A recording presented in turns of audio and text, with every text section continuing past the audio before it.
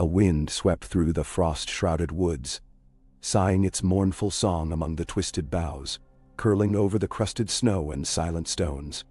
Dawn was a pale stain behind the clouds, distant and thin, yet it glimmered off the glacial ice that crowned the northern wilds. The trees here were gnarled, older than memory, roots entombed in permafrost, bark pale as bone. Under their boughs, silence reigned. A silence broken only by the faint creak of ice or the slow, patient tread of something that did not belong in the living world. Far from men, deeper than wildlings dared wander. An ancient weirwood glade crouched in the half-light. Its heart tree, a monstrous weirwood with a trunk thick as a hall pillar, stared outward with eyes bleeding crimson, sap-eyed. Its roots knotted the earth in monstrous tangles. Beneath its shadow, magic lingered. Old, half-forgotten, sharp as iron and cold as the grave. It was here, in this place that was no place. The children of the forest gathered once more, just as they had in the first days when the world was new. Leaf stood at the center, her eyes the color of moss, her hair woven with twigs and ice flowers.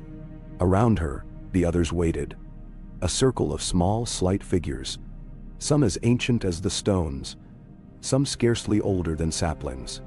In the air, scents mingled: pine, earth, the tang of weirwood sap, and a trace of something bitter, metallic, unsettling. Their voices were barely whispers, though they spoke in the true tongue. Words lost to mankind, old as the world. "We have called him," said Ash, the oldest among them, her skin ridged like tree bark. "He comes." The ground trembled.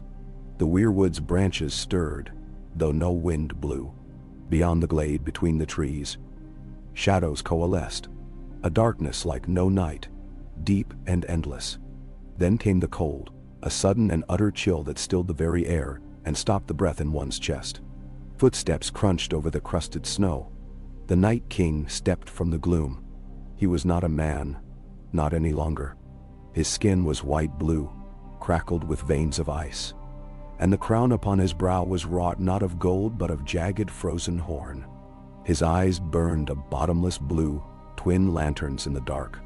When he walked, the world shrank from his presence, and every child of the forest felt the pull of death. Vast and patient, yet they did not flee. They stood in their circle, hands joined, the weirwood sap at their feet. Leaf felt her own heart flutter. Was it fear or sorrow? She could not say. For all their power, the children knew now the weight of their sins. "We greet you," she said, voice clear but low. The Night King did not answer. He regarded them with that bottomless gaze, unmoved.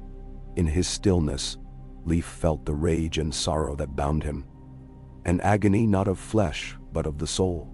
She remembered, as she always did, the day they had made him, bound a weirwood dagger of dragon glass through a first man's chest, and poured magic and pain into the wound, forging not a weapon, but a curse. Leaf took a step forward. The others pressed closer, hands tightening. "You know why we have called you, Walker." For the first time, he blinked. Slow, mechanical. The blue of his eyes seemed to deepen, to swirl. His mouth did not move, but she heard his words all the same, not with ears but with the mind. "Peace was never yours to offer. You broke the world and bound me to break it further." Leaf's chest ached. "We cannot change what was done, but we can try to unmake what we have wrought." She reached into a pouch at her waist and withdrew a handful of heart tree seeds, glimmering red in her palm. The Night King's gaze flickered down, then back. Frost crackled across the ground where his feet had trod. "Do you think me a man, that I may be swayed by hope?" "I am the end of hope," Ash spoke then, her voice trembling. "Yet you are not only the end. We see what is left. Pain, memory, longing. You are bound, yes, but the chain can be broken." He regarded her in silence. Beyond the trees, the shadows pressed closer. The others, the White Walkers, silent and inhuman, watched with icy eyes. They made no move to cross the threshold of the glade. Leaf knelt and pressed the seeds into the earth, at the weirwood's roots. She sang to them in the old tongue. The song of growing things? The first song? The one the first men never knew. The ground trembled. The heart tree's eyes seemed to widen, the sap running thicker. We made you in blood and magic. Let us now try to heal you, if you will let us, she said, rising. The Night King took another step forward. The cold thickened. Frost filmed the weirwood's trunk, and Leaf's breath smoked in the air.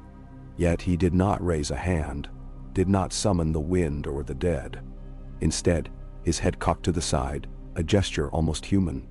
"What do you offer?" The voice in her mind echoed. "Ice and thunder."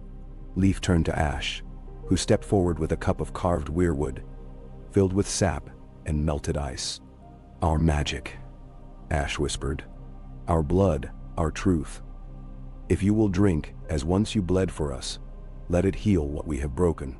For a heartbeat, nothing moved. Then, with slow, deliberate grace, the Night King reached for the cup. His fingers, long and white, curled around it. He stared into the swirling liquid. Within its depths, he saw a memory. A man, bound to the weirwood, screaming as the obsidian plunged home. The children gathered close, chanting. Desperate. The world shifted, and he was not himself. He was the wind, the earth, the cold. He was pain. The cup trembled in his hand. The blue of his eyes seemed to flicker, as if beneath the ice some other color struggled to emerge. He lifted the cup and drank. Leaf felt the song of magic surge through the glade. The air shimmered. The heart tree's branches bent low. The roots groaned. The children joined hands, chanting, their voices twining into a single harmony. The snow melted at their feet. New shoots pushed through the frozen soil. The Night King fell to his knees. For the first time in centuries, he made a sound, raw, inhuman, wrenched from a chest that had forgotten breath. The blue flame in his eyes faltered, guttered. Tears welled, froze upon his cheeks. The glade grew still. The others at its edge shifted uneasily, as if uncertain. In the Night King's chest, the wound of old, where dragonglass had been driven, began to pulse with light, red and gold, soft as sunrise. He clutched at his breast, mouth open in a silent cry. Leaf stepped forward, knelt beside him. "You are not alone. Not anymore. Let the world change with you." The Night King's hand closed over hers. His skin burned with cold, but she did not flinch. Within his gaze, something flickered. Pain, yes, but hope too, faint and fragile. Beyond the glade, the others watched, silent as ever. Yet something changed in them. The cold that bound them seemed to thin, a hint of memory in their eyes. Hours passed as the magic worked its will. The children did not leave. Their song did not falter. The weirwood's branches bent ever lower, as if shielding them from the sky. The air warmed, if only a little. The Night King trembled, his body racked with shudders, his skin cracking, sloughing, reshaping. Blue fire burned within him, yet now it mingled with gold and red, living warmth. He remembered. A name, a home, a mother's face, the feel of the wind before it was cold. The children's magic burrowed deep, finding the pieces of the man that was, the fragments buried beneath centuries of ice and rage. Piece by piece they called him back. Leaf pressed her palm to his chest, over the old wound. "You were made for war, but you can choose peace." He looked at her, and for a moment, the blue was all but gone. A single tear tracked down his cheek, thawing as it fell. In the circle, Ash whispered, "Let him be healed. Let the world be healed with him." And so, the heart tree's eyes wept crimson sap. The ground pulsed, and a surge of warmth washed over the glade. The Night King collapsed, breath coming ragged. When he opened his eyes again, the blue had dimmed, not gone, but tamed. He looked upon Leaf not as an enemy, nor even as a god, but as a companion, another soul bound by fate. The others drifted back into the trees, uncertain, watching. Leaf stood, extending her hand. "Rise. You are not our weapon, not our curse, not anymore." Slowly, Uncertainly, the Night King rose. He was changed, a little less terrible, a little more human. The wound in his chest no longer burned with pain, but pulsed with magic. Life and death twined together. He did not speak, but his silence was gentler now. A silence of rest, not war. The children broke their circle. The glade seemed lighter, the weirwood's branches shifting as if in relief. For the first time since the long night began, hope stirred in the north. A fragile hope, but hope nonetheless. Leaf turned to her kin. "It is only the beginning," she said softly. Ash nodded. "The world will not forgive us easily, nor should it. But if the Night King can heal, perhaps so can we." The Night King stood among them, neither dead nor living, no longer bound only to darkness. He watched as the children gathered, as they spoke softly of peace, of what must come next. He did not know if he could forgive, but the seed had been planted. He stepped to the heart tree, laid his hand upon the bark. The weirwood's eyes seemed to meet his, and within their crimson depths, he saw not only what had been lost, but what might yet be saved. And beyond the glade, the wind carried the first scent of spring. Yeah. Night lingered at the edge of the world, unwilling to give way. In the north, time passed differently, slipping and winding, and the cold never truly retreated. Yet in the heart of the weirwood glade, something had changed, though the great heart tree's branches still shivered in the pre-dawn air. Leaf watched the Night King, no longer only a specter, but not yet a man. As he knelt beside the heart tree, the red sap staining the ice beneath him. For hours he had not spoken, nor made a move to leave. The wound at his chest glimmered softly, an ember in the ice, pulsing in time with the slow beat of magic that now coursed through the clearing. Ash moved quietly through the glade, the other children dispersing to their duties. Some vanished into the woods, seeking berries and roots beneath the thawing snow. Others remained nearby, their eyes wary but not afraid. For the first time in many generations, they did not whisper of war, nor did they fear the coming of the dead. Instead, they watched, uncertain, waiting to see what seeds their song might sprout. Leaf crouched near the Night King, resting her hands on her knees. Her voice, when it came, was soft and clear. "What do you remember?" The Night King did not answer at first. His face, sharp, inhuman still, tilted toward the heart tree as if listening to an ancient voice. Frost lingered on his brow and shoulders, but now a strange warmth bled into the air around him. When he spoke, it was with the echo of wind across tundra, words carried not on lips but in the mind. "The pain remains, and something else. Shadows, names, things long buried beneath the snow. Your song stirs them." Leaf nodded. "Healing is a kind of pain. It is the pain of things moving, of wounds closing. It will pass in time." She dug her fingers into the earth, feeling the chill and the slow, patient stirring of roots beneath. "Do you remember who you were?" He bowed his head, eyes burning blue. "A man once, with a name, a family, brothers." His breath shivered, and frost grew at his lips. "It is like a dream. The more I reach, the further it slips away." She saw it then, the anguish.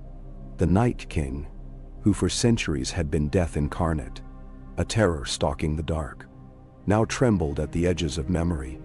It was not pity she felt, but kinship. She too carried burdens older than living men could fathom. The glade stirred. Ash returned, a small bowl in her hands, filled with a paste of ground pine nuts, honey, and dried berries. She offered it to the Night King, her hands steady. He ate. "You will need strength." He gazed at the food, uncertain. Leaf nodded encouragingly, and slowly, with awkward fingers, the Night King accepted the bowl. He brought it to his lips, drank, swallowed. For a moment he flinched, expecting pain or poison perhaps, but the warmth spread through him, and his trembling eased. Leaf watched him in silence. She could sense the changes within him, a shifting of tides, a breaking and rejoining, as if two rivers now mingled within one bed. "You were made for war," But not for this kind of living, she said quietly. He looked up, and the blue in his eyes was less harsh, softened by flickers of gray and green. Why do you trust me? She smiled, the gesture slow and sad. We do not trust you yet. Trust is not given but grown. Like trees, it takes time. Ash sat beside her, her eyes never leaving the Night King. You were a weapon. We made you to destroy, and so you did. But now, her words caught, and for the first time Leaf saw tears glinting at the corners of Ash's ancient eyes. Now we must unmake what we made. It is the only way the world will survive. The wind shifted.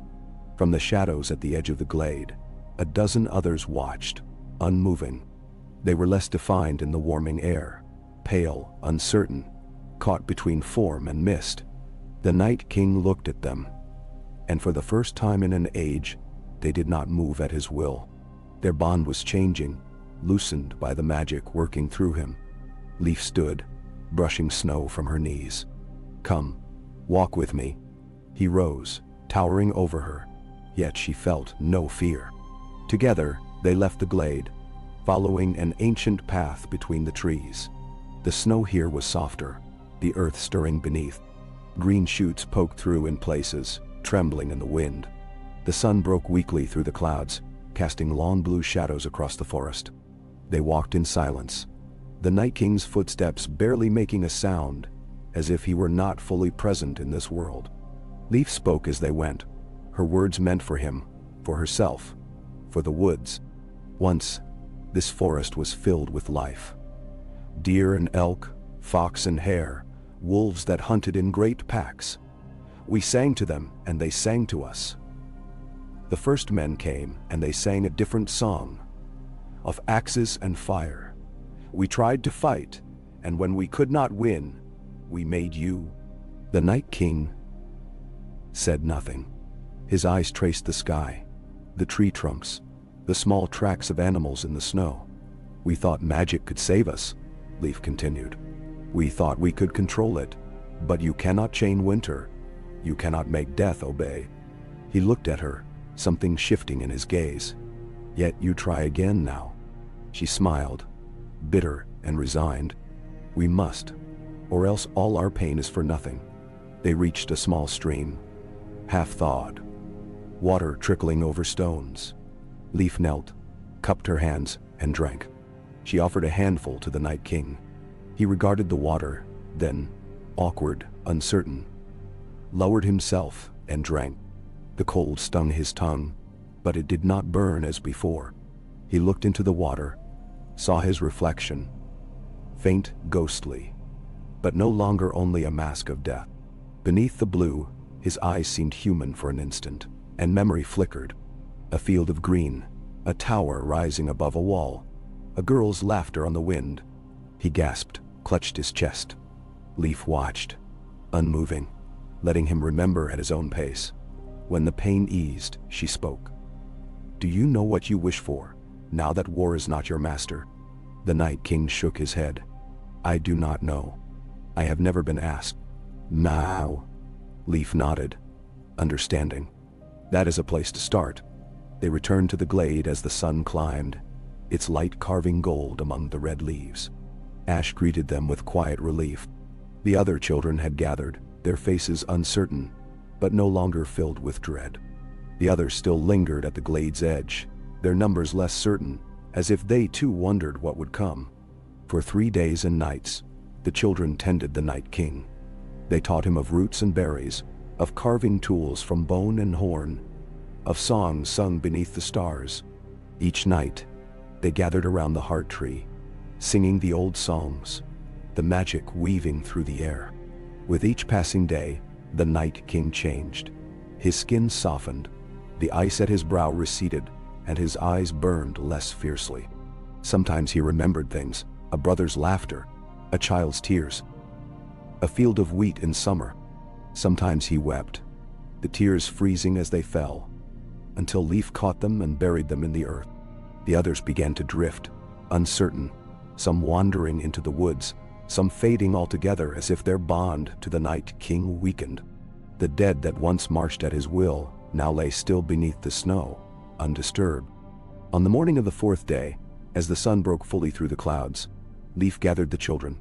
She stood before the Night King, her voice clear. "You have changed, and so have we. But there are things that must be done. The world beyond this wood will not understand. Men will not forgive. The Night's Watch will come, the wildlings too. If we are to have peace, we must make it, not only here, but everywhere." Nendam-san. The Night King listened, and for the first time spoke aloud, his voice rough but steady.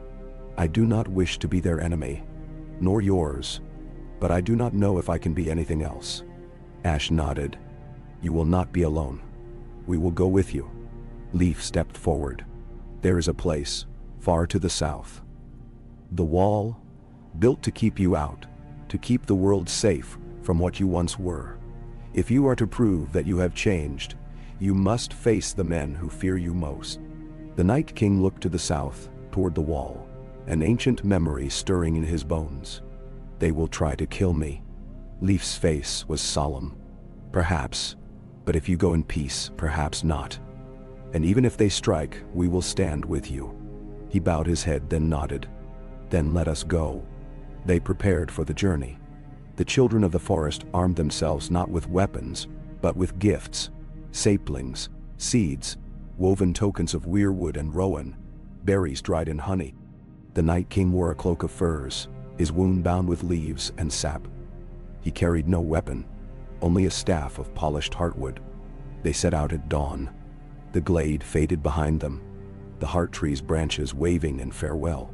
The forest thinned, the cold deepening as they marched north and then west, crossing rivers, scaling ridges, always moving toward the wall.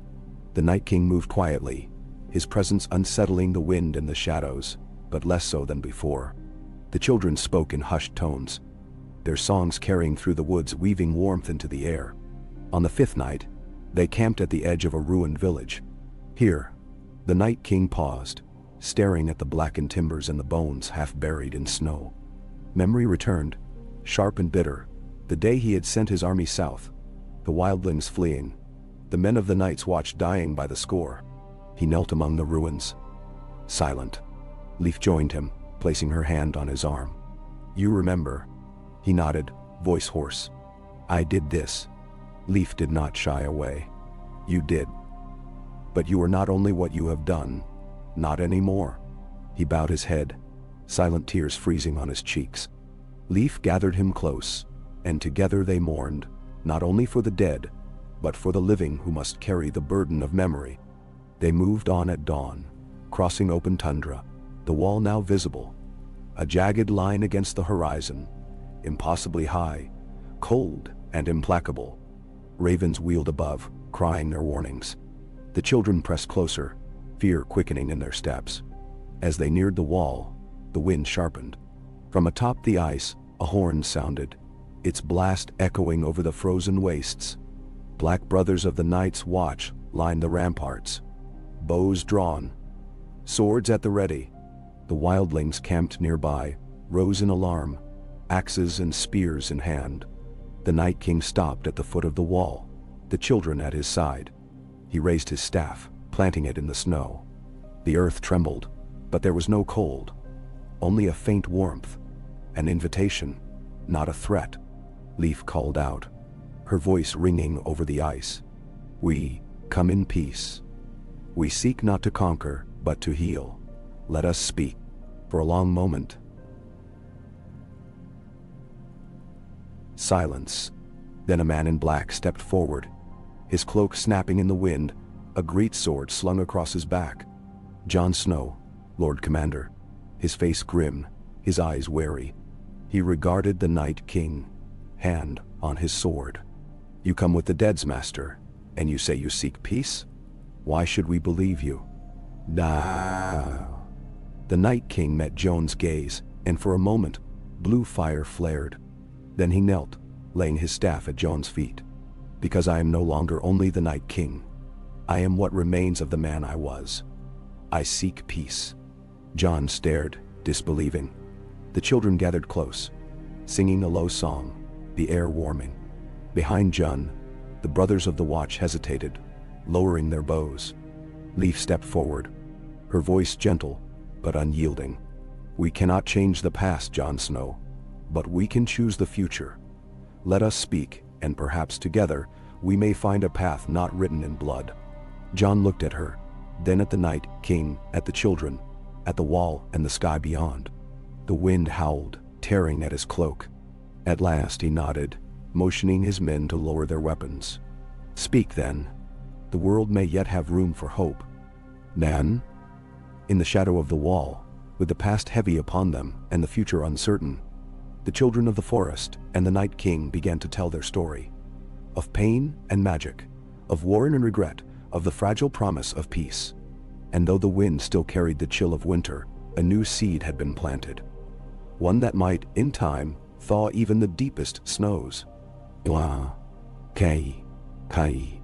Snow gathered along the walls, ancient stones, drifting in every hollow and seam, ghostly pale in the dawn.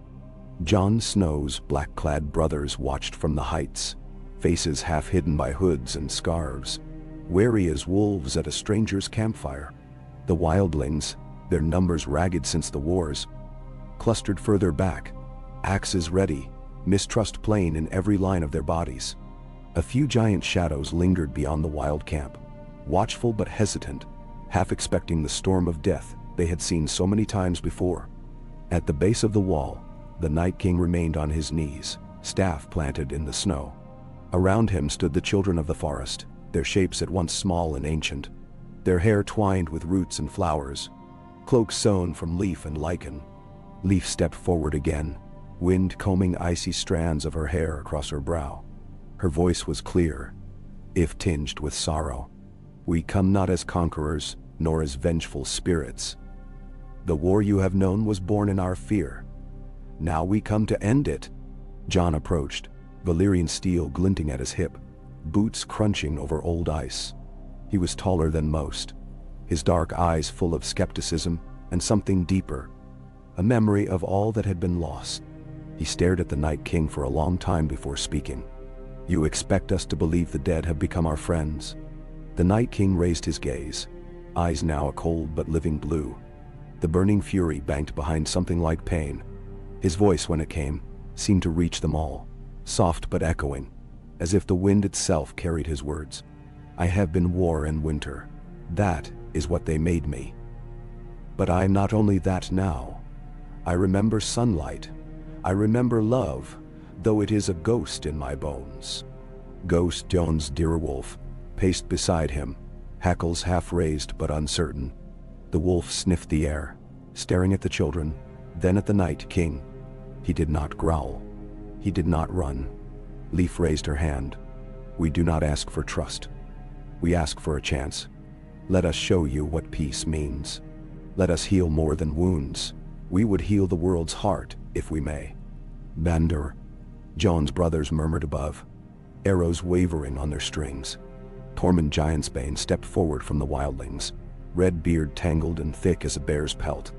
"You're mad, Crow. The Night King killed my friends, chased us south like dogs. Even if he speaks peace, how can we ever forget?" Jon gave Tormund a long, searching look. "I haven't forgotten, but I've seen what vengeance brings." He turned back to Leaf, to the Night King. "If this is real, if peace is truly what you offer, you must prove it. Not with words, with deeds." Leaf nodded. "Tell us what must be done." Jon sheathed Longclaw, though his hand hovered near the hilt. "You want peace. End the curse. Let the dead rest. Free those who linger north of the wall, bound by your magic." The Night King's jaw tightened. For a moment, the cold flared, a shudder running through the air. "It is not so simple. Their souls are lost or bound to me. Some may not wish to be freed. Some do not remember who they were." Leaf stepped to his side, gentle but firm. "We can help. The old magics may still reach them." Jon nodded. "Then start with the woods here. Let us see the dead put to rest." The Night King bowed his head. "So be it." He stood, staff in hand, and with the children formed a circle at the edge of the haunted forest just south of the wall. Ash and Leaf began to sing, voices weaving through the bitter air. The song was not for men. It was the language of stone and sap, of running water and wind. A melody that made the hair on Joan's arms rise and the wildlings fall silent. The Night King joined them, not singing, but lending his power, a cold counterpoint, the deep resonance of the grave. From the trees, shadows gathered, the dead of many years, wildlings and knights watch alike, faces pale, eyes empty, some armored, some in rags, all drawn to the Night King's call. Jon watched, sword ready, as the line of wights shambled closer, their motions slow, uncertain, unthreatening for the first time. Leaf sang louder. Ash's voice trembled, older than winter, stronger than fear. The Night King extended his staff, blue light flaring at its tip. His voice echoed, softer now. Rest. I release you. A wind swept through the woods, scattering snow from the branches. One by one the dead dropped to their knees, then fell to the earth, as if the magic binding them had snapped at last. Their bodies stilled, eyes closing, mouths slack. A peace settled over them, a peace Jon had never seen in the dead before. The wildlings stared in awe.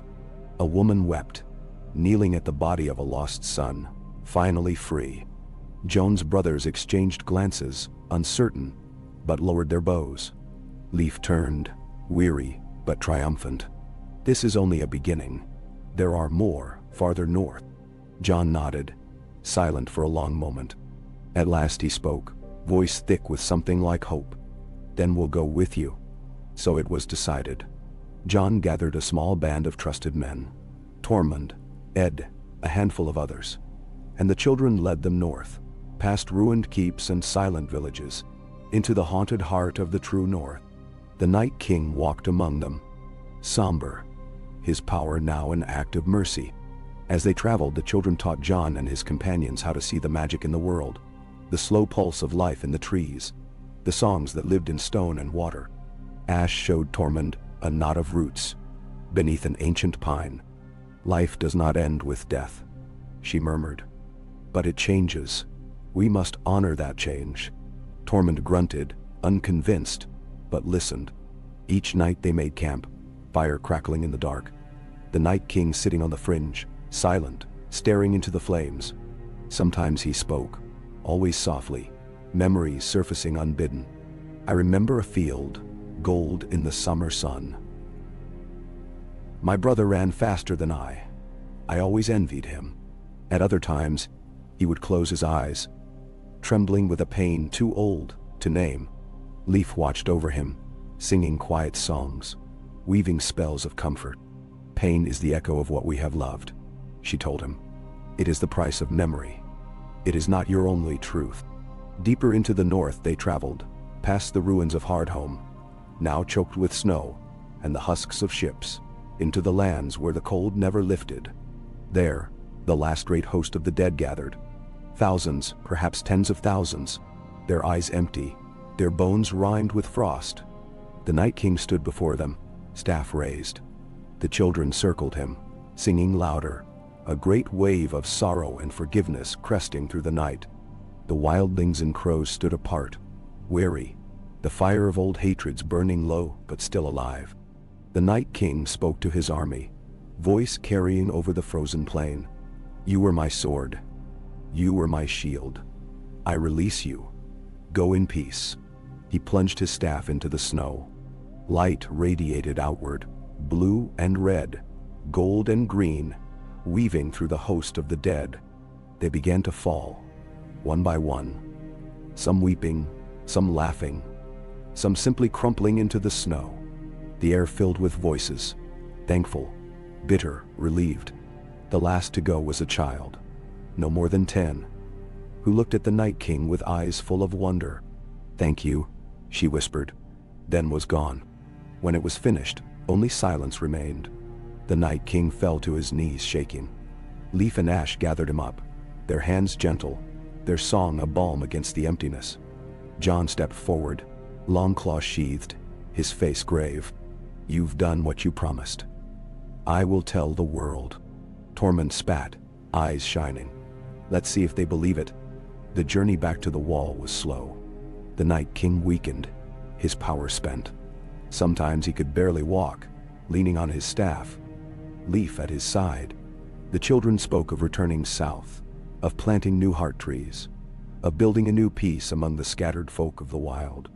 Ash dreamed of teaching men and women the old magics, of a world where children and men might live together again. John promised safe passage. You've earned it. But there will be those who never forgive, who never forget. Leaf accepted this. We do not seek forgiveness, Jon Snow, only peace. Word of their deeds traveled ahead of them, carried by wildlings and black brothers alike. By the time they reached the wall, men had gathered. Lords and bannermen, wildling chiefs, maesters, even a red priest come north from distant Volantis, eager to witness the end of an age. Jon stood before them all, the Night King at his side. The children gathered around like saplings beneath an ancient oak. He told their story, of war and loss, of pain and hope, of a new chance given not only to the dead, but to all who still live. Some scoffed, some wept. Most watched the Night King, half expecting death's hand to rise again. But nothing happened. He stood, silent, gaze lowered, the fire in his eyes now only a faint blue shimmer. A maester stepped forward, quill trembling. Will you remain here in the north?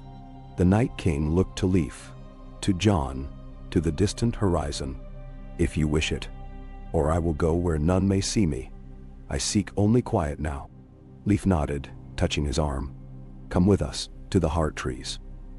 Let the world see that peace is possible, even for those made to do harm.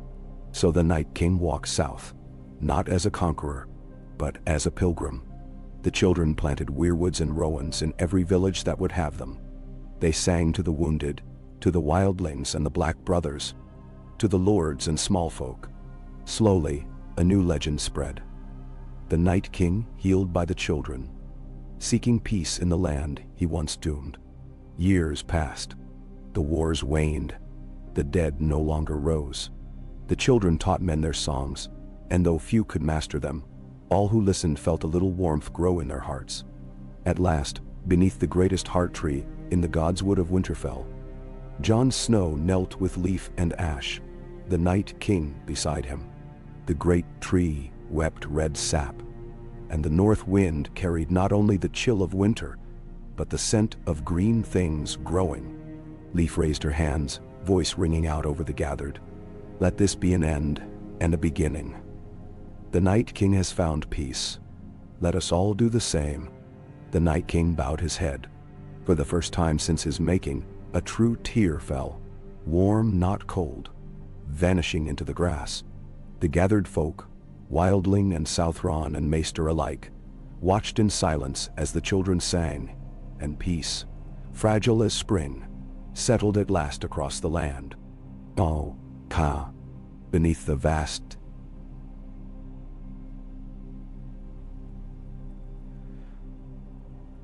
Godswood Dodds of Winterfell's Godswood. The seasons shifted. In the shadow of the ancient heart tree, its bark like blood against the white hush, a circle of witnesses gathered. The word had spread across the north and beyond. The Night King walked among the living, not as doom, but as omen and promise. From White Harbor to Last Hearth, from wildling encampments beyond the wall to lonely farms along the King's Road, the rumors had grown, shrouded in fear and disbelief. Yet here, in the heart of the ancient north, the impossible now seemed only inevitable. Jon Snow stood with Ghost at his side, the great white direwolf eyes never straying far from the children. Tormund Giantsbane loomed nearby. Every inch the wary giant, knuckles white on his axe haft. Lords and maesters clustered at the edges, cloaks gathered tight, breath misting in the brittle air. The children of the forest arranged themselves in a ring around the heart tree, Leaf at their center, Ash beside her, their faces composed, ageless, almost at peace. At their side, the Night King stood as still as frost, his features less monstrous in the Godswood's dim light. Only the blue of his eyes betrayed the power and pain still lingering within. No song carried on the wind today. Instead, there was the hush of anticipation, a silence stretching thin and taut as a drawn bow. In that silence, Leaf raised her hands, her voice soft but piercing. Once, the world was divided. Old blood and new, root and leaf, the living and the dead. Today, we seek to mend that wound. The Night King gazed at the tree, and for a heartbeat, his eyes flickered, blue overtaken by a shadow of memory. A single crow settled above, cocked its head, and croaked once, a black shape among red leaves. Jon Snow spoke first, voice steady but heavy with care. If we are to live at peace, we must remember what was done. Not to feed old hatred, but so we never again forget what the making of monsters costs. The Night King's gaze shifted to Jon, and he inclined his head, the gesture awkward, almost humble. His words, when they came, were quieter than before, roughened by the ache of memory. I was forged by fear. My pain became the world's pain, yet I remember, now, at the end, why I once wept, why I once loved.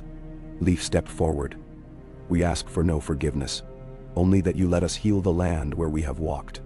Where magic soured, let new trees grow. Where the dead marched, let children play. A murmur ran through the gathered, Stark and Umber, Karstark and Glover, wildlings and free folk, all bound together by old wounds and new hope. Maester Theomore, white-haired and bent with age, stepped forth, his chain glinting. Is it truly so simple, that what magic broke, magic now may mend? Leaf's eyes were soft with sorrow. Nothing is simple, but all healing begins with a small thing. A song, a root, a promise kept. Ash knelt beside the heart tree, her gnarled hands pressing into the frozen soil. She began to sing, low and steady, the words lost to all but the children. Leaf joined her, their voices weaving through the quiet, and the air around the tree grew warmer, sweeter. The Night King closed his eyes, and for a moment, seemed as vulnerable as a wounded stag. The people watched as the earth shivered. Green shoots pushed through the snow, the roots of the heart tree pulsing red beneath the frost. The Night King knelt beside Ash, his hands trembling as he reached for the earth. When he touched it, a pale light shimmered along his fingers, seeping into the soil, mingling with the roots. The sap that leaked from the heart tree's wound ran clear for the first time in centuries. Jon knelt as well, pressing his palm to the dirt, ghost nuzzling close. The wind died away, and even the lords at the edge found themselves moving nearer, drawn by something they could neither name nor resist. For hours the ritual endured, neither spell nor prayer, but something older, a reconciliation written in earth and bone, in breath and memory. Children's laughter echoed on the wind, mingling with the song. The Night King's face twisted, not in pain, but in longing, in grief for all that had been lost and all that might yet be reclaimed. As dusk fell, the sky streaked with bruised purple and gold. The song faded. The children withdrew, spent, their faces luminous in the afterglow. The Night King remained by the heart tree, hands rooted in the earth, silent tears tracking his cheeks, clear, then blue, then clear again, as if the battle inside him had not fully ended. Leaf moved to his side. It is not finished. There are wounds across this world, from the Frost Fangs to the Summer Isles. But you have planted the seed. From it, healing may grow. Jon rose, his gaze grave but hopeful. Will you stay in the north? The Night King looked to the horizon, where stars now blinked coldly above the battlements. I am a shadow in this world. I will go where I am needed. If the wound reopens, if darkness gathers, call me, and I will come. Leaf nodded. As it should be. Even the darkest night is only a part of the turning world. Word of what had happened at Winterfell spread swiftly. Maesters penned letters, wildlings bore stories south, and even the ravens seemed to carry the tale in their wings. Not all believed.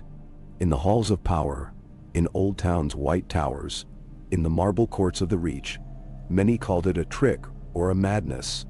But in the small places, villages rebuilt in the Night King's wake, orphaned children taught songs by the children themselves, the truth could be felt, as gentle as spring's first thaw.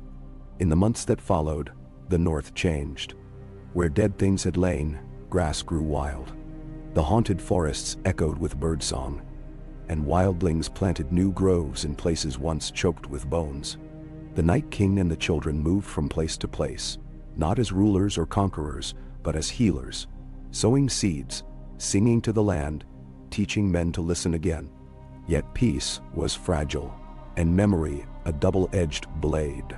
There were those who plotted in secret, unable to accept what had come to pass. A lord of the Vale sent ravens, warning of new magic in the woods. Some southern knights rode north in secret, hoping to end the Night King once and for all. They found only empty glades, and a chill that reminded them not to meddle with things older than stone. Far to the east, in the shadows of the Skirling Pass, a clutch of white still wandered, restless, untouched by the Night King's healing. Leaf led John and Ash to them, her song growing sharp, insistent. The Night King faced them, sorrow etched deep in his face. These are not mine alone. They are the legacy of hate, of all who feared death more than they loved life. John drew Longclaw, but Leaf shook her head. Let him try. The Night King knelt before the whites, his power gathering, mingling with the children's song. For long moments, nothing happened. Then, one by one, the whites turned their empty faces to him. Their mouths opened, and from them poured the cold wind of the grave. The Night King listened, tears freezing on his cheeks, and answered, not with command, but with forgiveness. The whites fell, their bodies dissolving into earth and snow. Where they fell, flowers bloomed. John watched, awed. You are not what you were. The Night King's eyes glimmered. None of us are. As the years passed, the North became a land of stories, half believed by the South, lived by those who remained. Children grew up knowing the Night King not as a monster, but as a wanderer, a sad-eyed healer who came and went with the seasons. The children of the forest faded, but their legacy took root. New heart trees grew in villages and castles. The old songs were sung at births and deaths alike. John grew older, gray streaking his hair, but his eyes were bright. He and Ghost ranged the woods, keeping the peace, honoring the pact that had remade the world. Sometimes in the deep of night, he would meet the Night King in the shadow of a god's wood, and they would talk, not of war or magic, but of longing, of what it meant to be lost and found again. Leaf watched over them all, her own face lined now with the memory of ages. She taught young lords and wildling girls alike, telling them that every heart could be mended, if only the song was sung true. When at last the Night King felt his strength ebb, he returned to Winterfell, the children gathering one last time beneath the heart tree. John knelt with him. Ghost pressed close, the north wind gentle on their faces. Leaf sang a final song, old as the world, weaving sorrow and hope into a single thread. The Night King's breath slowed, his eyes closing for the last time. When he was gone, the snow fell softly, not cold, but like a benediction. Where he lay, grass sprang up, bright and green against the white. John rose, his grief tempered by something like joy. He was not our enemy, not in the end. Leaf smiled, tears shining. No one is born an enemy, not if the song is sung true. So the ages turned. The Night King passed into legend, neither villain nor saint, but a memory of pain, of healing, of the long night finally ended. The children faded from the world, but the heart trees flourished. And the North, scarred, proud, reborn, remained. A place where spring could come, even after the coldest winter. Under the heart trees' watchful eyes, men and magic found peace. Not perfect, not everlasting, but enough. And through the long quiet in the roots and leaves, the world's song endured. O Kaine. In the heart of Winterfell, as the years flowed like meltwater through old stone, peace took root in ways subtle and slow. The scars left by the long night lingered. Shadows in the look of an old man. The hush of an empty field. A child's haunted dream, but the land itself began to heal. Words spread in 1,000 forms. Whispered over market stalls, sung in the crook of a mother's arm, carved as new runes upon the doors of inns and mead halls. The tale of the Night King, once a name to chill the marrow, was recast in fireside song. How a monster, made by terror, had been unmade by mercy. Jon Snow found himself restless, even as Lord and Warden. The years weighed on him, silver threading through his hair, but his stride was strong and his gaze watchful. Ghost, his constant companion, grew slower with age, muzzle grizzled, but still rose at Jon's command, eyes never losing their glint of fierce devotion. Together they patrolled the wild places, mending broken fences, settling old feuds, kneeling at lonely heart trees to remember the dead and the living alike. Once, at a midsummer gathering, the lords and free folk feasted together in Winterfell's great hall. Mead flowed, and the tables groaned beneath haunches of venison.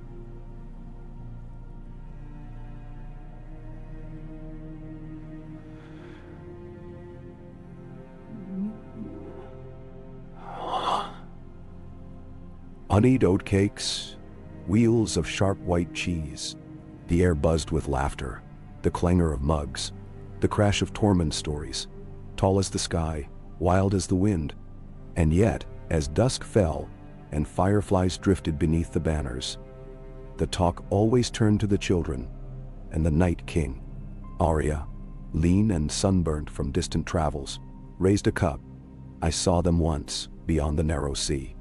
A heart tree, crimson as blood, in a garden where no Westerosi had set foot.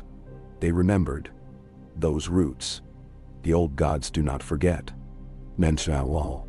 Bran, the quiet king in the north, came seldom from his tower. But that night, his chair was wheeled to the high table. His eyes were vast, seeing into the flames as if through the veils of time. The children sang to the trees, and the trees to the earth. The song goes on. If you know how to listen. Sansa, radiant in velvet and silver, raised her glass to the memory of Leaf, Ash, and the nameless ones who faded into legend. We are all the children of the forest in the end, she said. The land will remember what we do and what we choose to mend. Jon listened to them, pride mingling with a quiet sorrow. When the moon rose, he slipped out into the godswood, ghost padding at his heel, and found himself kneeling beneath the heart tree. The wind rustled red leaves, and he spoke to the silence, to the memory of those who had walked there before. He remembered the Night King's last moments, the way his breath had left him gentle as sleep, the hush that fell over the godswood. Jon wondered if his spirit lingered somewhere, not as a curse, but as a quiet guardian. Sometimes on the coldest nights he felt a presence beside him, like the brush of snow, the scent of pine and memory. South of Winterfell, the wildling villages thrived. Where once there had been only shattered walls and haunted woods, new halls rose from old stone. Children played among the ruins, chasing each other through groves of saplings planted by the children before they vanished. Wildling mothers sang the old songs at dusk, and men carved faces into heart-tree saplings, keeping the promise that no wound would be left untended. North of the wall, life was slower, harder, but more vibrant. The snow seemed whiter, the nights less cruel. The last of the whites faded away, drawn down into the earth by the Night King's forgiveness and the children's song. Those few others who lingered wandered aimlessly, uncertain, and in time, their forms melted into mist, leaving behind only stories and a lingering chill at the edge of the world. Ash remained for a time, tending the sacred groves, teaching wildlings and Starks alike how to speak to trees, how to listen for the hum of magic in the bones of the land. She became smaller as the seasons turned, more distant, until one spring day she vanished beneath the roots of a great weirwood, her laughter echoing through the leaves. Years passed. Bran's reign was long and peaceful. Sansa's wisdom made the north flourish, her laws kind and measured. Arya roamed the world, ever seeking, but she returned to Winterfell each year, her heart tied by blood and memory. And Jon, his hair white as hoarfrost, sat often at the feet of the heart tree. The people called him Wolf King, though he claimed no crown. It was said that when a child was born on a night of clear stars, John would bless the babe with a touch, whispering a word in the language of the children. No one knew what he said, but those children grew strong and true, unafraid of the winter's chill. One autumn, as the air turned sharp and the first fires blazed in every hearth, a traveler arrived at Winterfell's gates. She was small and cloaked in furs, her face shadowed beneath a hood, her eyes old as dusk. John met her in the yard, Ghost at his side, and though she looked no older than a maiden, he knew her at once. "Leaf," he breathed, and she smiled, the lines of age and youth mingling on her face. "You have done well, Jon Snow," she said. "The land sings again." He led her to the godswood, and there, beneath the heart tree, she pressed her hand to the bark. The red sap welled up, not as blood, but as a blessing. "The wound is healed," she murmured. "The Night King's sorrow is gone. Now, only the memory remains." They spoke until dawn. Of peace, of pain, of the cost of hope. Leaf warned him that the world would always need mending, that darkness could return, but now, at least, there would be hands ready to heal it. "Will the children return?" Jon asked softly. She shook her head. "We are part of the world's dream. When men remember kindness, when they plant a tree, or forgive a foe, our song is sung. That is enough." When the sun rose, she was gone, only the imprint of her hand upon the heart tree, and a single leaf, golden, ageless, resting in the grass. Jon Snow grew older. The children of Winterfell, both trueborn and fostered, learned from him the old ways. They learned to respect the trees and the stones, to honor the dead and cherish the living. Many winters came and went, but never again did the dead rise, nor did the sun disappear for more than a day's storm. One spring, when the world was awash in green, Jon Snow slipped quietly from life, as gentle as a shadow at dusk. Ghost was beside him, and it was said that the wolf howled a song so mournful that even the heart tree wept. Sansa buried her brother beneath the godswood, planting a new sapling over his grave. The years rolled on, and tales grew tall as the walls of Winterfell. The children of the forest became spirits in the stories of shepherds and queens. The Night King became a lesson told to stubborn children. But in the hearts of the North, in the new wildling halls, the name of Jon Snow meant peace and kindness and a promise never broken. Long after, when Bran's bones lay beneath the roots, and Arya's shadow was only legend, children still played in the godswood, climbing the great heart tree, daring each other to touch its face. Some claimed they saw a man in the twilight, pale and smiling with a white wolf at his heel. And the old ones only nodded, saying, "Peace endures when we remember." In the land that once bled, the song continued, fragile, stubborn, always growing. And so the children's promise, the Night King's sorrow, Jon Snow's hope, all were woven into the world's turning, as constant as the rising sun, as deep as roots beneath the frost. Even when snows fell deep and the winds howled fierce, in Winterfell's heart, spring always waited, red leaves dancing, green grass rising, and the songs of peace and memory never truly ending. In the seasons after Jon Snow's passing, Winterfell bore the weight of a new age. The realm of men, once shattered and scattered by the shadow of the dead, became something different. A place where memory and legend walk side by side with the living. Every year, at the turning of spring, the people gathered in the godswood to remember those who had been lost and to celebrate the gift of peace, bought with pain. Sansa Stark ruled as Lady of Winterfell with wisdom and a quiet, persistent mercy. She wore her mother's smile and her father's steadiness, and her people trusted her as they trusted the dawn.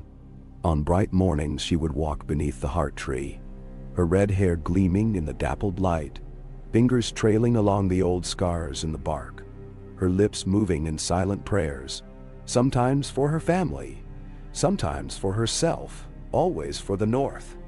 The realm prospered. The children who had been blessed beneath the heart tree by Jon grew into strong women and men, fierce in battle and gentle in peace. Some learned the old songs from the wildlings. Others became healers or wise women, keepers of the new groves that dotted the countryside. The land itself seemed to sigh in relief. Woods regrew where fire and frost had ravaged. The snows melted sooner. The rivers ran clear as crystal, even in the harshest winters. Maester Theomore, ancient and stooped, recorded it all in his weathered tomes. His writing spoke not only of kings and battles, but of the slow, patient healing that unfolded year by year. A miracle wrought not by sword, but by song and stubborn hope. He wrote of the last of the children, of leaf and ash, and of the Night King who had laid down his burden beneath the boughs of Winterfell. Arya Stark wandered the wide world, returning from time to time with stories that set the great hall roaring with laughter, or made the hearth fires burn lower as listeners leaned close. She brought seeds from distant lands and tales of weirwoods across the sea, teaching children to see magic in the wind and memory in the stones. Sometimes she vanished for years. Always she came back, restless, her spirit tied to the north by bonds deeper than blood. In the haunted wilds beyond the wall, the land remembered too. Wildlings built new homes, carved new faces into weirwood saplings, and raised standing stones to mark where the dead had been set free. Elders taught the young that ghosts need not be feared, that the cold was not an enemy, but a part of the world's turning, necessary for new things to grow. In the quietest groves, when the snow fell like feathers, wildling girls claimed they sometimes heard laughter beneath the roots, a soft, ageless sound, half child, half tree. Bran Stark, the Greenseer, became less and less present in the waking world. He withdrew to his tower, his body failing even as his mind ranged farther, learning the secret language of crows and the ancient memory of the weirwoods. From time to time, Sansa would find him in the Godswood, his eyes clouded and distant, whispering to the heart tree in the voice of all things that grow. When he died, it was quietly, in the green light of dawn, and those who found him swore his lips still moved in the oldest tongue. A new generation of leaders grew beneath Sansa's steady hand. Children of Wildling and Stark, bastards and trueborn. They did not know the taste of war, but they bore the memory of it in their bones, as their mothers and fathers did before them. Every spring, a festival of remembrance was held. The day of the Night King's Peace. Fires burned through the night, stories were told, and at dawn, new saplings were planted, each child placing a hand in the earth, promising to care for what had been healed. In distant Oldtown, maesters puzzled over the truth of it all. Some believed the stories of the children and the Night King, others scoffed, but none could deny the North's strange prosperity, the softening of its winters, the lengthening of its harvests. From time to time, curious scholars journeyed north, only to find their southern learning of little use among people who valued song and memory as much as letters and law. One autumn, a company of knights from the Reach arrived at Winterfell, bright in green and gold, eager to test the mettle of the North. They were met with feasting and laughter, with contests of strength and wit, but not with swords. One by one, the proud knights were won over, not by battle, but by the gentle stubbornness of those who had learned to live with sorrow and joy alike. When they returned south, they brought with them stories of heart trees and healing, of a peace so deep it had changed the land itself. As the decades slipped by, the boundaries between legend and life became blurred. There were children born who remembered only tales of the Night King's sorrow, who had never seen a white, never shivered in fear of the dark. They learned to respect the old ways, to greet the heart trees each morning, to plant a sapling for each new birth, and to forgive old grudges by firelight. In Winterfell's Godswood, the heart tree grew ever larger, its scars fading as new bark covered the old wounds. Ravens nested in its branches, and foxes denned beneath its roots. At dusk, when the light was just right, a watcher might glimpse a pale shape sitting quietly beneath the leaves, a white wolf at its side, fading as the shadows grew long. Sansa grew old, beloved by her people. In her last days she spent her hours in the Godswood, her voice mingling with the wind. When she died, the North mourned as one, and she was laid to rest beneath the heart tree, her children planting wildflowers over her grave. The land itself seemed to grieve, but spring returned, as it always did. softening the pain with new life. Bran's bones were buried beside Sansa's, and Arya, gray-haired and fierce to the end, died with a blade in her hand and a smile on her lips, her ashes scattered on the wind. The last of the old guard faded, but their stories grew larger, carried by grandchildren and strangers alike. The years became centuries, and memory gave way to myth. The tale of the Night King healed by the children became a lesson told to every northern child. A reminder that mercy could end even the deepest winter, that wounds could be mended if only there were those stubborn enough to try. Songs were sung at every hearth, and heart trees flourished in places where once there had been only ice. Long after the names of kings and queens were forgotten, the land remembered. Travelers coming north would see the green groves, the laughter of children in the snow, the red leaves dancing in spring's breeze.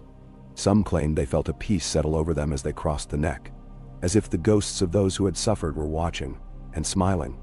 In the heart of Winterfell, the heart tree stood alone, ancient and massive, its roots running deep. In the hour before dawn, when all was still, a gentle presence was felt among the leaves, a memory of a wolf king and the healer who had once been a monster, of a world remade by sorrow and forgiveness.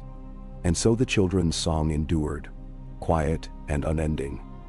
As the north healed, always ready to greet the long night, not with fear, but with hope. So it was, and so it would be, for as long as the heart tree stood and the red leaves danced, for as long as the world remembered mercy. Ka. Time is a patient hand. Centuries unwound like ribbons in the north, each season washing over the last, each snowfall layering memory upon memory. Winterfell's heart tree grew vast and gnarled, branches interwoven with the lives and deaths of countless generations. The scars the Night King left, once so terrible, became only subtle striations on its trunk, half vanished under new growth. In summer, children danced beneath its spreading canopy. In winter, elders huddled near, whispering stories into the pale bark, trusting the tree to keep them safe. The world outside the north changed, as worlds will. Southern kings came and went, their banners forgotten before a century passed. Maesters argued in Old Town about the truth of the Night King, if he had ever truly walked among the living, or if it was all a northern fable to frighten children. But the north did not forget. In Winterfell, and in every village and holdfast from the shivering sea to the farthest wildling camp, the story remained, a thread of continuity, strong as root and gentle as new leaf. Every spring, with the first meltwater and the earliest birdsong, the people gathered beneath the heart tree. Saplings were planted, some for new babes, others for the beloved dead. The rituals grew and changed.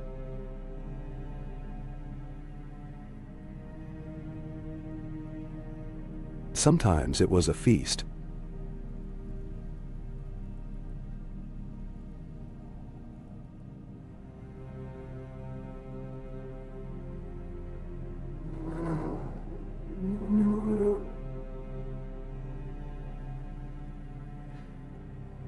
Some years the heart tree blossomed early, a shimmer of tiny white flowers among the blood-red leaves, and the elders declared it a sign of peace yet to come.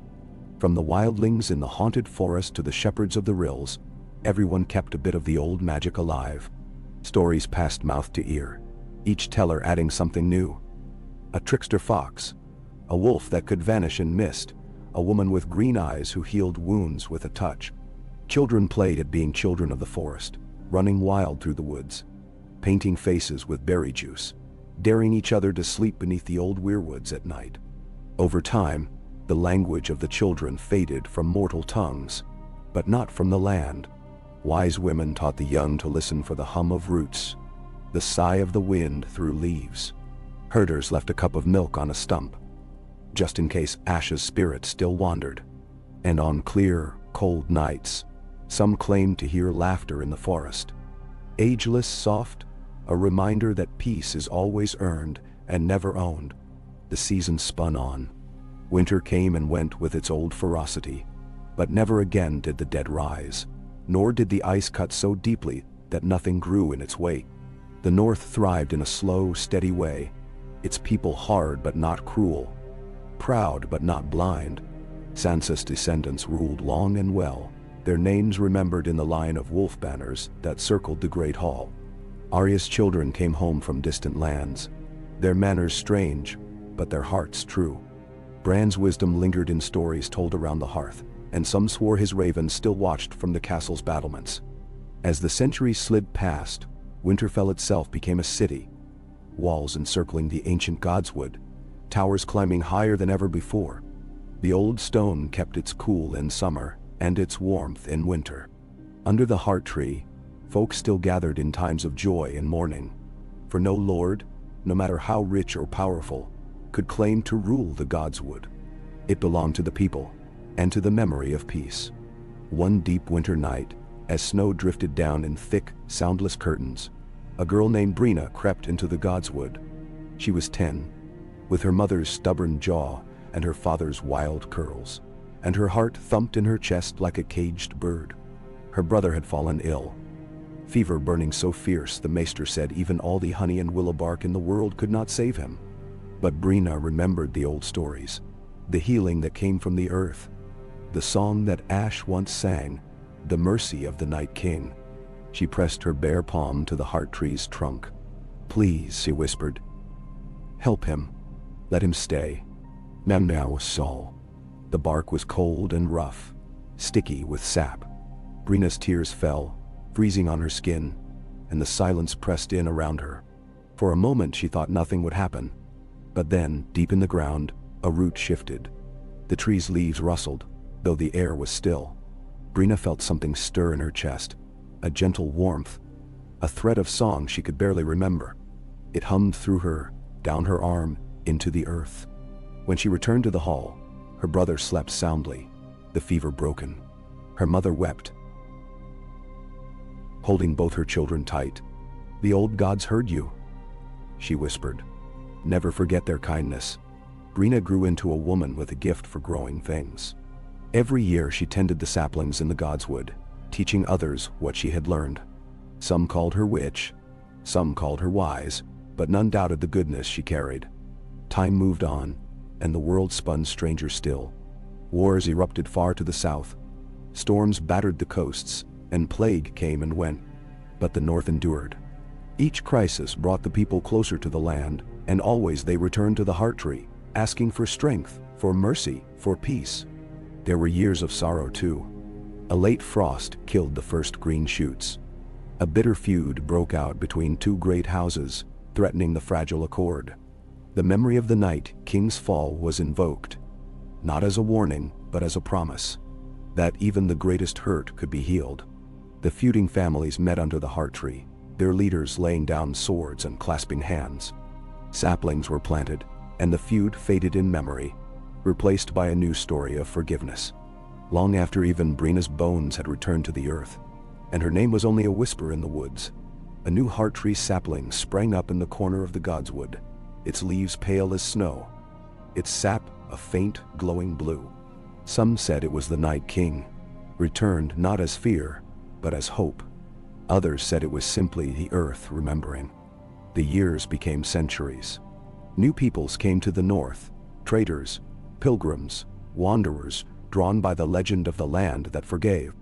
They brought their own gods and customs, but even they planted saplings on the day of their arrival, joining the cycle of healing. The Godswood at Winterfell grew vast, a living monument to mercy. One night, beneath a wild sky full of shifting stars, a young boy sat beneath the oldest heart tree, his hand resting on the twisted root. He listened, as his grandmother had taught him. The wind whispered old names. The leaves danced in the darkness, and far below the ground, a song rose up, soft, persistent, never-ending. The boy closed his eyes, heart full of wonder and comfort. So the memory endured, flowing from heart to heart, root to root.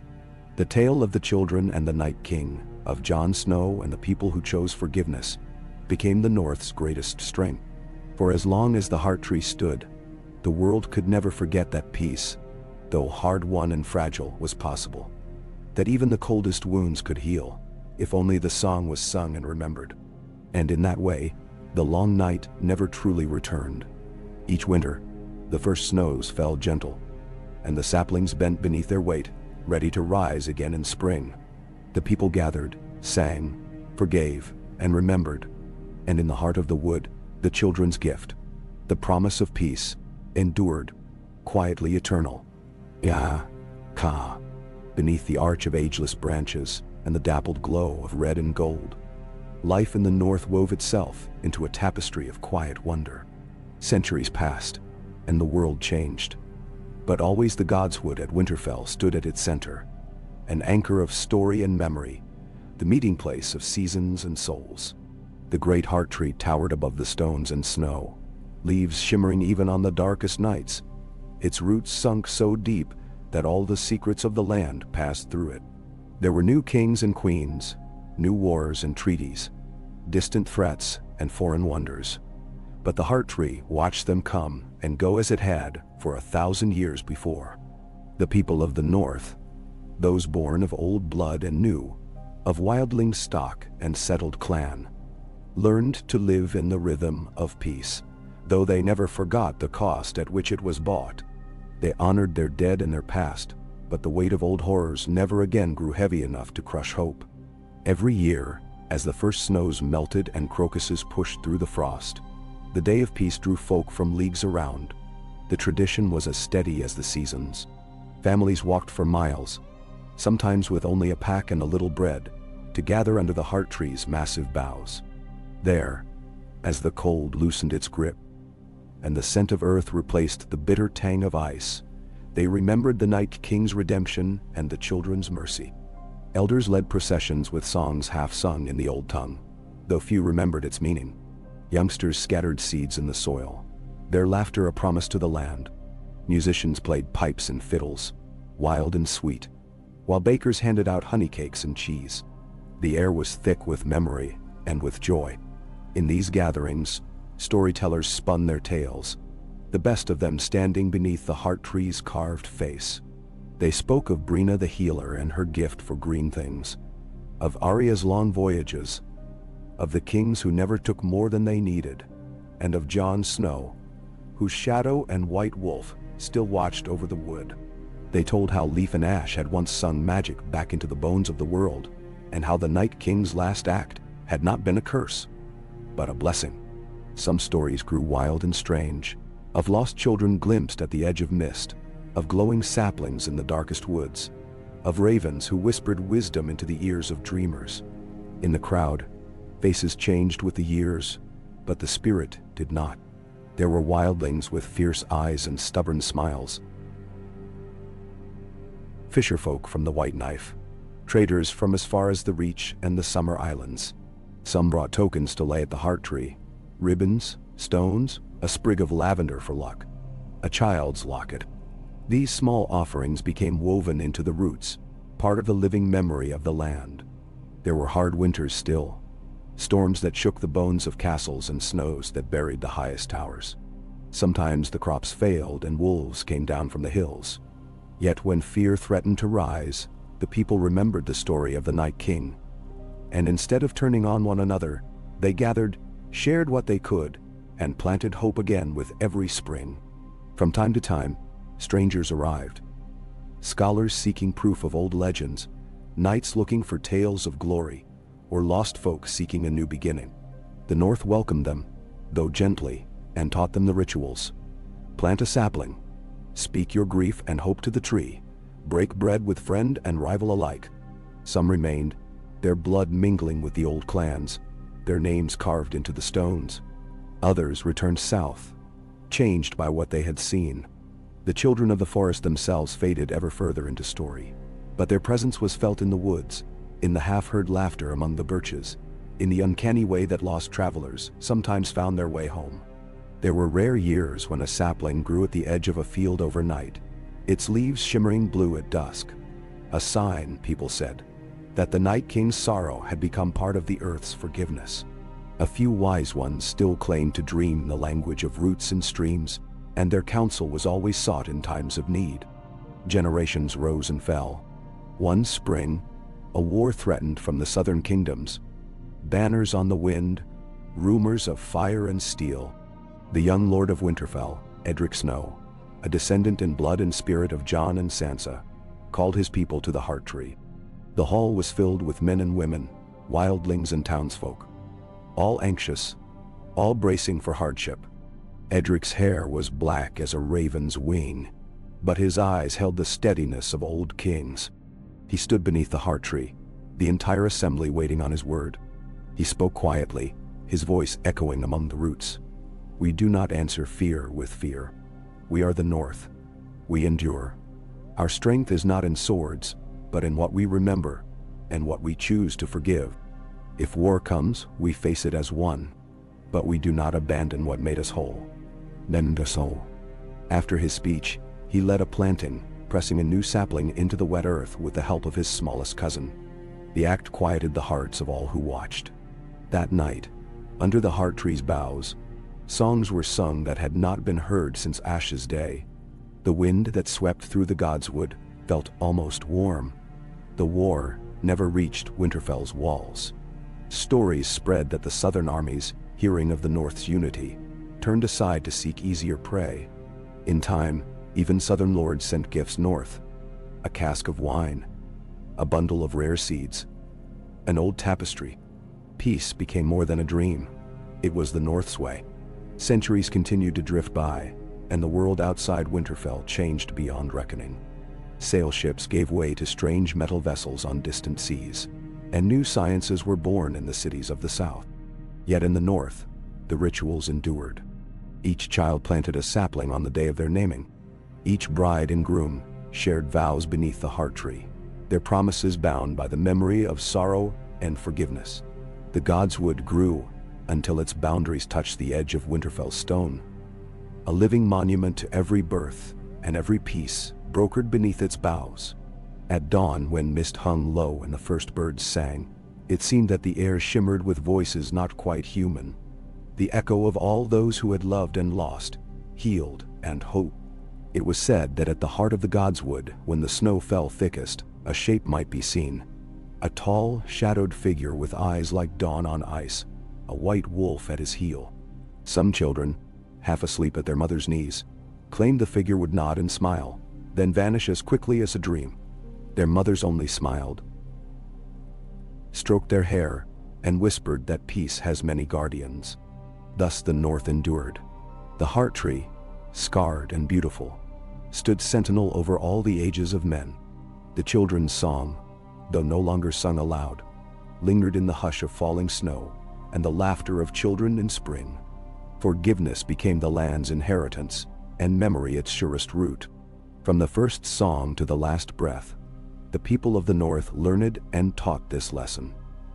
The longest night is ended by a single hand extended in mercy. In the end, when years became as countless as stars and names blurred into legend, the Heart Tree alone remembered every face, every promise. And beneath its watchful eyes, the world turned, wounded and healed, over and over, forever. As new centuries unfurled and vanished in the quiet hush of snowfall and spring melt, the North became a land where memory and living breath were one. The Heart Tree's roots dug deeper than bones, drinking in sorrow and laughter, war and peace, the dance of generations that gave it shape. In the coldest seasons, its crimson leaves were a beacon in the white, and in the gentler ones, children climbed its lower limbs, daring each other to touch the knots and faces carved there by hands long since returned to earth. The keep at Winterfell grew and changed with each new warden's vision. Sprawling halls rose, then fell to fire or age, then rose anew. Stone bridges arched over rivers that meandered further north with every thaw. The market square, where once ragged wildlings and wary northerners had exchanged wary glances and salted fish, became a riot of color and laughter in summer. Throngs of all kin and kindred sharing fruit and stories as the sun angled through the mountain passes. From the distant southern valleys to the glittering coast of the shivering sea, the legend of the Night King's healing endured. For every tale twisted by fear or pride in far-off lands, a truer, gentler one was whispered at northern hearths. That even the coldest curse could be met with warmth, that peace was not the absence of struggle, but the daily act of making space for forgiveness and memory together. Many were the customs that grew around the godswood and its heart tree. Old griefs were laid to rest at its roots. Children's first braids were cut and buried in the spring soil for luck. Every wedding party, no matter how grand or humble, circled the trunk thrice to bind their vows with the lands. When the sick or sorrowful came, they brought not only prayers, but little gifts. Apples from the first tree to fruit after frost, beads of glass made by wildling craftsmen, a sheaf of paper scribed with a poem or hope. Sometimes, when the sun rose after a night of hard wind, the offerings would be gone. Taken, it was said, by the old gods or by the shadows of the children, who still watched over their woods. In a chamber warmed by many fires, old Maester Elric, bald as an egg and sharp as a rook, compiled the histories of Winterfell and its folk. His annals were not only of lords and ladies, but of the ways the people changed the land and let it change them in return. He wrote of Brina's line, how her kin grew famous for green hands and gentle speech, how their wisdom shaped harvests and healed old rifts. He wrote of the wildling traders who brought new seeds and stories, of the city children who grew to love snow and wind, and of the rare, fierce storms that brought folk together, rather than driving them apart. Elric himself, growing old and gnarled as a pine in the wind, walked to the heart tree one last time as the first snow of his 80th winter fell. He pressed his palm to the bark, closing his eyes, and whispered, "Let my memory stay here if nowhere else." He felt a warmth, faint but real, pulse from root to crown, a welcome or an answer. It became a tradition for the dying to come, if they could, or to be carried if they could not. Their loved ones would sing a fragment of an old song, no two verses ever quite the same, then mark the earth with a stone, a ring, a curl of hair. Sometimes, those left behind would swear that in the night after, they dreamed of green woods and a peace so deep it filled them for the rest of their days. On one such night, under the aurora's shifting banners, a child was born in Winterfell's upper tower. Her mother, a huntress from the Wolfswood, named her Elaine, after a story her own grandmother had whispered of a princess who could talk to trees. Elaine was bold and wild, her laugh ringing out like silver bells. By the time she could walk, she wandered everywhere, most of all to the godswood, where she sat beneath the heart tree, listening with her whole heart. One morning, Elaine found an acorn nestled in the crook of a root. Unusual, as the heart tree bore no such fruit. She cupped it in her palm, warmth blossoming in her chest. "Where should you grow?" she whispered, and carried it all that day, showing it to every beast and bird she met. By evening, the sky bruised and violet. She felt a tug at her heart and wandered beyond the gates, through fields and wild briar, down to a lonely valley where no tree stood. There, she knelt, dug a little hollow with her fingers, and planted the acorn. She whispered the oldest words she knew, half prayer, half promise, then rose and walked back to Winterfell by starlight. Years later, a strange sapling rose in that valley, its bark pale, leaves tipped with frost blue and blood red. Those who walked by in the spring felt an easing in their hearts, and a sense of having been forgiven for grief they could barely name. Elaine, grown tall and fierce as any of her line, visited often, telling the tree stories of her wanderings, bringing it ribbons and songs. She taught her children to care for it, and they did the same in their turn. Seasons passed as gently as breath. The North's wisdom flowed outward. Migrating traders brought news of peace and healing to southern cities. And the habit of planting a tree for every sorrow and joy took root even in distant lands. The custom was slow to catch, met with mockery or suspicion in places, but it endured, patient as root and as persistent as memory. It was not only people who changed. The wild beasts of the north, wolves, foxes, great elk, became less wary of the villages, roaming near in hard winters, sometimes fed by gentle hands. Wildling singers from the far hills composed new ballads, weaving the stories of the Night King's peace into the long histories of their clans. Some who claimed kinship with the children of the forest, small, green-eyed, quick to laugh, drifted through the wilds, seldom seen but always respected. On the 100th day of peace after the sapling was planted, Elaine's great-great-granddaughter, a girl with hair black as crows and eyes sharp as ice, was chosen to speak at the celebration. She stood before the heart tree. Her words simple, but her voice steady. We are not the same as we were. The world has changed, but so have we. We remember the cold and the pain, but we remember mercy too. Our roots are deep, our branches wide. The song endures. Nan? The crowd cheered, but what mattered most was the silence that followed, as every heart opened to the hush of the godswood and the ancient, abiding comfort of the land itself. As the moon rose, bathing the heart tree in silver, those gathered felt a presence, subtle as breath, strong as tide. Some saw shapes in the shadows, a tall figure with eyes of light, a wolf curled by his side, a smaller form with hands of green and hair like autumn leaves. Others heard laughter in the wind, or caught the scent of rain on pine, or simply felt at home, as safe as in their mother's arms. In that moment, the story of the Night King and the children, of Jon Snow and every hand that reached for peace, was no longer only memory. It was the marrow of the North itself, living and lasting, as long as root and song and hope endured. And so the seasons spun on, each new day built upon the last, each sorrow and joy woven into the long, unbroken dream of peace, beneath the heart tree's ageless boughs. Oh, Ka. The heart tree's shadow lengthened across Winterfell's stones, the old red leaves shimmering above heads bowed in quiet reverence. Generations turned beneath its gaze, noble and small folk, wildling and townsmen, all tethered to a story older than any of them, a truth that pulsed through the land as steady as the sap that rose each spring. In the years after Elaine's acorn took root, the valley south of Winterfell flourished with saplings of strange power. Some called the place Forgiveness Glen, for travelers from every corner of Westeros and beyond would walk days to kneel beneath the pale-barked, blue-tipped trees, unburdening themselves of grief, shame, or old grudges. It was said that a heart eased in the glen returned lighter, changed, carrying home a secret promise to harm no one if peace was possible. Many came seeking miracles, but the glen offered something gentler. No thundering visions or blinding wisdom, only a quiet sense of release, a sense that pain and memory could coexist without tearing the soul in two. The saplings grew slowly, their roots intermingling with ancient stones and the bones of wildflowers. Sometimes, when a child was born in hardship, or an old one passed in the night, a new tree would rise, as if the land itself honored each small victory of hope over bitterness. Back in Winterfell, the traditions endured.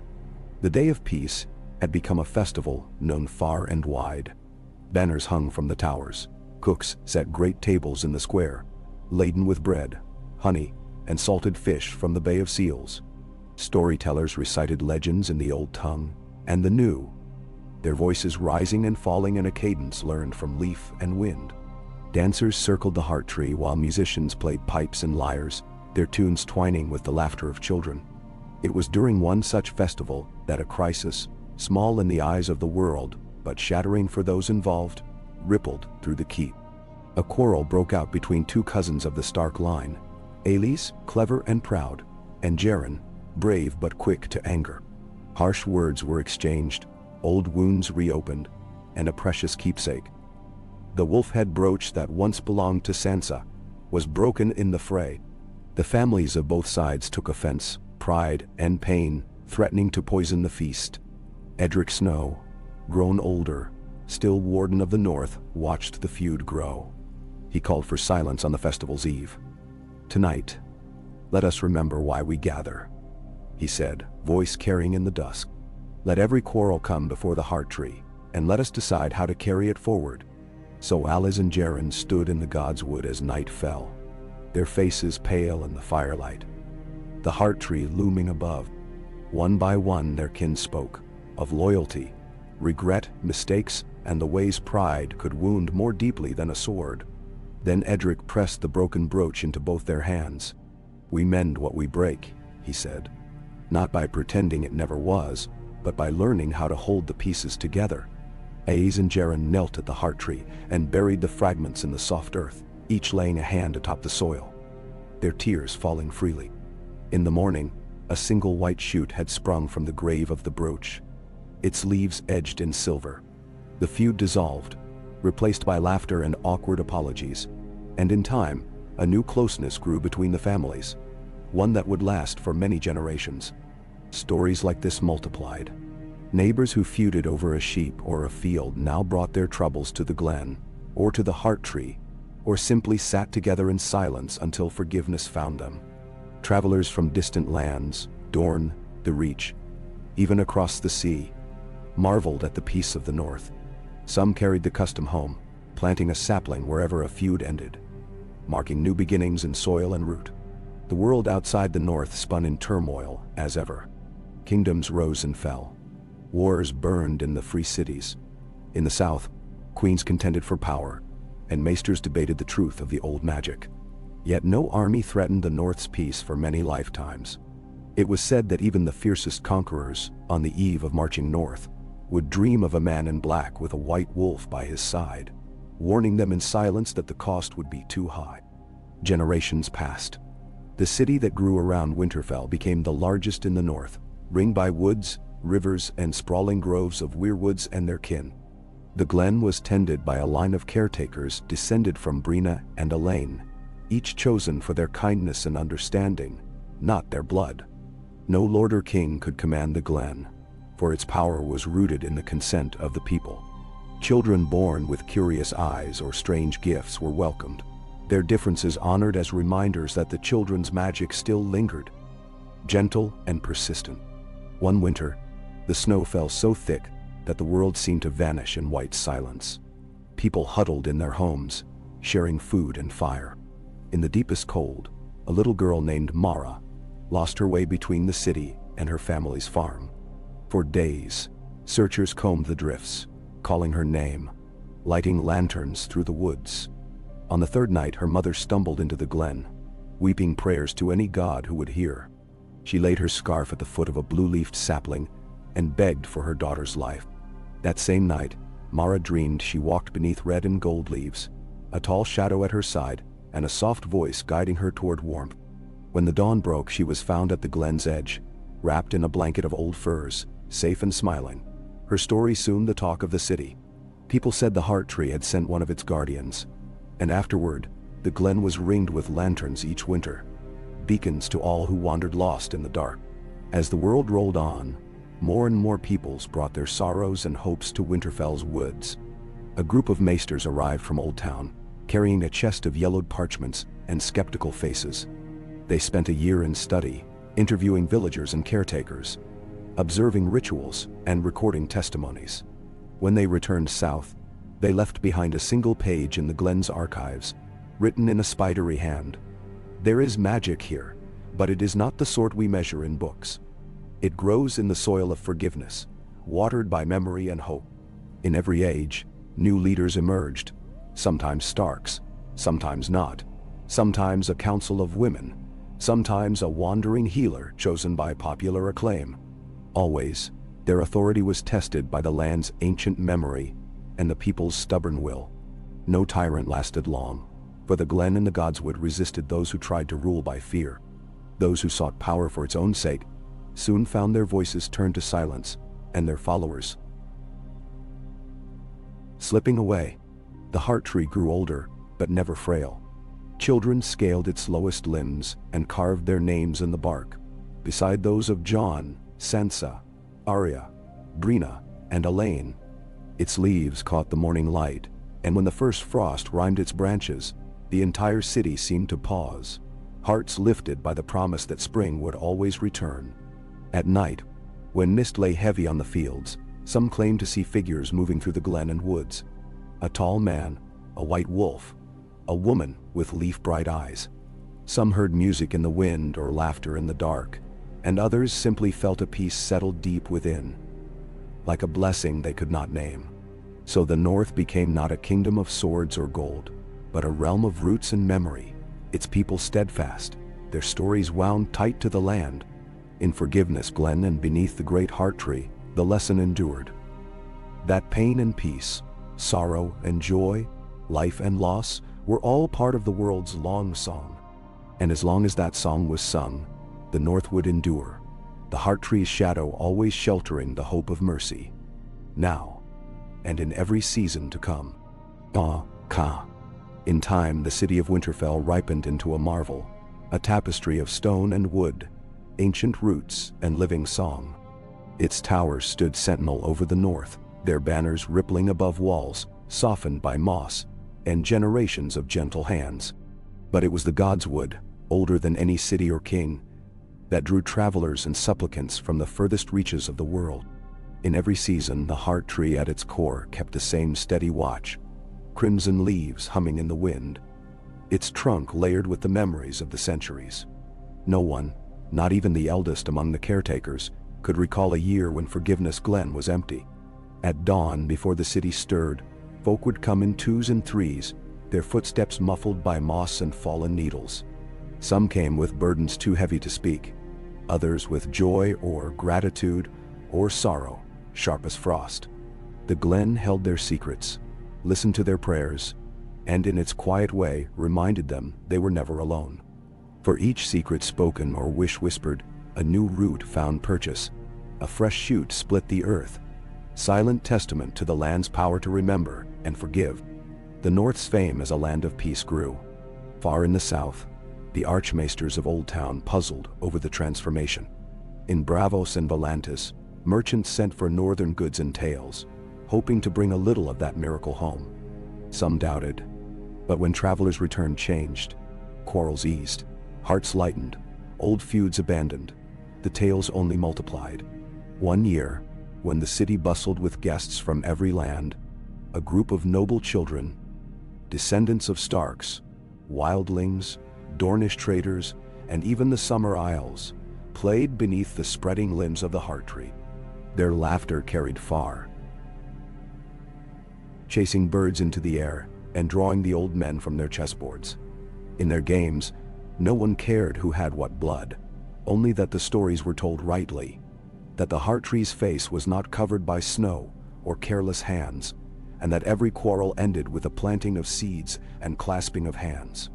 These children grew, and in their turn, led the North not by conquest or decree, but by kindness, patience, and the certainty that every wound, however deep, could be healed if met with gentleness and remembrance. Some became wardens and counselors, others wandering singers or humble planters.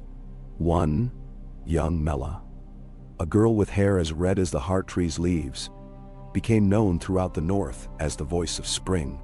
She brought song wherever she traveled, teaching old enemies to harmonize, sowing hope in the ashes of burned villages.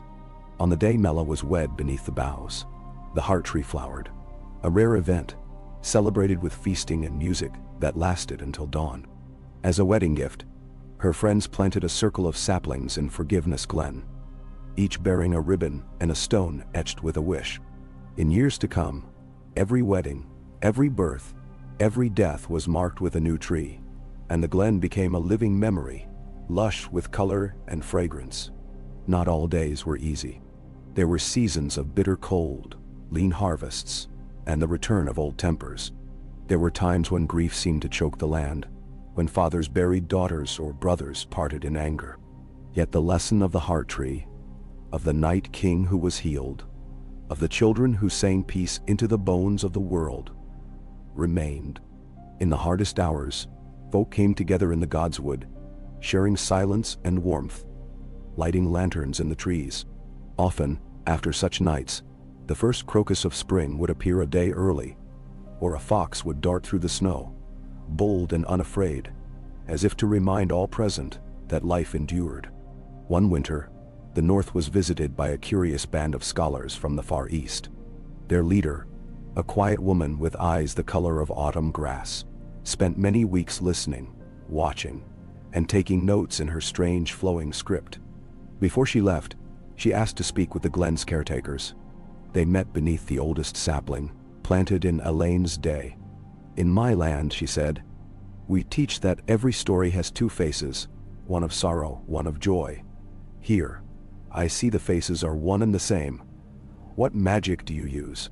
The eldest caretaker, a stooped wildling with a voice like thawing snow, answered, No magic save what's in the roots and the hearts of the folk who choose to listen.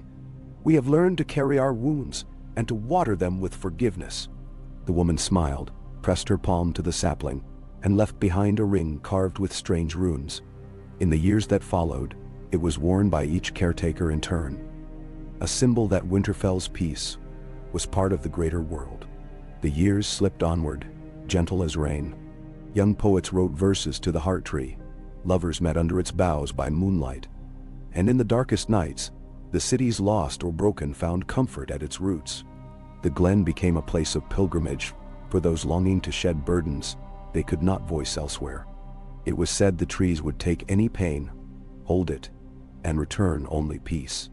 In the city, festivals multiplied. The planting of saplings became a contest of artistry and song.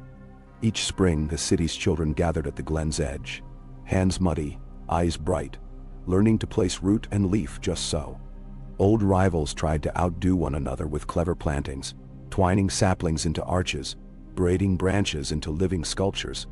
Every attempt, successful or not, was celebrated as a promise renewed. Long after Mella's time, during an unusually warm spring, a child named Harren wandered into the glen. He was small for his age, often mocked, uncertain of his place. On a morning of mist and golden light, he sat at the base of the oldest sapling, clutching a broken whistle. He played a note, thin and wavering, and the leaves above seemed to shiver in sympathy. Harren spoke softly, not knowing if anyone, or anything, listened. "I wish I was brave. I wish I belonged." A sudden breeze rose, swirling the petals around him. For a moment, the glen seemed to breathe. Harren felt warmth in his bones, as if someone unseen had set a gentle hand on his shoulder. The next day, he found a fox at the glen's edge, waiting. The creature looked him in the eye, then darted ahead, leading him into the city.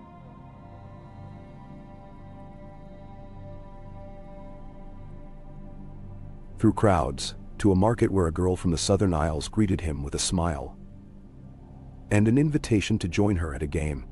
Harren did, and in time he found his place, among friends, among storytellers, among those who had learned that bravery began with forgiveness of oneself as much as others. So the stories multiplied, not in the halls of power but among the folk. The widow who found solace in planting flowers, the lonely merchant who found family in the festival's crowd, the quarrels that withered in the shadow of the heart tree replaced by alliances stronger than blood. In every turning of the year, the glen changed a little, saplings growing tall, roots weaving together beneath the earth. The God's Wood too became a forest within a city, a sanctuary for wild things and wandering souls. Its heart tree, vast and ageless, wore its scars proudly, a living memory of the world remade by mercy. The heart tree was not alone. Across the north and in distant lands, new groves flourished, each planted in the name of peace, each singing its own quiet song of healing. In the language of leaf and branch, the story was always the same, that every wound could be mended, every wrong remembered and forgiven, that as long as the heart tree stood and hope was cherished, even the coldest night would give way to dawn. And so, through all the changing centuries, the North endured, a realm built on memory, mercy, and the stubborn, gentle strength of those who had learned to sing the old magic into new life. The heart tree watched over it all, crimson and gold and green, roots deep as the world's sorrow, leaves bright as its hope. The song of peace never ended, echoing softly in the hearts of all who passed beneath its ancient boughs. The heart tree's roots, grown deep and wise through millennia, now touched every stratum of earth beneath Winterfell, a living archive of joy and loss, all woven together like threads in a single endless cloak. Winterfell itself was no longer only a keep, but the beating heart of a city both old and new, a city ringed by woods, rivers, and gardens, where red leaves and blue-tipped saplings flourished side by side. The stories and traditions born of pain and reconciliation were as strong here as the stone of the castle, as persistent as the winter wind. By now, Forgiveness Glen had expanded into a vast sanctuary, its edges blurred where cultivated weirwoods met wild forest. Some called it the living memory. Others named it simply the Grove.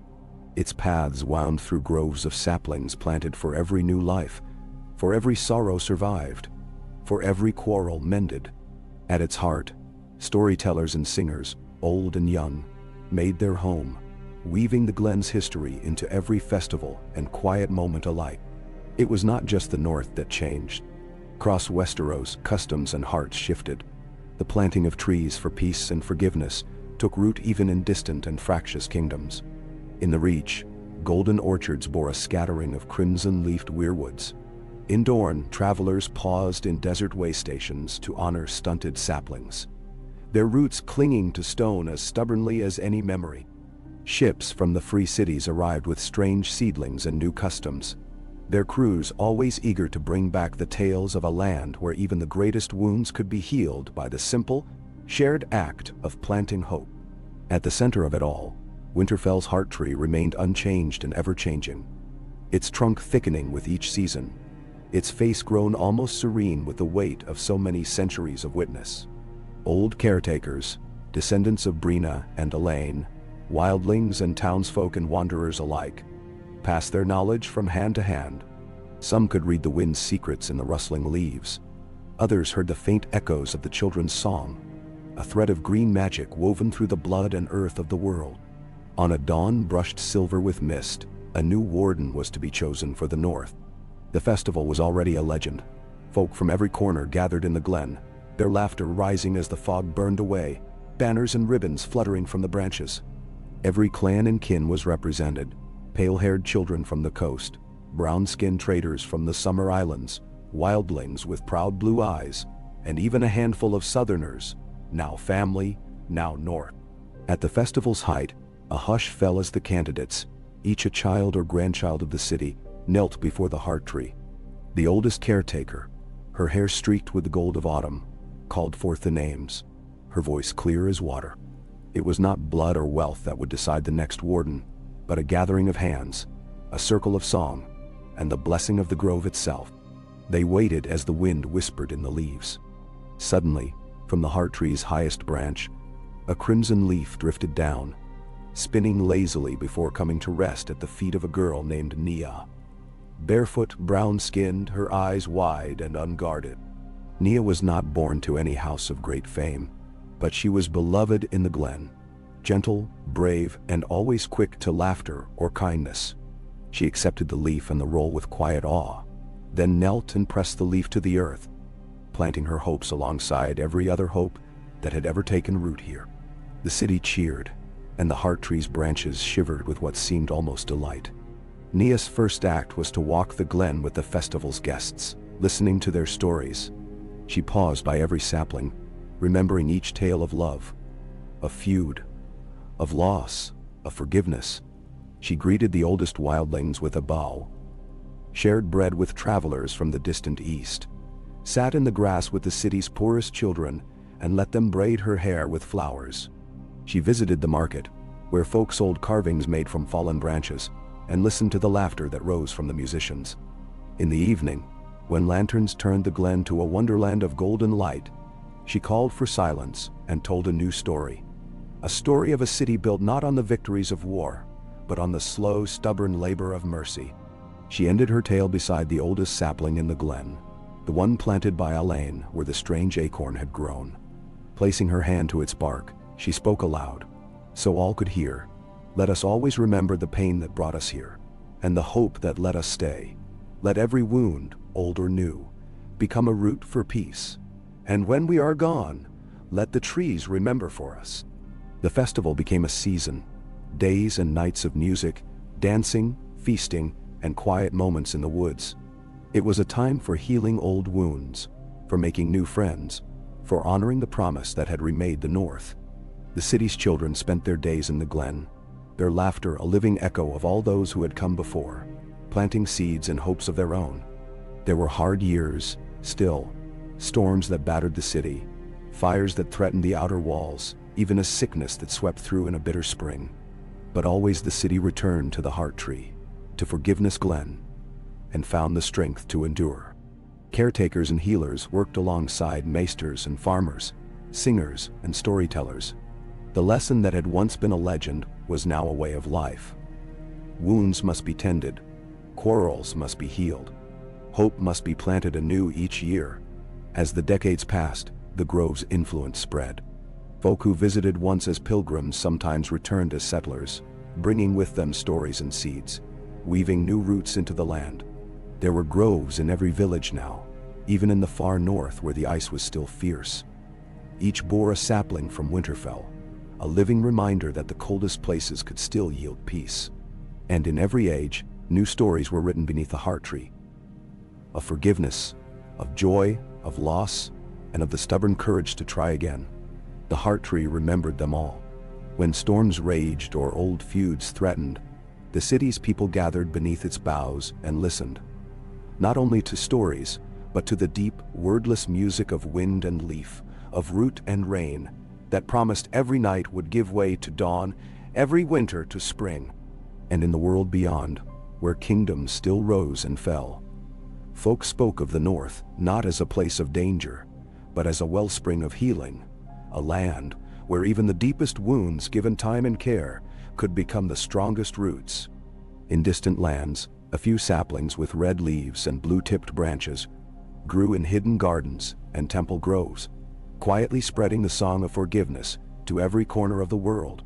Beneath Winterfell's heart tree, the story continued, unbroken, as children played and lovers whispered, and the old sat with eyes closed, their burdens eased by the peace that lived in every root. No magic burned here now, only the gentler magic of memory, forgiveness, and hope. So the heart tree endured, its roots as deep as sorrow, its branches as wide as love, its song as endless as the turning of the world. Winterfell's towers reached higher now, some capped in copper that shone pink at sunrise, others mantled in green moss and the soft hush of nesting ravens. From every spire and market roof, banners rippled, red for the heart tree, white for snow, and new colors for each guild, trade, and clan that had become woven into the city's life. But for all the change, the pulse of Winterfell and the North remained rooted in the ancient woods, in the deep, resonant peace that radiated from Forgiveness Glen and the great heart tree at its center. The glen itself had grown nearly wild, the hand of gardeners gentle and spare, so that the spirits of the place, real or imagined, might walk as they pleased. The saplings planted by children became young trees, their boughs heavy with fruit and flowers, their trunks inscribed with the stories and prayers of generations. Along winding paths, benches were carved from fallen limbs, and at every crossroads, a marker stone told the tale of some long-ago reconciliation or new beginning. On festival days, the city all but emptied into the woods. Cooks and bakers filled the glen with the scent of spice and sweet dough, and minstrels played beneath the open sky, their voices rising through the branches to be carried away on the wind. The old custom, bring your sorrow or your quarrel to the glen, had become instinct as natural as breathing. No one was shamed for anger, grief, or shame. No one was left to bear these alone. It was understood that wounds needed tending as surely as the city's wells and hearths. Sometimes healing came swiftly, a shared laugh, a clasp of hands. Other times, it took seasons of planting, story, and silent patience. But always, forgiveness left a mark, a new root in the living memory of the land. In these years, a boy named Jory came of age in Winterfell. He was neither the brightest nor the strongest of his cohort, but he had a gift for listening and for patience. His father was a builder, his mother a healer, and their house was known for keeping its door open to strangers. Jory learned to mend shoes and fences, to stir the kettle in a sick room, to carry water for the elders and the small. What he loved most was wandering the glen at dawn, listening to the wind in the saplings, the chatter of squirrels, the hum of distant voices as the city woke.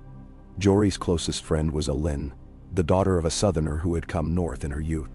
Aelin was quick-witted and stubborn, always the first to climb the highest tree, or to try and settle a quarrel with words instead of blows.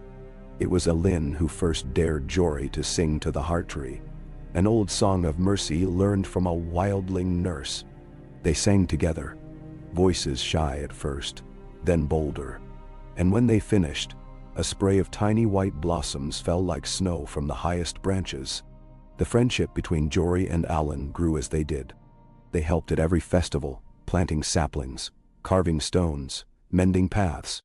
When a winter fever swept the city, they tended the sick and buried the lost, learning the hard lesson that sorrow could deepen love rather than diminish it. It was during this time that a delegation from the far south arrived, envoys from the cities of the Reach, curious to see what magic or wisdom kept the north in peace. They were led by a tall woman, Lady Muriel, whose manner was brisk but whose eyes were keen. She watched the city, the glen, the festivals and quarrels, and finally asked to meet with the caretakers beneath the heart tree. They gathered at dusk. The city's elders, the glen's wildling matron, Alan and Jory as witnesses, and Lady Muriel with her scribes. Muriel spoke frankly. In the south we rule by law, gold, and blood. Here, I see people ruled by something softer. Is it true you have no punishment for thieves, no prison for quarrelers? Elder Branwen, the oldest caretaker, smiled. We have work, song, and the glen. We believe a wound must be tended, not hidden away. When someone wrongs another, they plant a sapling. They speak their story, and they make amends. They're not cast out, they're welcomed home, made whole by being needed. Muriel listened, frowning. And if the wound festers? Branwen nodded. Then, we wait, and we plant again, until the roots are strong enough to hold the soil. No city is without pain, lady. We only choose to tend it with patience, not with fear. And now, the southern scribes wrote furiously, and for the rest of their visit, Muriel watched the folk of Winterfell more closely, seeing not a land without conflict, but a people who had woven peace into their bones. Jory and Alan became caretakers themselves in time. They watched as new quarrels flared, jealousies over land, misunderstandings between new arrivals and the city born, heartbreak when a storm destroyed the Riverside district and families blamed each other for poorly built dikes. For each, the answer was the same. The glen, the heart tree, the slow, persistent work of mending. Sometimes it took years, but the feuds faded, replaced by laughter, by shared labor, by the slow, rich growth of trust. The glen continued to spread. When a beloved elder died, their ashes were scattered beneath a favorite sapling, their stories told by firelight for many nights. Each year, the city's children traced the path of every new root, learning to read the land's story by the shapes and scents of the trees. They knew that the tall, pale-barked weirwood marked the peace made between rival clans, that the gnarled apple was planted by two lovers whose families once swore never to meet, that the tiny yew near the old bridge was planted by a thief, forgiven by the family he wronged. Alan and Jory grew old together, their friendship as enduring as the trees they planted. In their final years, they sat side by side on a bench beneath the heart tree, watching the city's youngest learn to braid ribbons through the saplings. The sound of laughter and song was constant. At night, the glen glowed with lanterns hung from every bough, each a promise that no one was forgotten. The time came when Jory passed into sleep beneath the roots, Alan weeping beside him. In her grief, she planted a new sapling, the smallest, most fragile she could find, and tended it through a long winter of sorrow. By spring, it was strong and green, and Alan taught every child in the city its name, Hope. Years later, on a day of rare thunder and sudden sunlight, a child of Winterfell traced her fingers across the trunk of the heart tree and felt, for a fleeting moment, the pulse of all who had come before. Jon and Sansa, Arya and Brienne, Elaine and Mela, Alan and Jory, and countless nameless others whose sorrows and joys. She laughed, then ran to tell her friends that the tree had spoken to her. They believed her, because in the north, every child knew that the oldest stories lived on, not in books, but in the song of the leaves, the hush of snow, and the warmth that lingered whenever one hand reached out to forgive another. And so the heart tree's shadow fell always gentle, always wide, and the city beneath it thrived. an island of memory, healing, and hope in a world ever-changing, yet ever drawn to the peace that root and leaf, story and forgiveness, had made it the heart of Winterfell. Long after the copper rooftops greened to verdigris, and the first storytellers were only names worn smooth on stone, the city of Winterfell pressed outward, circling its heart of roots and memory. To the north and east, the wild woods remained, as if the forest itself bent its boughs in respect to the glen's peace. To the south, broad fields swept toward villages cradled by new groves, their saplings planted by children whose laughter was as much a part of the North's story as any lord's decree. But it was the glen, now vast and tangled, rich with old magic and quiet understanding, that set Winterfell apart. The glen was never mapped, for its paths and clearings shifted with the seasons and the will of the roots beneath. Some claimed the glen was awake, guiding those in need to the tree they most needed to find. Travelers and wanderers entered it lost or sorrowful, only to emerge with burdens eased, the memory of birdsong in their hearts and red leaves tangled in their hair. The glen's caretakers changed with the generations. Some were chosen for their wisdom, others for their kindness or their courage and forgiveness. Still others came from far away. Southerners, ironborn, even a trader from Yi Ti who had dreamed on the salt road of a white wolf and a heart tree calling her by name. No oaths were sworn but the simple promise to honor memory, tend sorrow, and never turn away one in need. In the city's high hall, the new council, drawn from every corner and clan, governed with the glen's lessons in mind. The law was not rigid, but grew like a vine, flexible, gentle, always seeking to bind rather than break. Justice was restorative, never retributive. To harm another was to be called to the glen, to tell one's story, to plant a new hope and tend it with honest labor until forgiveness flowered. There was no jail in Winterfell, though sometimes quarrels burned so fierce that time alone was needed for tempers to cool. When anger simmered, it was the custom to walk the glen at dawn, hands empty, heart open, listening to the wind and the slow, persistent language of growing things. If sorrow proved too great, a caretaker would sit in silence beside the mourner, letting the weight of the heart tree's shadow do its quiet work. One autumn, the city was visited by a prince from the Summer Islands, come north with a retinue, curious and wary. He wore silks bright as parrots, but his eyes were tired, troubled by the wars and feuds of his distant home. At the glen's edge he met a girl called Mara, daughter of the city's bakers, her hair wild as the saplings she loved. She invited him to walk the paths at dusk, and as the glen's shadows lengthened, she spoke of the city's customs, how peace was tended, how wounds were healed not with sword or coin, but with patience, story and the slow magic of planting hope. The prince listened, then knelt at a sapling where a broken bracelet hung from a branch. My people do not know how to forgive. We hold our grudges, wear them like armor. He pressed his hand to the earth. Teach me. Mara smiled and gave him a seed, telling him to plant it when he returned home, to water it with a promise and a story. The prince did so, and in later years a small grove of red-leafed trees grew in the market square of his city, a place where enemies came to be reconciled, where children learned that peace was not the absence of anger, but the practice of listening and letting go. So it went, year after year. The glen became a legend not only in the north, but across seas and deserts, mountains and salt marshes. In the free cities, visiting merchants wore tiny heart tree leaves pinned to their cloaks. In distant Dorne, lovers carried saplings as tokens of trust, planting them together when old feuds were ended. Even on the Isle of Faces, a new ring of saplings grew, their roots sent from Winterfell and sung to by wandering caretakers. Yet in Winterfell itself, peace was never taken for granted. Some years brought hardship, a failed harvest, a river in flood, a bitter winter that drove wolves close to the walls. Once, a fire swept through the southern market, destroying a row of homes and leaving families grieving and afraid. In the weeks that followed, the people brought their anger and despair to the glen, planting a grove for the lost and sitting long hours in the cool shade. Old rivalries melted in shared grief. In the spring, the new trees blossomed so thickly that even the elders could not recall their light.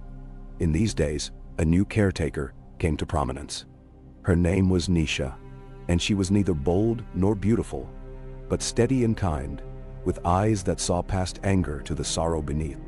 When disputes grew heated in council, Nisha would simply rise and lead the quarrelers to the glen, where their voices fell to whispers beneath the heart tree. She taught that every wound left untended became a blight, but that any root, however twisted, could find its way to the light. Children adored her, for she knew the best paths through the ever-shifting woods and the secret places where wild strawberries grew. When a child was lost, it was Nisha they sought first, and it was often she who found them. Listening for their laughter or tears and following the glen's quiet guidance. As her hair silvered, Nisha passed her wisdom to others, a weaver's apprentice, a young knight's daughter, a wildling boy who learned to speak the tongue of birds. They in turn taught the next generation, ensuring the glen's traditions would never die. On the 100th festival of Hope's planting, a crowd gathered at the glen's center. The oldest caretakers stood in a circle, the city's new warden at their head, and 1,000 voices sang the old songs, their words echoing through the leaves. A young girl was chosen to plant the season's sapling, and as she pressed it into the soft earth, a sudden breeze swept through the glen, scattering crimson leaves like blessings over all gathered. Later that night, as lanterns flickered and music faded, Nisha wandered the moonlit paths. At the base of the heart tree, she found Mara's daughter sitting with the prince's son from the Summer Isles, their heads bent close as they spoke of distant shores and new groves. Nisha smiled, knowing that the glen's lesson had spread further than even the old storytellers could have dreamed. In the centuries that followed, the heart tree endured, scarred, patient, and kind. The city around it changed and changed again. New wars raged in distant lands, old hatreds sputtered and died. Through it all, the people of Winterfell remembered that the deepest wounds could be healed, and that hope, once planted, would grow forever, rooted in forgiveness, crowned in song, and sheltered by the ancient, ever-listening leaves of the North's first and greatest tree.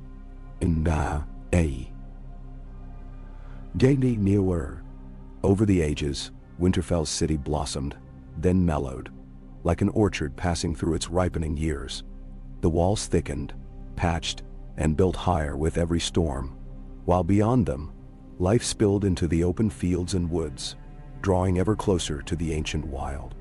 The heart tree in the glen was the city's true axis, its scarlet leaves marking the seasons in the memory of all who lived or passed through. Root and branch, it held a map of stories, its rings inscribed with peace, pain, forgiveness, and quiet hope. Life in Winterfell moved to a rhythm more enduring than the bells of the towers or the bustle of the markets. A rhythm felt in the hush of the glen, the pulse beneath bare feet on the frozen earth, the warmth that stirred in every hand laid to the heart tree's trunk. Here, the city's history was more than a scroll or a statue. It was something alive, breathed and lived and shared in the patient rituals of tending and telling. Generations cycled by, their names woven into the roots of the glen. Houses rose, fell, and changed. New names and old mingling in a tapestry as wild and tangled as the woods themselves. The caretakers who tended the glen came now from every blood and background. Men and women, wildlings and reachborn, Summer Islander and Ironborn, even the quiet children of traders from the farthest east. They were chosen not by lineage, but by the deep listening of their hearts, the gentleness of their hands, the patience with which they met sorrow and joy alike. Some years the glen seemed almost to vanish, lost in a storm of red and gold, and the crush of pilgrims who came for the great festivals. In other years, the city fell strangely quiet, as if holding its breath in the stillness of a long snow. No matter the mood, the glen abided, its ancient magic quiet and steady, a deep root against the storms of the world. It was in the quietest of winters that a new story began, one destined in time to pass into legend. A child named Rowan was born to a pair of smiths who worked the city's forges, one of the many who grew up in the shadows of walls and trees. From the start, Rowan was odd, silent for days, then bursting with laughter or wild tears. He was drawn to the glen as surely as birds are drawn to the dawn, wandering its winding paths with a patient curiosity that confounded his parents.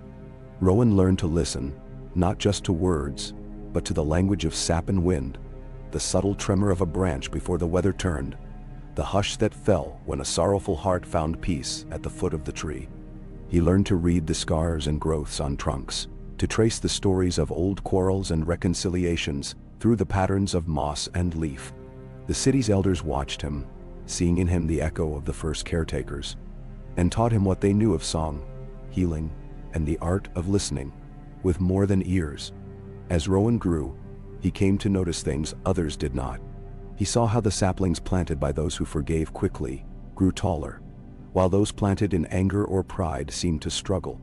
He saw how some travelers who entered the glen alone and broken left, walking lighter, a line of red leaves tangled in their hair.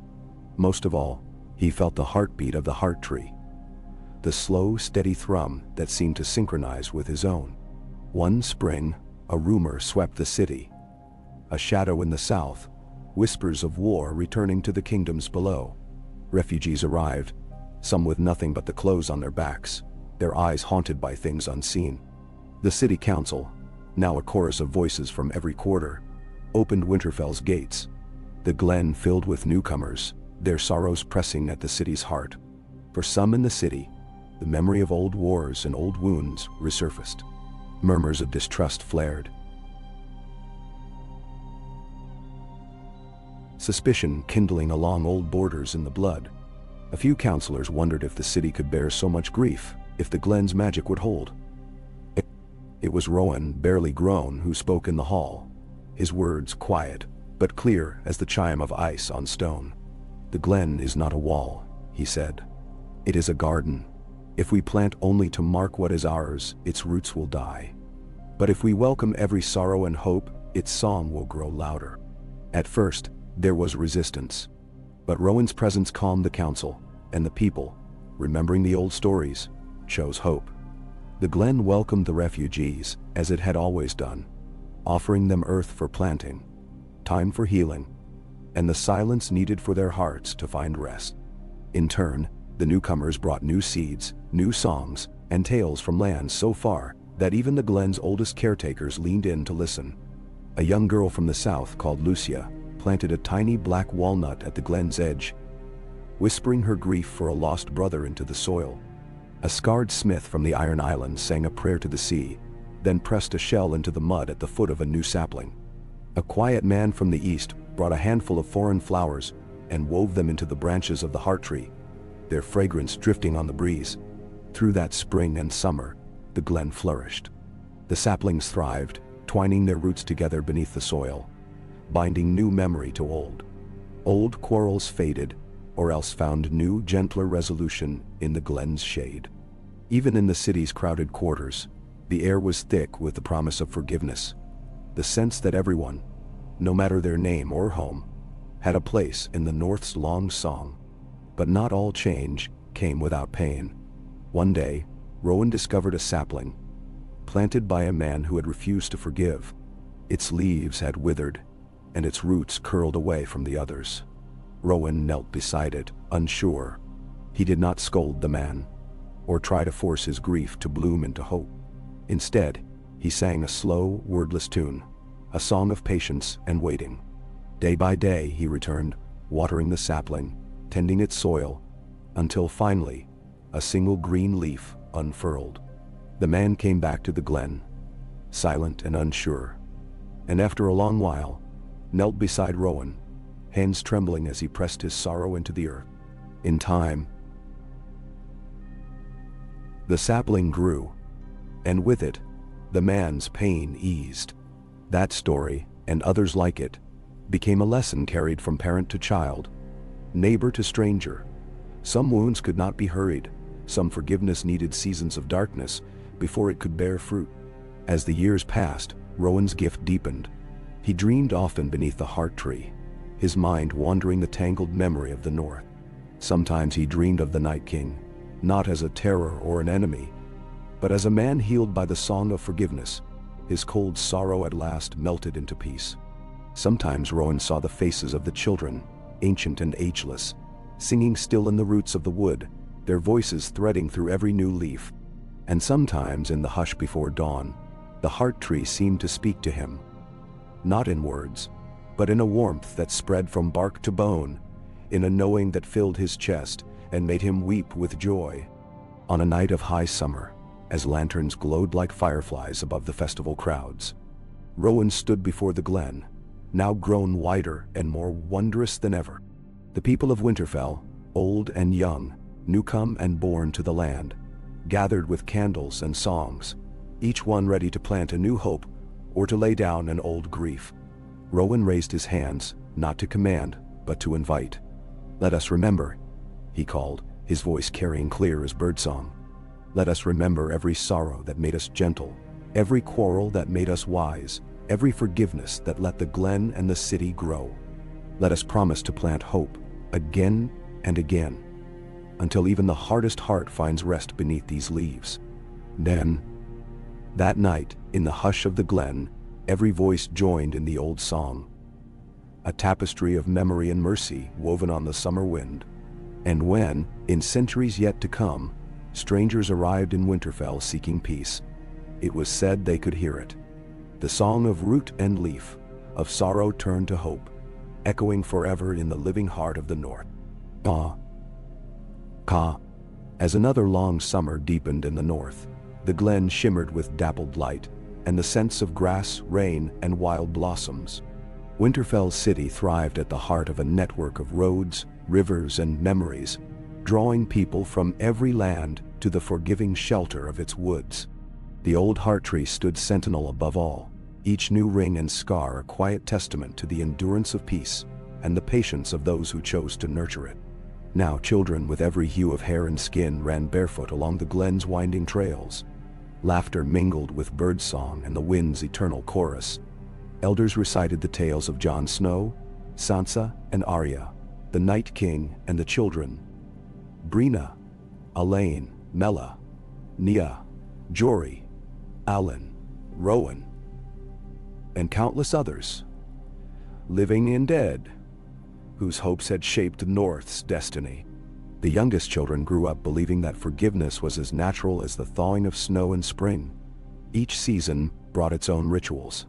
In autumn, saplings were chosen for their brightest leaves and strongest roots. The planting festival became a swirl of color, where even the city's most hardened tradesmen competed to offer the best soil, the gentlest hand. In winter, the glen became a place of comfort. Fires burned low, tea and mead were shared, and the city's lonely or grieving found quiet company beneath the sheltering boughs. It was an age of wonders, but not an age without hardship. The land beyond Winterfell still knew hardship and strife. In distant southern kingdoms, rulers vied for power. Wars came and went like storms on the sea. Refugees continued to arrive, some bearing wounds deeper than skin, others carrying only silence and sorrow. Yet always, the glen took them in, and the city found a way to mend what could be mended, to offer rest and the chance to begin again. Among these new arrivals, a brother and sister, Ashan and Merer, came to Winterfell on a snowless night in late autumn. Orphaned by a southern war, they had wandered half a year before word of the glen's promise drew them north. Ashan, older and wary, bore scars across his brow and hands. Meera was smaller, bright-eyed, carrying her mother's old songbook in a worn satchel. They were met at the gates not by guards but by children, who led them laughing through the streets to the city's open halls. It was Meera, quiet and keen, who first found her way to the glen. Drawn by the sound of distant music and the promise of a warm fire, she wandered the paths until she reached the heart tree. She pressed her hand to its bark and closed her eyes, listening not for magic, but for welcome. Behind her, a caretaker named Lysa, old, with a voice like gravel, watched in silence, then approached and sat beside her. "You have a story," Lysa said simply, offering no questions, no pressure. Meera nodded, unable to speak at first. When at last she whispered her tale, of hunger, fear, the loss of her mother's hands and father's laughter, It was as if the glen itself listened, branches trembling above them. Lysa took her small hand, guiding her to a patch of open soil. Together, they planted a tiny rowan seedling, pressing Marea's grief and hope into the earth. Ashan joined his sister the next morning, reluctant and silent. He could not believe in a city where wrongs could be healed. "You trust too easily," he told Mira as they sat beneath the tree. "The world is not so gentle." But as winter thickened and the snows finally came, Ashan watched his sister grow strong and glad in the glen. He saw others, men and women far older than she, find solace in the woods and in each other's company. He saw quarrels end not in blood or exile, but in shared work, laughter, and the planting of new saplings. Most of all, he saw his own bitterness soften each day. Mira returned to the heart tree and sang her mother's songs. In time, Ashan's own anger found words. One stormy night he came to the glen, found Lysa tending the fires and asked, "What if forgiveness is not deserved? What if the hurt is too great?" Lysa nodded. "Then it takes time. Sometimes years, sometimes a whole life. But the tree waits, the earth waits. All it asks is that you try." So Ashan tried. He helped plant a new sapling for a neighbor whose house he'd once raided, his hands trembling as he pressed the root ball into the soil. He worked in the city's kitchens, learning to make the thick stews that comforted the old and the sick. Slowly, as the months passed, Ashan came to see the glen not as a miracle, but as the patient work of many hands, many hearts, many seasons. Never perfect, always striving. Spring came. Ashan and Mayra joined the planting festival, each with their own tree. As they knelt in the mud beside their new friends, Mira looked up at the heart tree and asked, "Do you think it remembers everyone's stories?" Ashan smiled, for the first time unguarded. "It must if it's grown so tall." All through that season, Rowan, now one of the elder caretakers, watched the siblings with pride. He saw the ways their hopes and wounds wove into the glen's memory. He saw Mayra teaching her mother's songs to the children, Ashan tending the hardest earth, helping other new arrivals find their place. And when Rowan walked alone at dusk, he felt the city's story growing ever wider, its song swelling with each new name, each sorrow and joy pressed into the land. As years spun by, the city and the glen became inseparable, a single living thing. New traditions flourished. On the eve of each harvest, families brought fruit and bread to share beneath the heart tree. On the longest night, the city gathered by lantern light, listening as elders and children alike recited stories of peacemaking, hope, and the patient turning of grief into song. Every council, every dispute, every beginning and ending touched the glen in some way. Other cities, far and near, sent delegates to Winterfell, seeking to learn the customs of healing and memory. Some scoffed, expecting to find the magic of the glen an empty legend. Yet even the most skeptical left changed, moved by the sight of a quarrel ended in laughter and planting. By the unhurried patience of the city's people, by the great heart tree standing silent and immense above all. There were still losses and sorrows, harsh winters, floods, the untimely deaths of young and old. Each was marked in the glen, each mourned and remembered. The saplings planted in the darkest time seemed to grow tallest, their branches reaching above the others as beacons of endurance. As Marera and Ashan grew old, their place in the glen became as steady as the seasons. Children and strangers came to them with wounds and worries. Mare's songs became lullabies to the city. Ashan's stories became lessons in patient courage. When the time came for each to say farewell, the city mourned, but found comfort in the young trees that bore their names. Rowan and oak, side by side, branches tangled and roots entwined. Years later, new children ran laughing along the glen's shifting paths. One, bold and quiet, pressed her ear to the heart tree and listened, smiling. "I can hear them," she told her friends. "All the stories and songs, all the hope and forgiveness. They're right here, growing." And so the city's story went on, each new heart woven into the old. Every sorrow tended and transformed by the sheltering peace of the glen. Through war and winter, loss and love, the heart tree's roots held fast, its branches lifting the story of the North ever higher, outlasting the storms, enduring as memory, gentle as dawn.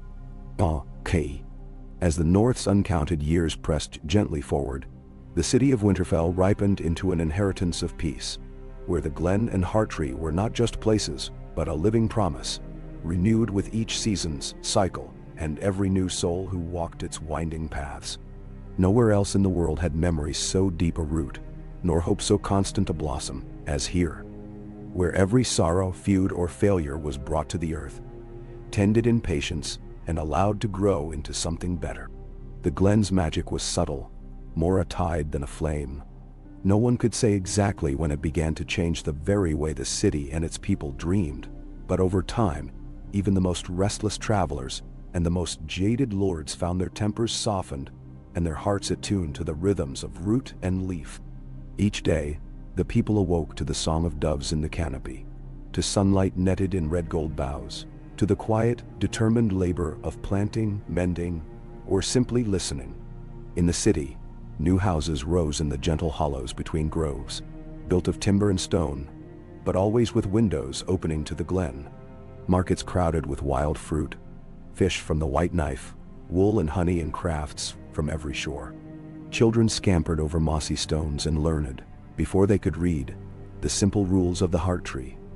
All anger could be brought here. No story was too shameful to be told. Every quarrel found its answer in time. No lord or council ruled without the Glen's counsel. The heart tree's shadow stretched across the city square, and the custom was for even the highest to kneel beneath its boughs, to confess doubt or error, to plant a new sapling at the end of every judgment. It became tradition for visitors, no matter their station or purpose, to walk the Glen in the company of a caretaker, hearing the city's history as living roots and breathing leaves, rather than as dusty records. It was in such a season, late summer, when the Glen's wild plums were ripe and the first red leaves flickered in the wind, that a stranger came north.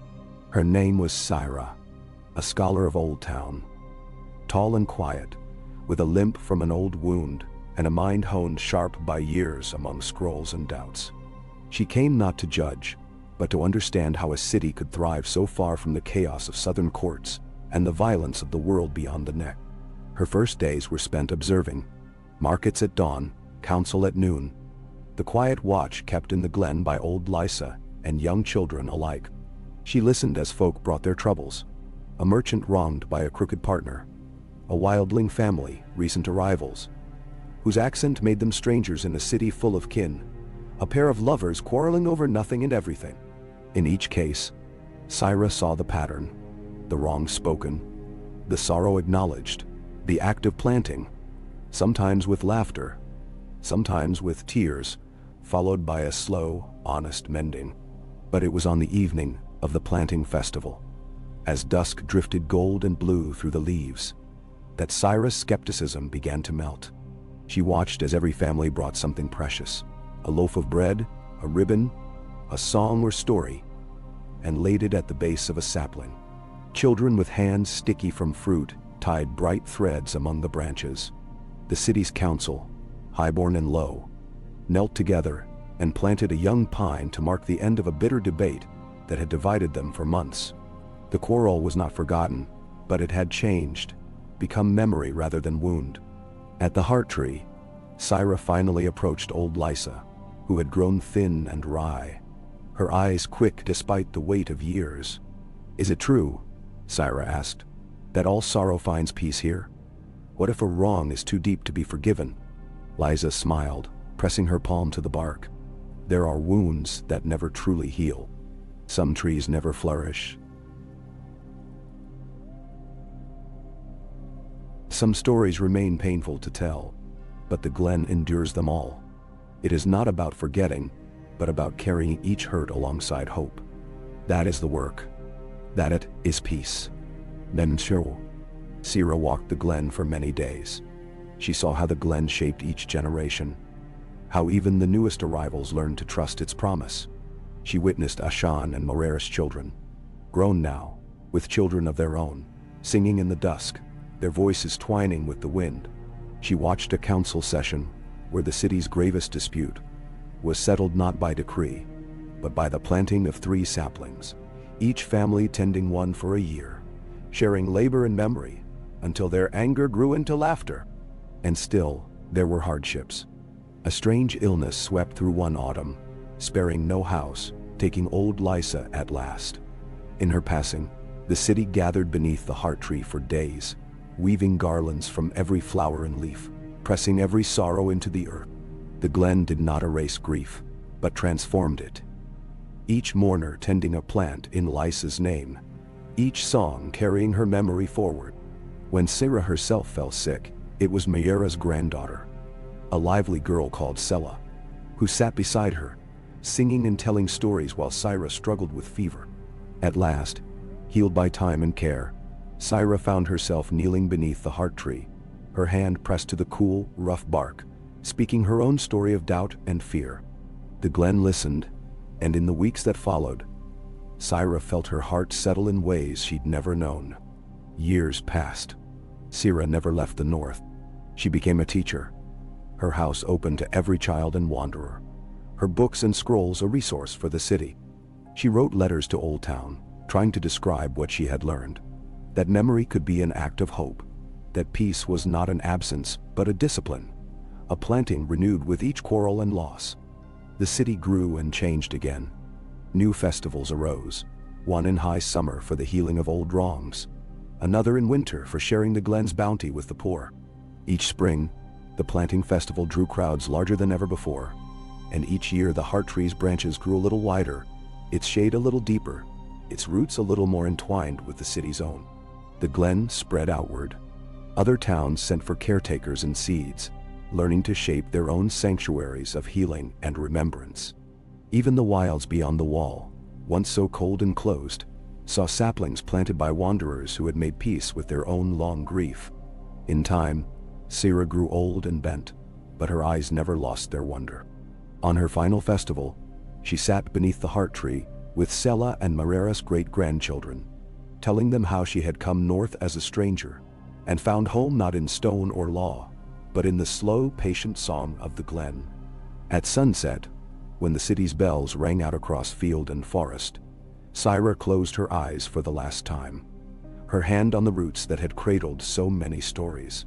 The people mourned her, then gathered for the planting. This time, a rare golden maple, its leaves promising a different sort of autumn to come. And so her story, like all the others, found a home in the heart tree's ever-growing memory. As the years unspooled, a new generation rose. Children who knew only peace but were taught again and again that it was their inheritance to tend, not to take for granted. And so the glen's work continued, steady as the seasons, wide as the sky, sorrow and hope, forgiveness and memory, each woven into the roots and branches that had come to define the North, and, in time, the world beyond. Even as distant wars and old cruelties faded into legend, the heart tree stood as proof that peace was not a gift, but a garden, growing, dying, sprouting anew, fed by the stories, sorrows, and hopes of all who came seeking shelter beneath its ageless, ever-listening leaves. Oh, God. The years in the north passed now like the gentle flow of a deep river, quiet on the surface, but with inexhaustible currents beneath.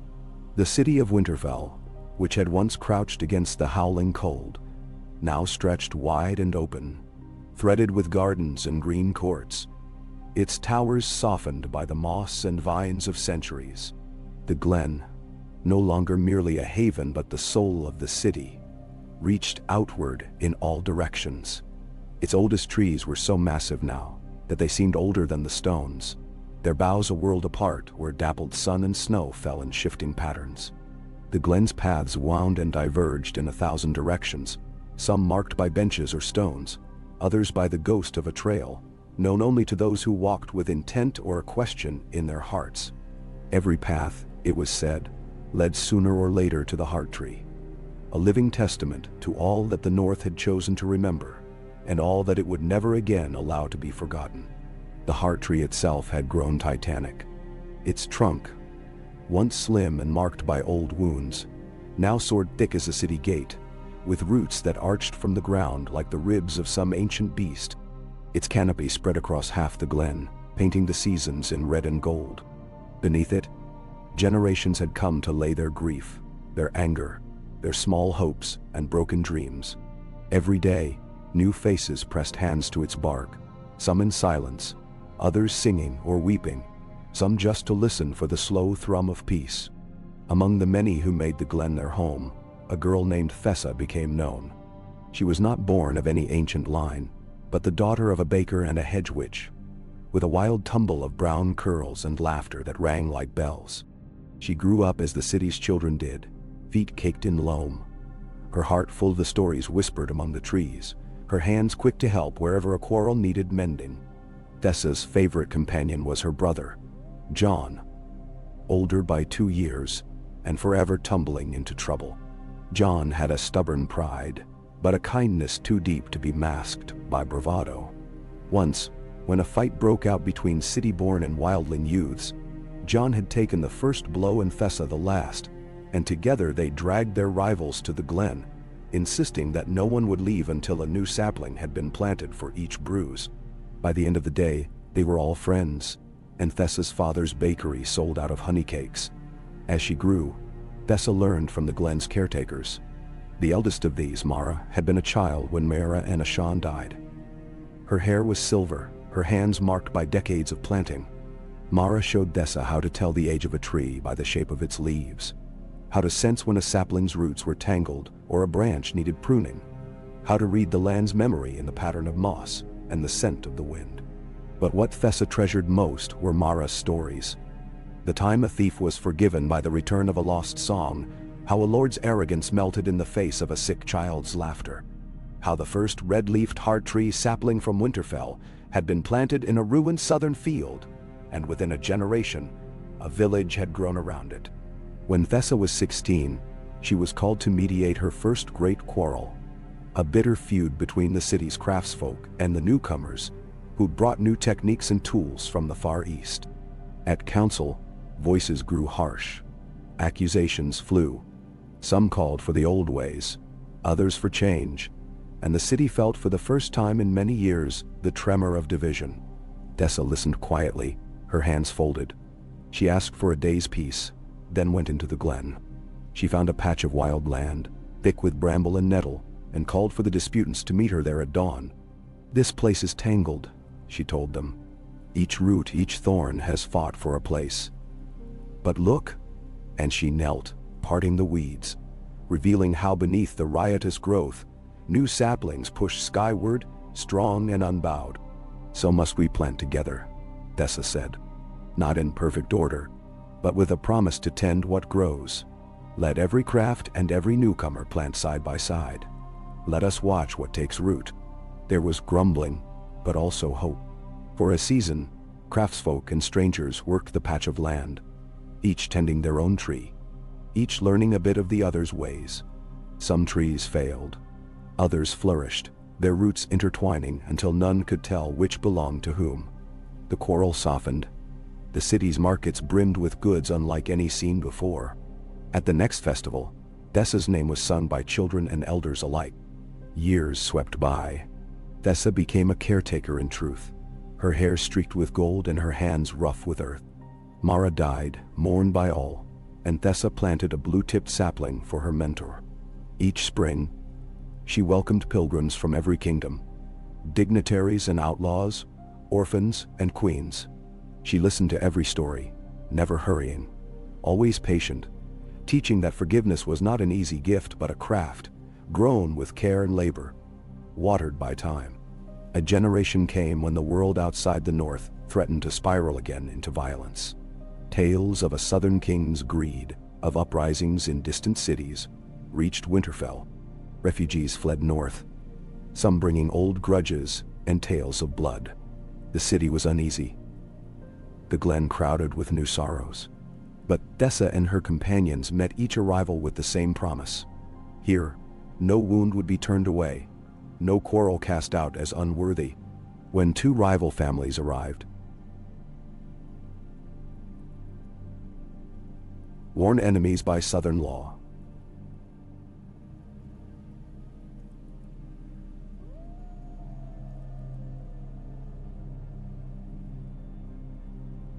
Thessa brought them to the glen's heart, laid their stories at the roots, and watched as their children, bored by hatred, began to play.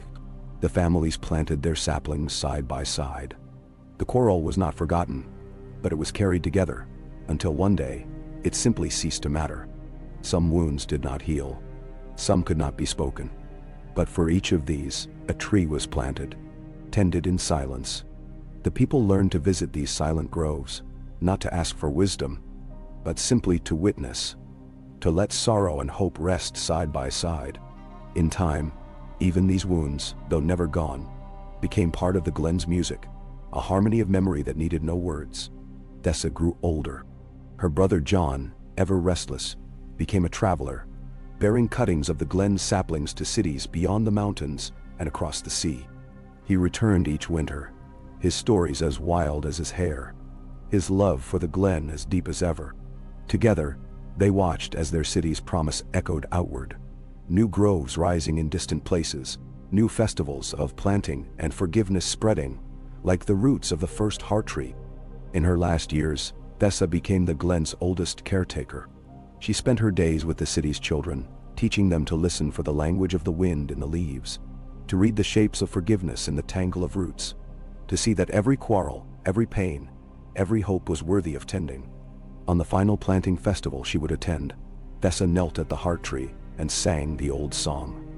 The same sung by Leaf, by Jon Snow, by Marera and Mara, and all those whose names had faded into the living earth. As she finished, the glen was silent, the sun spilling gold through the crimson leaves. A breeze stirred, and the city's children ran to her, eager to hear what wisdom she would share. Thessa smiled, her eyes bright. "Plant, and plant again," she whispered. "Let every sorrow take root, let every joy grow tall. Let the story of peace be sung not in one voice, but in 1,000, each with its own note, each a gift to the next generation." And so, even as the world outside changed, the heart tree and the glen endured, living proof that the work of forgiveness, of hope, of memory, was never finished, but always, always worth the tending. And in every leaf that fell, every root that grew, every story told, the North's promise was kept. Quiet as a prayer, lasting as stone, gentle and strong as the dream of peace. Okay. The heart tree loomed as the anchor of the city, its crimson canopy alive with the chorus of nesting birds, and the low, ever-present song of the wind moving through thousands of leaves. It stood not as a relic, but as a living witness to the stubborn generational work of peace. In every inch of bark, in every line of scar, lay a story. In every root, a lesson in patience and persistence. Through each cycle of frost and thaw, the glen and its city folk renewed their covenant, that hope could outlast hurt, that peace must be made anew with every dawn. It was early spring when a new generation rose beneath those leaves. Thessa's apprentices, young and full of longing, as she herself had once been, stepped forward to care for the glen. Among them was a girl called Mira, whose voice could carry through the farthest corners of the wood, and a boy named Tuvan, who listened longer than anyone, his silence a comfort to those whose wounds ran deep. There were others too, girls who knew every secret path, boys who could coax roots from stones, children of every distant bloodline, orphan and prince alike. They inherited a city changed by centuries of practice. Winterfell's council no longer met only in high halls. They gathered beneath green arches in the glen, surrounded by all who wished to listen. Decisions were debated beneath the heart tree's shadow, every voice heard, every quarrel laid down in the earth. The planting of saplings became not only a symbol, but a duty, an expectation that each new life, each sorrow mended, would add to the city's tapestry. One of the first disputes the new caretakers faced came with a thaw. A merchant from the south, Garin, accused a local smith of copying his craft. The accusation was loud, the shame bitter. Mira led both to the glen, seating them beside the twisted roots of a sapling planted long ago for a quarrel that had since become a tale of kinship. Tuvan listened as each man spoke, one trembling with anger, the other stiff with pride. Rather than speak, Tuvan laid his hand on the earth. "Let the land hold your story," he murmured. "Plant together. Work together. Let time do its work." At first, both men bristled, but the glen did not let them go. In the long afternoons spent tending their new sapling, working the soil, sharing water, watching the roots curl and stretch, their anger thinned. By midsummer, the two were trading more jokes than accusations, their partnership becoming legend, their sapling a sturdy young tree that shaded both their stalls in the city square. Other troubles, more difficult, sometimes came. When a wildling family arrived, bearing the scars of distant violence, some old fears resurfaced. Mira met them first, her voice gentle as she welcomed them to the glen. The wildling mother, wary and thin, refused to speak at first, but she watched as her children joined the city's games, their laughter mingling with the others, their awkwardness soon forgotten. At the planting, she chose to bury her sorrow alone, away from the crowds, but in time she found company beside the glen's oldest tree, the silent groves offering her the comfort she could not find in speech. Seasons rolled forward, each marked by familiar festivals and the slow, subtle changes of the glen. The planting days swelled into week-long celebrations. Every wedding and birth, every home built or quarrel settled, called for a new tree, and by high summer the glen was a wild, fragrant labyrinth, a living map of the city's memory, shaped as much by failure as by triumph. It was Tuvan who noticed that some saplings struggled in places of old anger. He spoke to Mira and the others, and together they began to tend these troubled groves with extra care.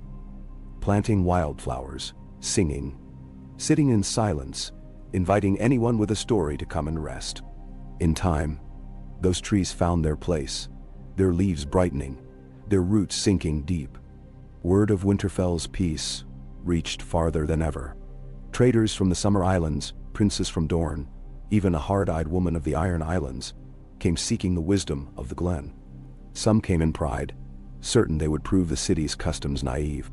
But all left changed, some quietly, some in tears, some with new saplings pressed in their hands to carry home.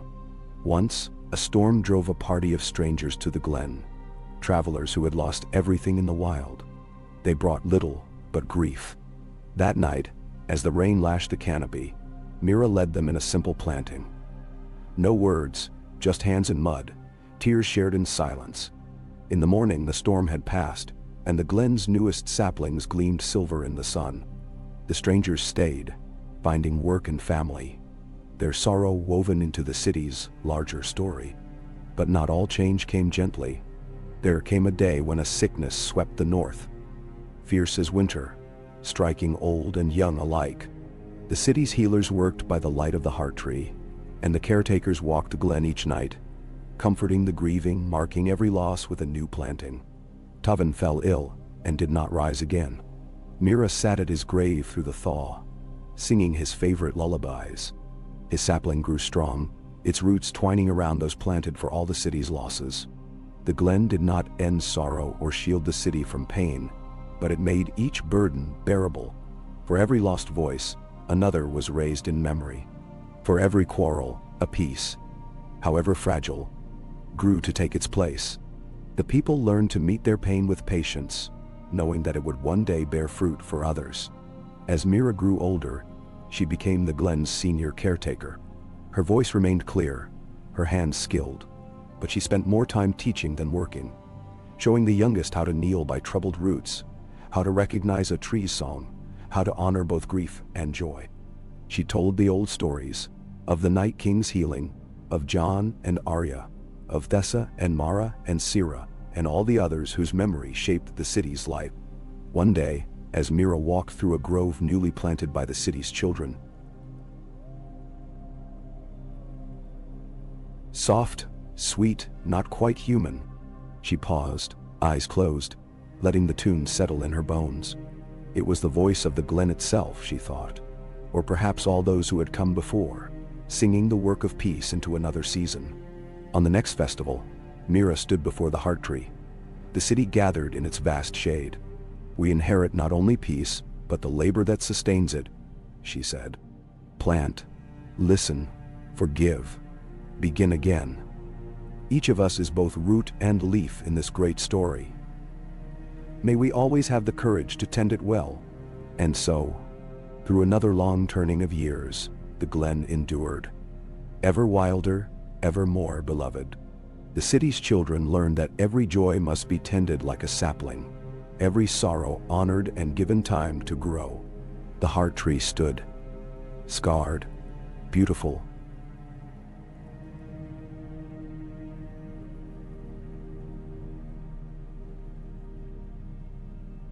A living monument to the idea that hope, when rooted in forgiveness and care, could outlast even the fiercest winter, and that the memory of peace, passed from voice to voice and hand to hand, was the greatest gift.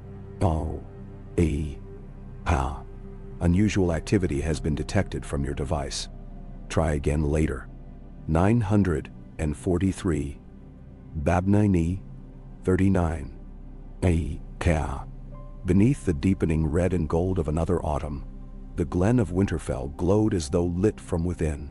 Its boughs, roots, and shifting paths cradled the city's every memory. Sorrow, joy, shame, and hope all woven together, impossible to untangle and richer for their mingling. The heart tree stood ever larger, a cathedral of leaves, its trunk wide enough to shelter a dozen children in a rainstorm, its canopy bright as a banner even on the driest days. Generations had now come and gone since Mira's first season as caretaker. She moved more slowly these days, her hair silver and her hands knotted, but her presence was still a comfort to the city. Young ones ran to her for stories, adults came with doubts and burdens, trusting the glen as their ancestors once had trusted sword and shield. The caretaker's ranks had grown, a living chorus of every age, every origin. For Winterfell's great mingling of peoples had made the city stronger than ever. Among the youngest was Davin, a clever boy with eyes the color of storm clouds and a knack for finding hidden groves. There was Elaine, named for the first planter, who knew the history of every sapling and sang lullabies in 3 languages. Anja, the daughter of a once feared Ironborn raider, could coax even the most stubborn root to flourish. Their bond was unbreakable, and together they guided the glen as if they'd been born to it. Each day, the city's life revolved around the glen's old rituals. With every argument, every lost love or returned friend, every new venture or quiet ending, someone brought a story to the heart tree, planted a sapling, and pressed their hopes into the earth. When troubles ran deeper, resentments between new and old, between city and wild, between those whose grief could not be spoken and those who never learned how to listen, the caretakers gathered everyone together for dusk council under the heart tree's shelter. There, stories were told, hands were joined, and new roots found their way through the dark. But not all wounds could be mended so simply. That year, a hard winter set in early. The snow came deep and wet, bowing the saplings, sealing the roads. The wildlings in the outskirts lost a harvest, and tempers in the city frayed. A foolish quarrel broke out between 2 great houses, a misunderstanding but fierce as any blood feud. For the first time in a long age, the council's words turned sharp. Old pain returned, and the glen itself seemed to hold its breath. Mira watched, remembering winters past. She called the caretakers to her side, Davin, Elaine, Anja, and a score of others. The glen's roots are strongest when times are hardest, she said. We must let the city remember. They sent word for every family, every clan, every wanderer to gather at the glen on the first thaw. For weeks, the caretakers walked the snows, keeping fire pits burning for the hungry and carrying bread to those in need. They told stories, coaxed laughter, held the grieving and the angry alike. At last, as the wind softened and the first shoots pressed through the melting drifts, the city came together. From the wildest fringe to the city's highest towers, folk streamed into the glen, some with pride, some with shame, some clinging to anger, others to hope. Davin spoke first, his voice quiet but sure. We are all part of the story. Let us remember, every quarrel, every loss, every kindness has shaped the glen. Now, bring your hurt. Name it. Plant it. Dah. One by one, families stepped forward. The feuding houses met at the heart tree's root, their leaders pale and grim. They spoke their anger. They spoke their grief. Then, in silence, they planted 2 saplings, one for each family. Side by side, watered with their tears. Others followed, wildlings with stories of hunger, city folk with tales of loss, the children of refugees, their hands full of bright autumn leaves. 100 saplings took root that day, each a promise not to forget, not to turn away, not to give up on the slow labor of forgiveness. Mira, who had seen more seasons than any, led the final planting. Her knees ached, but her hands were steady. She pressed a seed into the heart tree's shadow, speaking the old words, and then simply bowed her head, listening as the glen filled with murmurs of memory and peace. That spring was slow in coming, but it came all the same. The quarrel faded, not erased, but understood and carried. The city's wounds healed as they always had, through patient tending, through the green fire of new growth. In time, the 2 great houses whose pride had nearly torn the city apart became close again, their leaders joined by the work of mending the saplings they'd planted. The wildlings shared their ways of trapping and mending. The city folk shared bread and song. Newcomers brought seeds from far-off lands, and those seeds grew in the glen beside the oldest, deepest roots. Years followed, bright and dark, gentle and hard. Sometimes the glen's customs were challenged, by outsiders who scoffed, by a generation eager for something swifter than planting and patience. Sometimes a sapling failed, sometimes a quarrel lay dormant for years before being named and tended. The caretakers learned that peace was never a finished thing, but a practice. They taught that forgiveness was not about forgetting, but about the courage to face hurt and to begin again. The glen endured because the people chose it, again and again, season after season. Davin grew tall, his hair silvering, his patience legendary. Elaine's voice deepened and grew richer, until it seemed her songs could soothe any sorrow. Anja became known for her stubborn kindness. She coaxed green from the most battered branch, drew laughter from the most hardened soul. When Mira died, old as the heart tree, the city mourned for a week. They sang all her favorite songs, planted a grove of blue-tipped saplings at her grave, and wrote her wisdom on stones placed in a circle at the glen's heart. Every caretaker since, it was said, walked her path in the quiet hours before dawn, laying a hand on her tree and listening for her counsel in the whisper of the leaves. In time, a new festival grew from her memory, the Day of Remembrance. Every person, no matter their age or burden, walked the glen at sunset, finding a quiet moment to speak aloud the name of a hurt or hope, a dream or a sorrow, and to plant it with a stone, a ribbon, or a handful of earth. Each year, the festival ended in laughter, music, and the quiet promise that, whatever storms might come, the city would tend its memory, its wounds, its peace. And so, in the light of every season, under the enduring, ever-growing heart tree, the story of Winterfell continued, woven root and leaf, sorrow and hope, each generation an echo and an answer, each heart an offering to the dream of peace that outlasted even the fiercest northern winter. The seasons spun onward, years passing in their slow, inevitable dance, as Winterfell's glen deepened in beauty and memory. The heart tree's shadow grew broader with every decade, its boughs a world unto themselves, a vaulted cathedral of leaf and light, where even the eldest of the city's caretakers sometimes lost their way, caught up in the hush and music of the wind. By now, the glen was a wonder beyond all reckoning, no mere grove, but a living monument, its labyrinth of trails mapped only by those who wandered often enough to trust the land's gentle guidance. In these days, the old customs were so deeply woven into the city's life that they were less rules than instinct. The planting of saplings for joy, for sorrow, for every quarrel healed and every new hope kindled, continued, unabated. Children learned to walk in the glen before they could speak. The first tales they heard were stories of roots and forgiveness, the old wounds that became strong branches, the ancient kindness that carried the city through storm and famine, war and peace.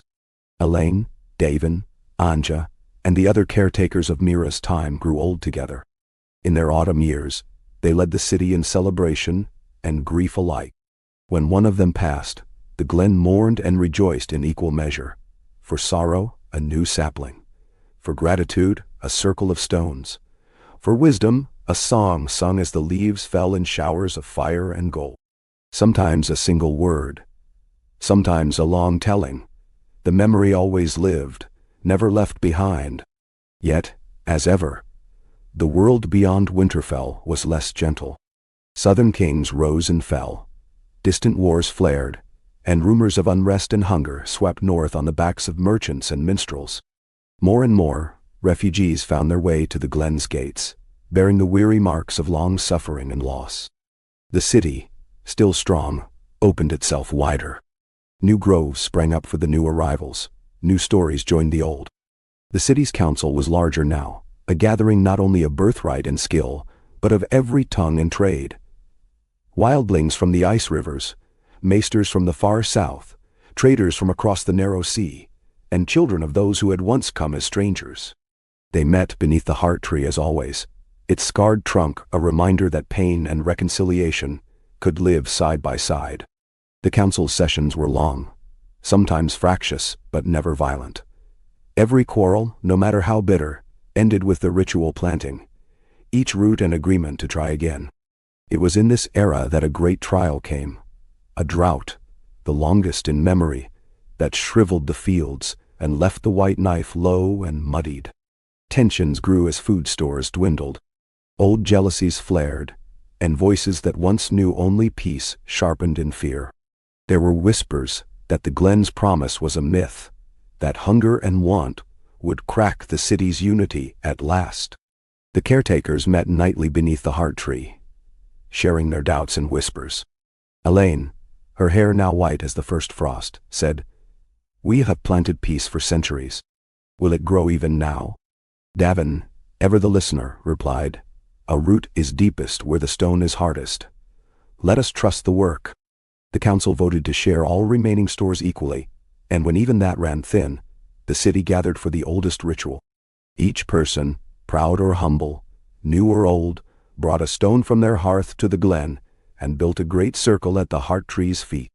In the center, the smallest children pressed a sapling into the earth, one for hunger, one for hope, and one for all the city's dead. They watered it with what little they had, the last cup from each family's jug. For weeks, the city waited. The drought lingered, but bitterness did not take root. Folk turned to the glen for company and comfort. Songs were sung to quiet rumbling bellies.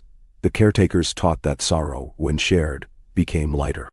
The youngest children told stories to the oldest, laughter echoing through the dry air. One twilight, as the glen shimmered in the long, thirsty dusk, clouds gathered at last in the west. The first rain in half a year fell over Winterfell, drumming on the canopy in wild celebration. Folk ran from their homes, hands outstretched, faces lifted, weeping and singing at once. The glen's saplings, so long silent, trembled with new life. The drought ended, and the city's story gained a new song, one of faith kept, of hunger endured, of peace preserved through the longest hardship. From that day on, every planting festival included a circle of stones, a remembrance that even in want, generosity must prevail. Children brought offerings not just of joy, but of resilience and patience, so that their roots would anchor the city through all seasons. Other changes came in their own time. The caretakers grew fewer, their wisdom concentrated in those who had given their lives to the glen's tending. Anja taught a new apprentice, a boy called Siran, whose shyness gave way to a quiet, steady courage in times of strife. Elaine wrote the glen's lore in a long scroll, not as law, but as invitation and song, leaving blank pages for each new story and each new voice. As the old caretakers passed into legend, their memories were marked in every root and bough, every child's first laugh and every quarrel's ending. When Anja died, Siren planted a willow for her. Its long branches brushed the earth, weeping and shimmering, a comfort for mourners and lovers alike. And always, the glen's work continued. Travelers came seeking its peace, and left as kin. Quarrels burned and were cooled by time and tending. Sometimes, saplings failed and had to be replanted. A lesson that some wounds needed many seasons to heal. The heart tree, vast and ancient, stood sentinel as the world spun on. In its shade, each generation learned anew that peace was not a single triumph, but a practice, stubborn, forgiving, endlessly begun. Each leaf that fell became part of the soil, each story, a root holding the city together through winter and drought and the endless turning of years. So the North endured, not because it was spared the world's trials, but because it carried them, together, to the glen's shelter. And under the oldest branches, where the wind carried every name and hope and memory, the people of Winterfell remembered that the work of peace, like the growth of trees, was slow, communal, and forever worth the tending. Ka. When the next century dawned over Winterfell, the city was less a fortress and more a breathing body. Its limbs the winding lanes and green causeways, its heart the old glen where the red gold boughs of the heart tree shadowed every footfall and secret. The glen was vast, a wild and ordered thing all at once. Orchards of memory, gardens of sorrow, wild thickets of joy. The city's generations had become kin not only by blood but by story, each life braided into the roots and branches that wove through their days. It was said that the glen grew with the city's soul, and there was truth in it. The oldest trails shifted as new saplings grew tall, as groves of willow and pine thickened where once were open meadows. Paths appeared and vanished with the seasons and the needs of those who walked them. Some believed the trees themselves guided the lost, while others said it was the work of countless generations' patient feet, wearing channels into the earth with hope and habit. It was the age of the children of Siren and Elaine, of wild-haired Mara's line, of new names and new bloodlines weaving in from every end of the world. The glen's caretakers had become a council, their roles more diverse than ever, healers and singers, planters and historians, children with the gift of storytelling, elders with the patience to mend what words alone could not. They had learned from the hardships of drought and discord. Peace required tending, and wounds, new and old, must never be hidden away.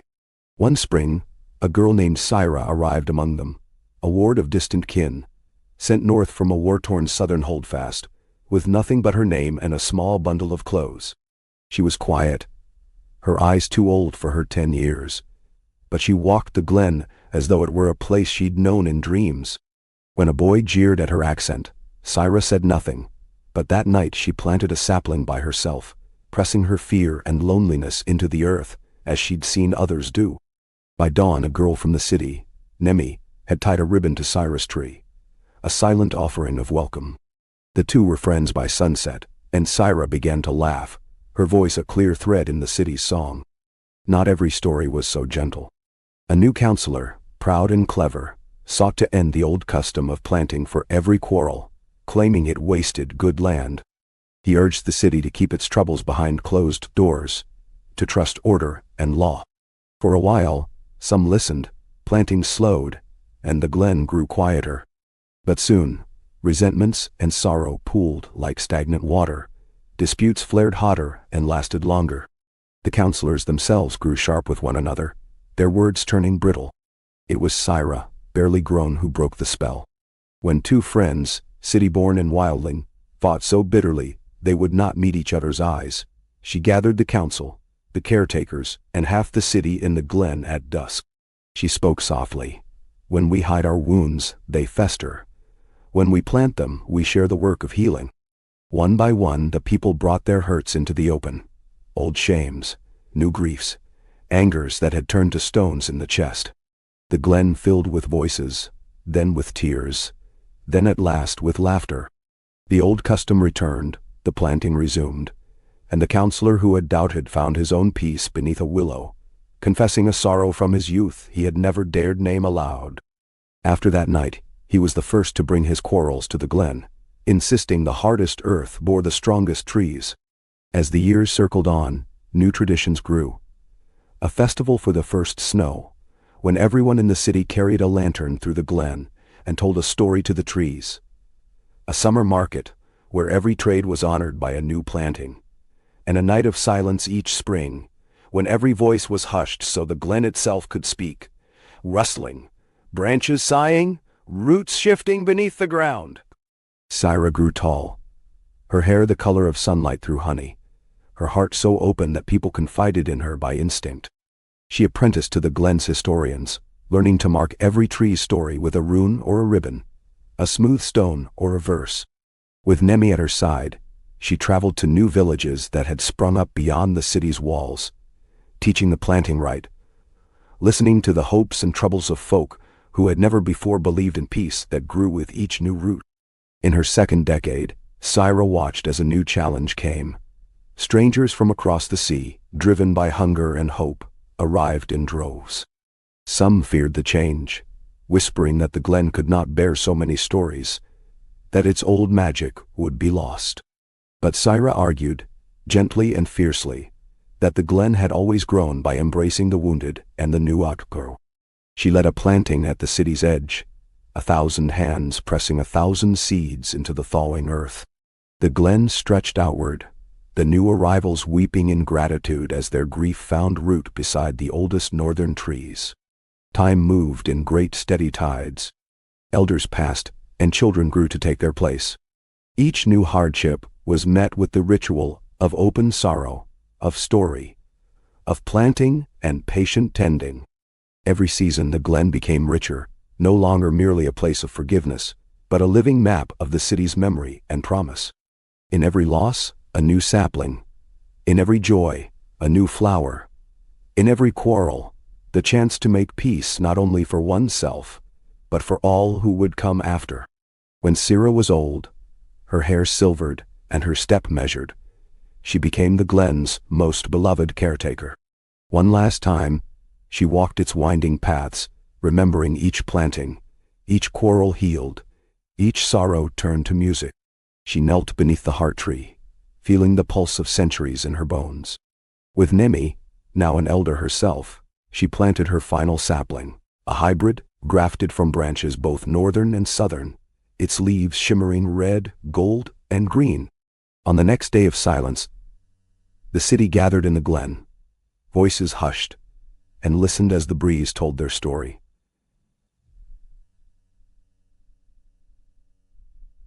A tale of hardship and hope, of old pain and new kin, of roots growing ever deeper.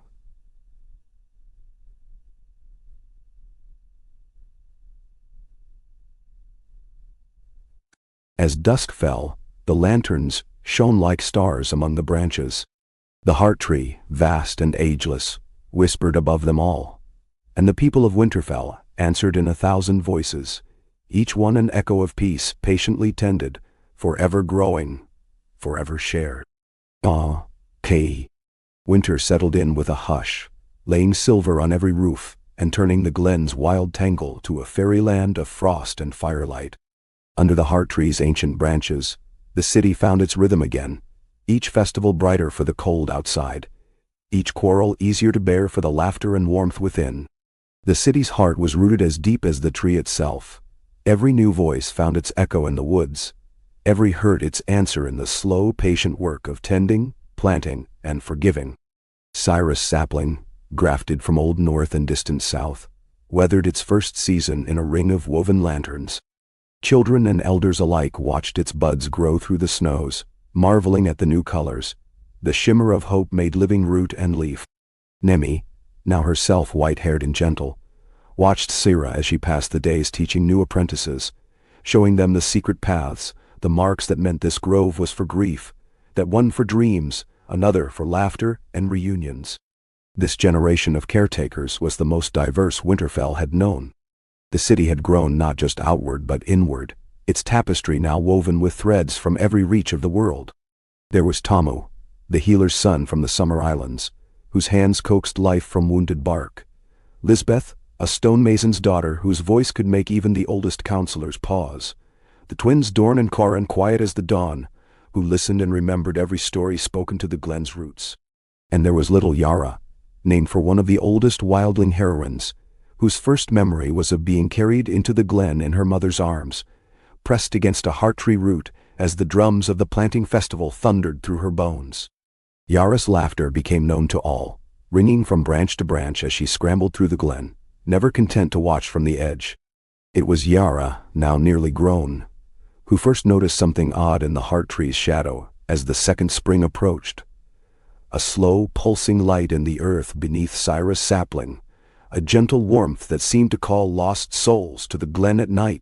She spoke of it to Nemi, who only smiled, and to Syra, who pressed her old hands to the earth and nodded, whispering that sometimes, when peace was truly planted, the land itself would sing it back.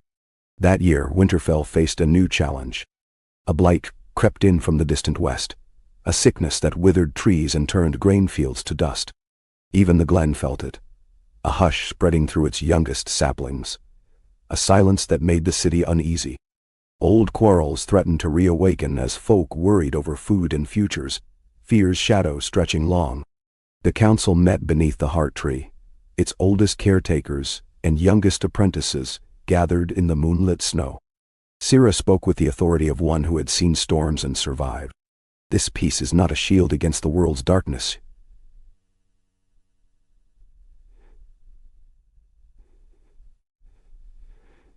She told them, but it is a lamp we can carry.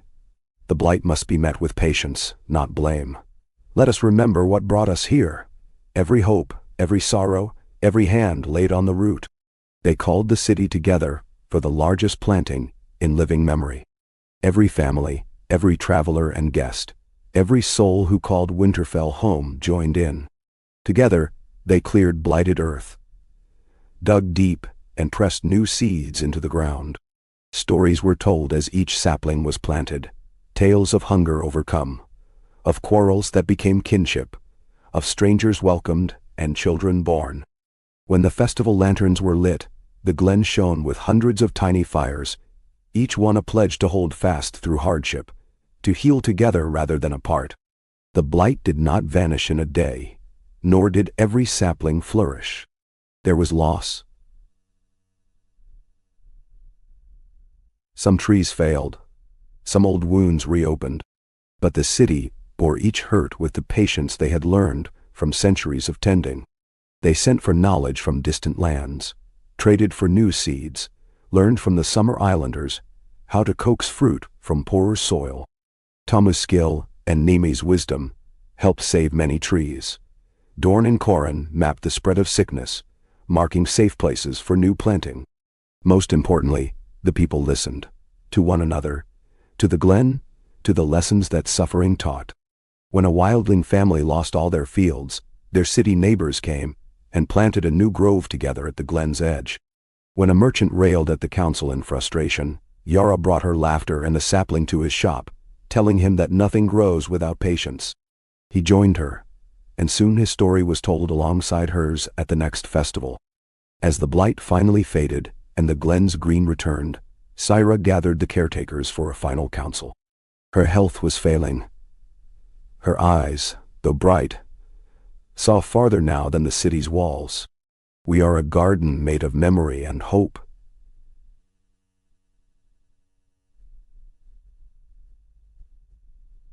She said, her voice clear.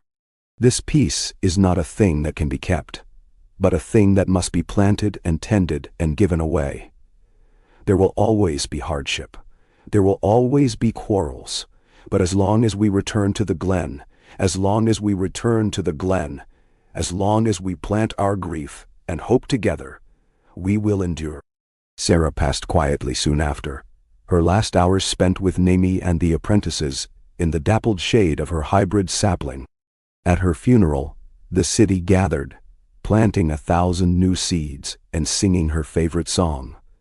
An old ballad of sorrow turned to joy, of strangers become kin, of a world that could be remade, one root at a time. In the seasons that followed, the glen grew more vibrant than ever. The heart tree stood taller still, its trunk etched with new names, its roots tangled now with ribbons, stones, and tokens from 1,000 different hands. Yara became a caretaker in her turn. Her laughter as steady as the turning seasons, her courage a lamp to all. Dorn and Corin kept the stories. Tamu's grandchildren healed saplings and wounds alike. A tradition grew. Each spring, as the sun climbed and the frost retreated, the youngest of the city, no matter where they were born, gathered to choose a place for their own planting, pressing their hopes into the ground, their hands guided by elders who knew that every story, every quarrel and sorrow, was worth the tending. And every year, as the leaves unfolded red and gold above them, the city listened for the glen's quiet music, the living memory of peace, of forgiveness, of hope, still growing, still sung, still strong enough to shelter all who would come to lay their burdens in its patient, welcoming shade. A.K. The winter that followed Cyrus' passing was long, but not cruel, full of clear, cold nights and mornings dusted with hoarfrost, the glen sparkling under a pale sky. Winterfell thrived in the hush, the city drawn inward for warmth and memory. Even in the short days and dark evenings, the glen was busy.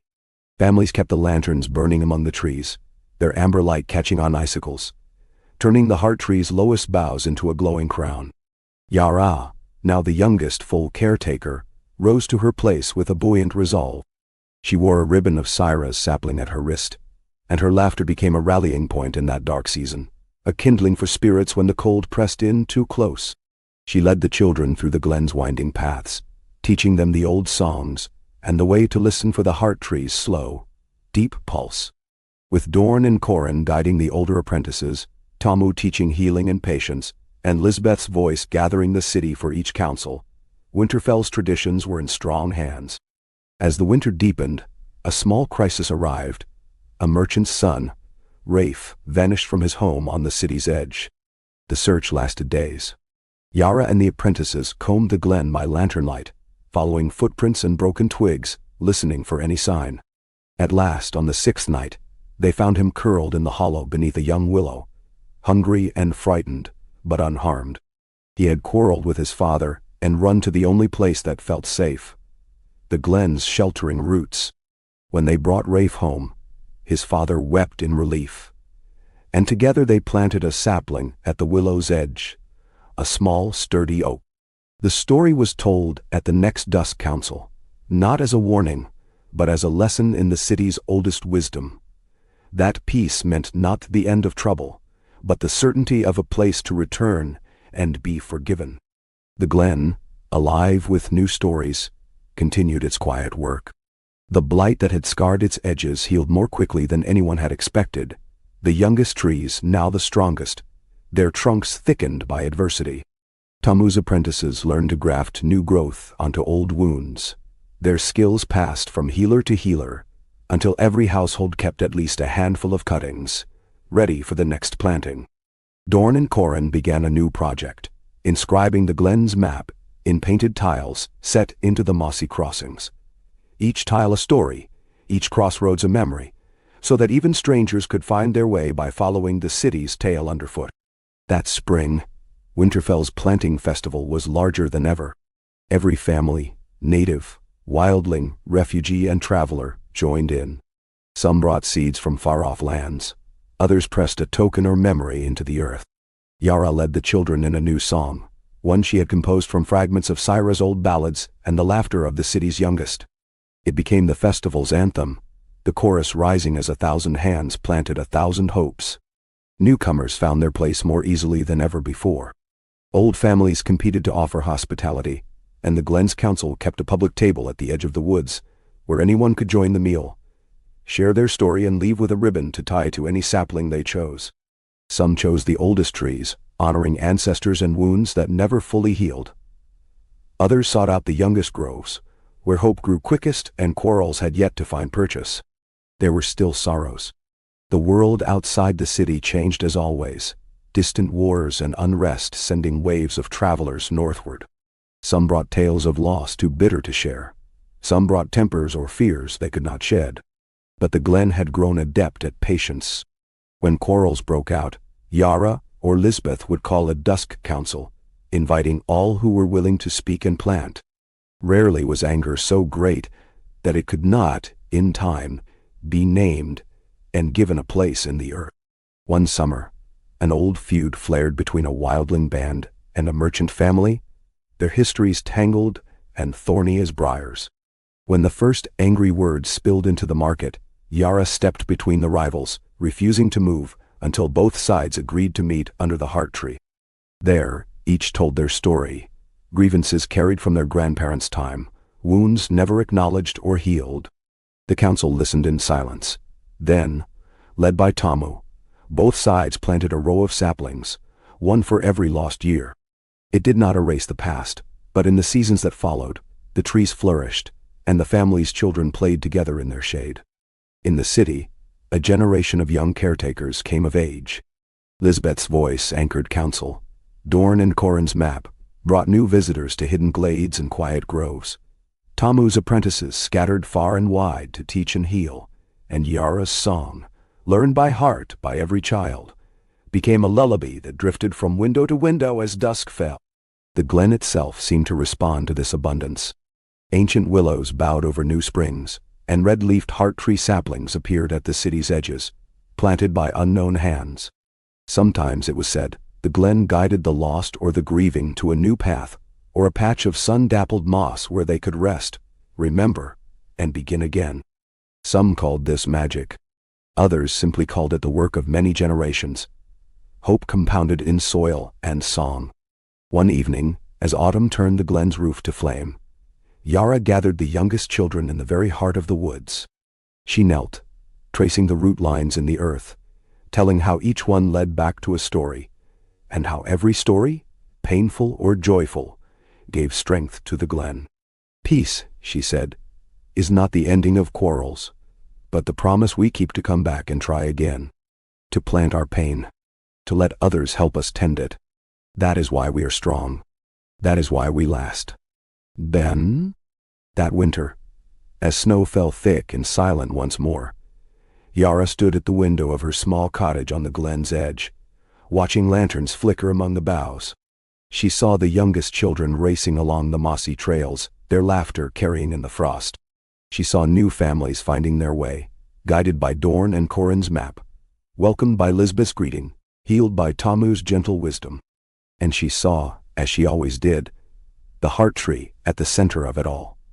Scarred, immense, crowned in light, still growing, its roots and branches forever weaving the story of a people who had learned that peace must be tended, sorrow must be honored, and hope, above all, must be planted in every season, for every child, for every dawn yet to come.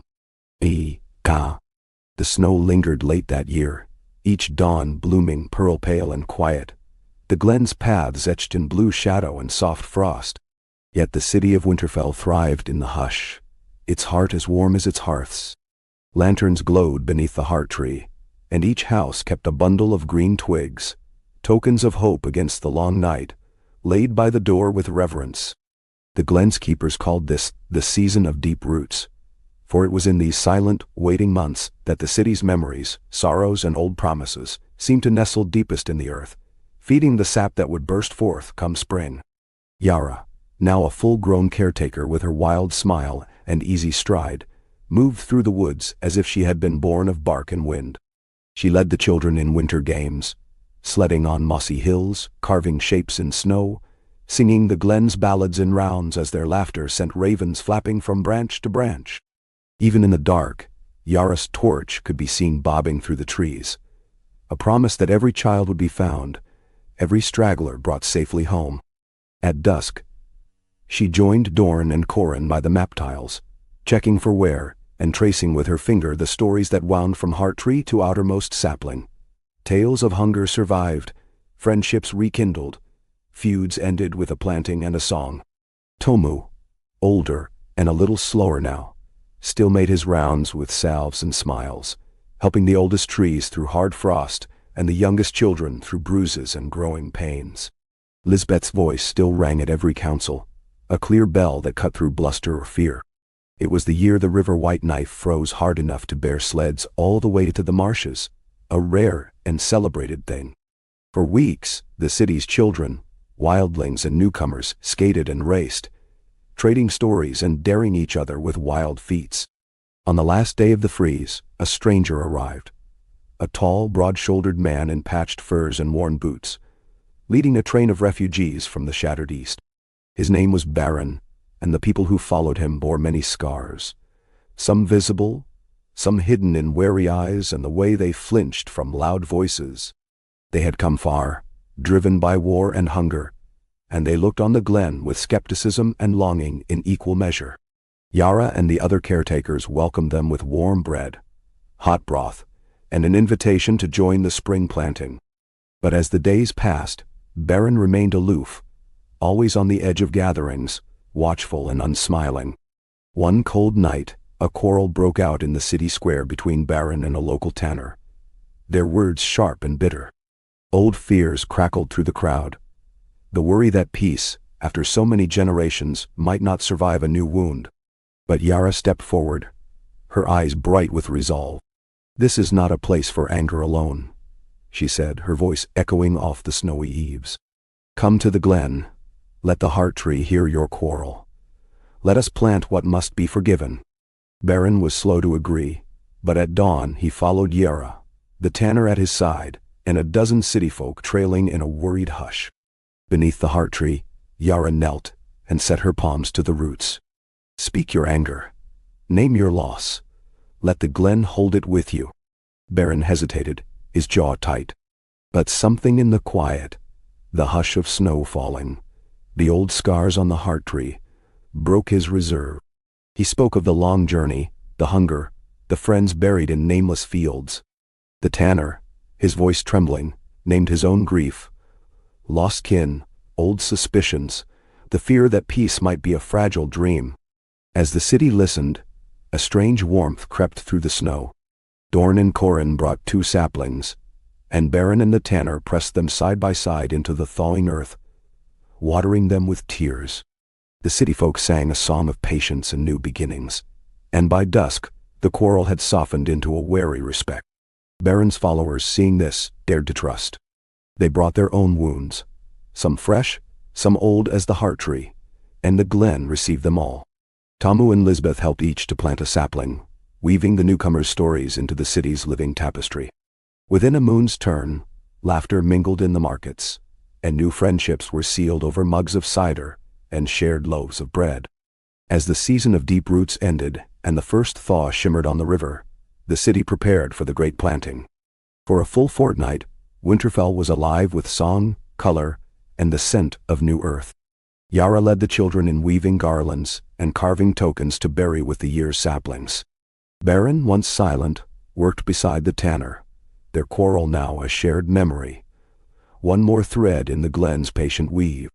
On the day of planting, the entire city, old and new, wild and gentle, all bloods and names, gathered beneath the heart tree. Lanterns hung like stars from every bough. Each person, from the eldest counselor to the youngest babe, pressed their hopes and griefs, their quarrels and dreams, into the earth. Dorn and Corin sang the story map, Lisbeth's voice rising in the old ballad of healing, Tamu anointing each root with honey and wine. When all was planted, Yara stood in the heart of the glen, her arms full of green twigs and red gold leaves. "Peace is not stillness," she called, her voice carrying to every edge of the city. "Peace is the work we share, the wounds we name, the hope we tend in every season. Let us remember, every sorrow planted, every quarrel spoken, every root twined with another, makes us stronger than any storm." That night, as dusk deepened to velvet, and the heart tree's canopy glowed with lantern light, the glen rang with music and laughter. The city's oldest wounds slept peacefully beneath the moss. The youngest dreams had just begun to take root. And so, as the glen's leaves opened to a new spring, Winterfell endured, rooted in forgiveness, fed by memory, ever brightened by the stubborn generational hope that each sorrow given to the earth could, in time, become the shade, the shelter, and a song of a kinder world. Okay. Spring awoke with the hush and certainty of a rising tide.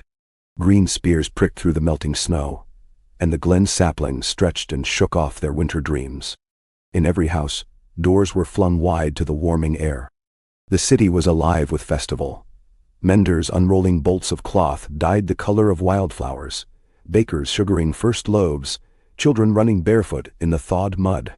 Yara and the caretakers began the planting early, for the ground was softer than in living memory, and the glen's oldest trees seemed to whisper for new company. Every day, new faces, old city folk, Baron's eastern followers, wildlings and newcomers from the far south, arrived at the wood's edge, hope shining through the shyness in their eyes. For each, there was a ritual. Tell your story. Plant your sapling. Let your voice join the glen's memory. Dorn and Corin, their map tiles worn smooth by 1,000 curious feet, led families to glades matched to their stories.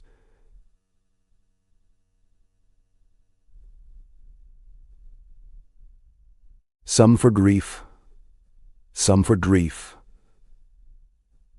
some for joy, some for forgiveness or dream. Tomu, hair gone gray and hands more careful now, blessed the soil with honeyed water, humming the old healing songs as he worked. Lisbeth, the voice of counsel, met the city's quarrels with patience and wit. She presided over the season's hardest planting, a merchant and a smith who'd come close to blows, each claiming the right to a rare old chestnut tree. With the whole city watching, she made them retell their quarrel beneath the heart tree's canopy. When they finished, she offered them a challenge. May the roots decide. Plant your saplings together. Tend them for a season, not as rivals but as neighbors. At festival's end, whichever flourishes best, let it stand, and the other shall become the seed for the next year's planting. Reluctant but smiling, the merchant and the smith agreed. They returned to their glade every morning, sometimes squabbling, more often laughing as the work became its own reward. By the end of spring, both saplings thrived so fiercely that even the glen's caretakers could not say which was stronger.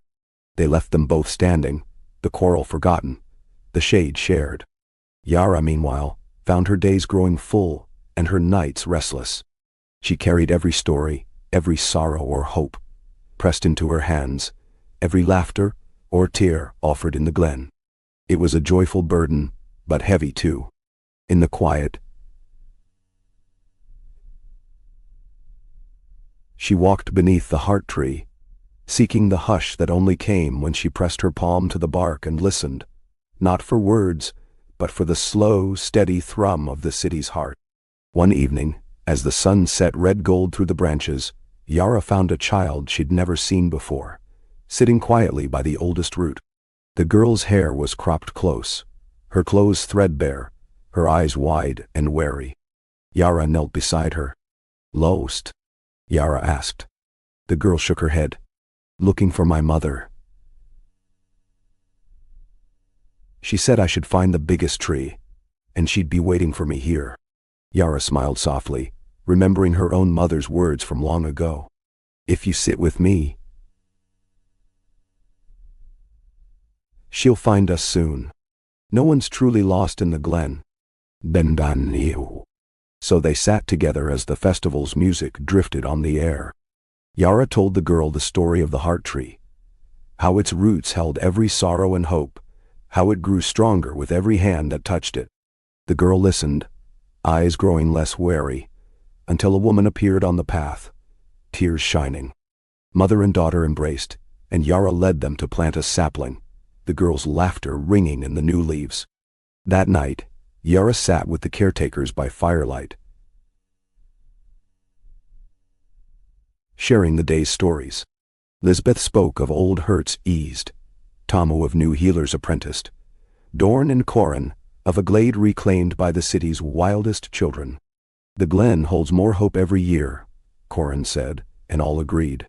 But hope, they knew, was a living thing, fickle as the wind, stubborn as a root-breaking stone. Summer brought new tempests, a sickness that swept the wildling encampment, leaving fever and fear. a drought that turned the lower fields to dust, a fresh wave of refugees from a war beyond the sea, their stories raw and jagged. The caretakers did as they always had. They opened the glen, tending wounds, listening to grievances, welcoming the sorrowful and the fierce alike. Tamu and his apprentices brought herbs and clean water to the sick, while Yara gathered the city's healers beneath the heart tree, teaching them the new lullaby she'd made for hope and healing. Dorn and Corin mapped safe paths for the desperate. Lisbeth called for patience and help at every council. In the worst weeks, the city gathered for dusk councils every night, planting new saplings not just for quarrels, but for courage, for sorrow, for every survivor and every loss. The glen filled with candles and soft songs, each flame a promise not to turn away from hardship, each voice a promise to begin again. Slowly, the fever abated. The drought broke at last in a summer storm, rain drumming the glen's leaves into wild applause. The new refugees, aunt strangers, became friends, their stories added to the map tiles, their children running barefoot on the mossy trails. Baron, who had watched all with a protector's skepticism, finally let his shoulders ease, his laughter joining the city's chorus at the festival of first harvest. That autumn, as red and gold leaves tumbled in the wind, Yara stood beneath the heart tree, her ribboned wrist raised to catch the light. She spoke to the city, young and old, native and wanderer, each face shining in the lantern glow. We are a city of roots and branches, she said, voice steady. We plant what hurts and hope together. We honor every sorrow and every dream, and by tending them, we become a forest no storm can fell.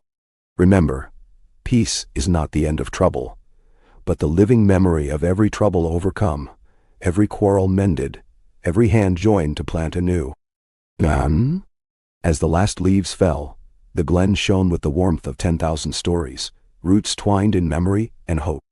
And in the stillness after festival, as the first snow drifted soft and silent over the city, Yara pressed her palm to the heart tree and knew, as long as Winterfell remembered to plant, to forgive, and to begin again, the peace sown by so many hands would endure, growing, sheltering, and singing for all who would come to find their place among the roots. Oh, K. Winterfell's city and its glen wore the year's end like a velvet mantle, stitched with frost and soft firelight. As the snows deepened, the heart tree's boughs stood bare but proud, red bark gleaming against the white, roots curling and plunging through old snowdrifts. The lanterns of the winter festival hung in thick garlands from every eave, from the market's archways to the oldest roots. All night, their amber glow flickered, casting a warm hush over even the coldest corners. In the glen, the season's hush was not only cold and quiet, but full, a sense of patient waiting. The saplings huddled in close rows, their branches dusted with white, their roots tucked under mossy mulch. Children dared each other to walk the paths in the blue dusk, their laughter echoing through silent trees. It was a time for memory, for the telling of old stories and the weaving of new ones, for honoring those who'd come before. Yara, now the most beloved of the caretakers, spent every morning tending the frost-bright glades, her breath a cloud, her hands warm from the tasks of lighting lanterns and checking for branches bowed by ice. She taught the city's youngest to watch for the subtle signs of winter life. Fox tracks at dawn, saplings withered by wind but stubbornly alive, the faint sound of water deep beneath the ice. Her patience in these things became legend. All peace is built in waiting, she would say, intending what's hidden and trusting that it will grow again. Dorn and Corin, older now, mapped the glen's changing landscape with more artistry than ever. Their tiles now spanned whole circles of the woods, each one painted with the emblem of a family or a friendship, a quarrel mended, a feast remembered. Some tiles told stories with a single line, a heart, a droplet, a spiral for healing. Others were a patchwork, added to with each passing year by children who grew into adults, their own stories twisting into the city's larger tale.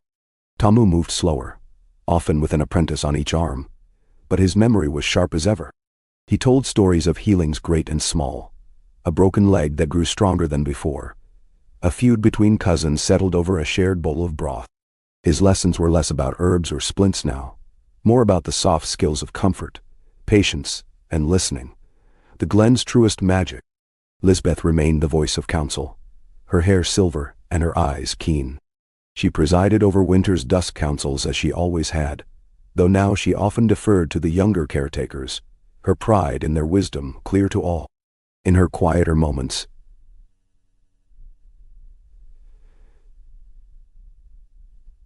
she worked with the city's weavers, designing banners embroidered with the Glen's symbols to hang above every main road, a reminder that even in the hardest times, the city's peace was something made and remade with every hand. The winter brought its challenges. 2 hard freezes killed the late cabbages, and the lower river froze over early, making trade with distant towns slow and uncertain. One family, new to Winterfell and struggling with the cold, lost their eldest to fever. The city came together for the burial, each neighbor pressing a handful of snow-melted water into the earth over the grave. A new sapling was planted, and the grieving family found, over weeks and months, that their pain became part of the Glen's memory, still sharp, but shared and lessened. There were small joys, too. The Glen's wild rabbits bred prodigiously, and children organized a hunt that ended with a feast of stew and sweetbreads. Baron's followers, once strangers, brought their own winter customs, teaching the city's folk to weave ice lanterns, casting blue and green light across the snow. In the market, the smith and the merchant, whose rivalry had once threatened peace, organized a fair for all craftsmen, turning old grudges into laughter and friendly competition. As the nights grew longest, Yara planned the Great Night of Silence, a tradition born from Cyrus' time, and now the city's most beloved.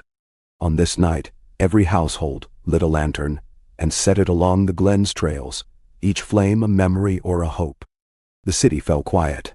No songs, no bells, only the sound of feet in snow, the creak of trees, the distant murmur of the heart tree's branches. That year, a new visitor arrived, a young man named Janos, tall and shy, who had walked from the southern mountains after war had ruined his home. Janos was quiet but curious, lingering at the Glen's edge, learning the stories, listening to the lullabies sung to sleeping children. Yara welcomed him, as she had so many. And on the night of silence, she found him alone under a willow, his lantern unlit. She sat beside him, her breath visible in the cold. "You have a sorrow," she said softly. "Would you name it here?" Janos shook his head, ashamed. "There are some wounds that cannot heal." Yara took his hand. "In the Glen, we do not ask wounds to heal. We ask only to carry them together and plant them when you're ready." They sat together until the city's lanterns flickered out, and in that hush, Janos pressed his sorrow into the earth beside the willow. Yara planted a sapling over it, and as the days passed, Janos found work with the Glen's menders, his grief still sharp, but no longer so lonely. Spring arrived with a rush of water, sap rising through the oldest trees. The city poured into the Glen for the planting festival, old, young, wildling, wanderer, all pressed together in a great tangle of laughter, song, and the scent of new earth. Janos joined them, his hands steady as he helped a child from Baron's kin press the first seedling of the year into the ground. The Glen had grown impossibly wide, paths branching farther than ever before, memory and hope made manifest in the shade and bloom. The council's map, once a curiosity, was now a living archive, every tile a step in the city's pilgrimage through hardship and healing. On the last day of the festival, Yara stood beneath the heart tree. She looked out over the lantern-lit glades, over the heads of every soul, old friend and new, who had given their story to this living piece. "This is what we have built," she called. "Not a city free of sorrow, but a home where every sorrow is given its place, where every hope can find a root, and where every season together we begin again." As dusk fell, the Glen thrummed with the promise of another year, a promise made not with swords or shields, but with the patient, stubborn hands of a city that knew peace was the work of 1,000 hearts, planted, tended, and shared beneath the watchful eyes of the ageless heart tree. Hey! Spring thundered into Winterfell with the exuberance of a long-awaited guest.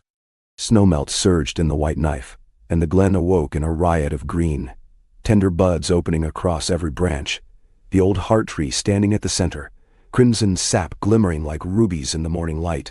Each day, the city's folk poured into the woods, laughter and voices ringing under a sky so blue it seemed to sing. From every house and hall, from every road and riverside, people brought baskets of seeds and memories, ready to begin the year's most important work. Yara felt the new season's energy as a thrum in her bones. She woke before dawn to light lanterns at the glen's edge, singing the first song of the morning as she roused children, elders, and apprentices alike.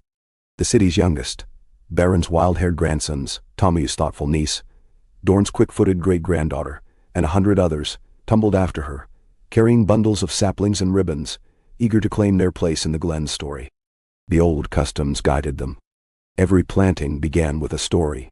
The children spoke of dreams and fears, of lost pets and new siblings, of lessons learned and small wounds mended over the winter.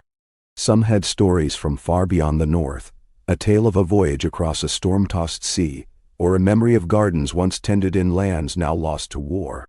Each voice was woven into the work, a handful of earth, a pressed seed, a whispered hope. Lisbeth and the council oversaw the work with calm wisdom, their eyes missing nothing as they resolved disputes and settled the planting order in the glen's most crowded groves. Dorn and Corin checked every tile of their map for cracks, helping the newest arrivals inscribe their first sigils, guiding them to hidden glades suited for remembrance, joy, or forgiveness. Tomu, now a revered elder, set up his tent of salves and seeds near the heart tree, tending bruised knees and sore backs, offering honeyed tea to those who needed comfort. Even Janos, still shy but steadier now, lent his strong hands to every task, his sorrow gradually taking root and finding gentler soil in friendship and work. On the festival's third day, Yara led the ceremonial planting beneath the heart tree. The city's oldest and youngest gathered, along with the caretakers, the council, and the newcomers from every distant border. The heart tree's roots were crowded with offerings, painted stones, lengths of blue silk, tokens of luck, a little boat carved by a wildling child for a friend lost to the river. Yara stepped forward, holding a sapling with 2 trunks. A rare find, its roots twisted in a loving tangle. This year, she called, we plant for every bond that outlasted quarrel, every hope reborn from sorrow. May our roots grow tangled as these, strong enough to hold each other in every storm. The city cheered, and together they pressed the twin sapling into the earth. Children tied ribbons, elders whispered blessings, and the glen seemed to breathe, the sunlight shifting gold and green across the gathering. The season was not without trials.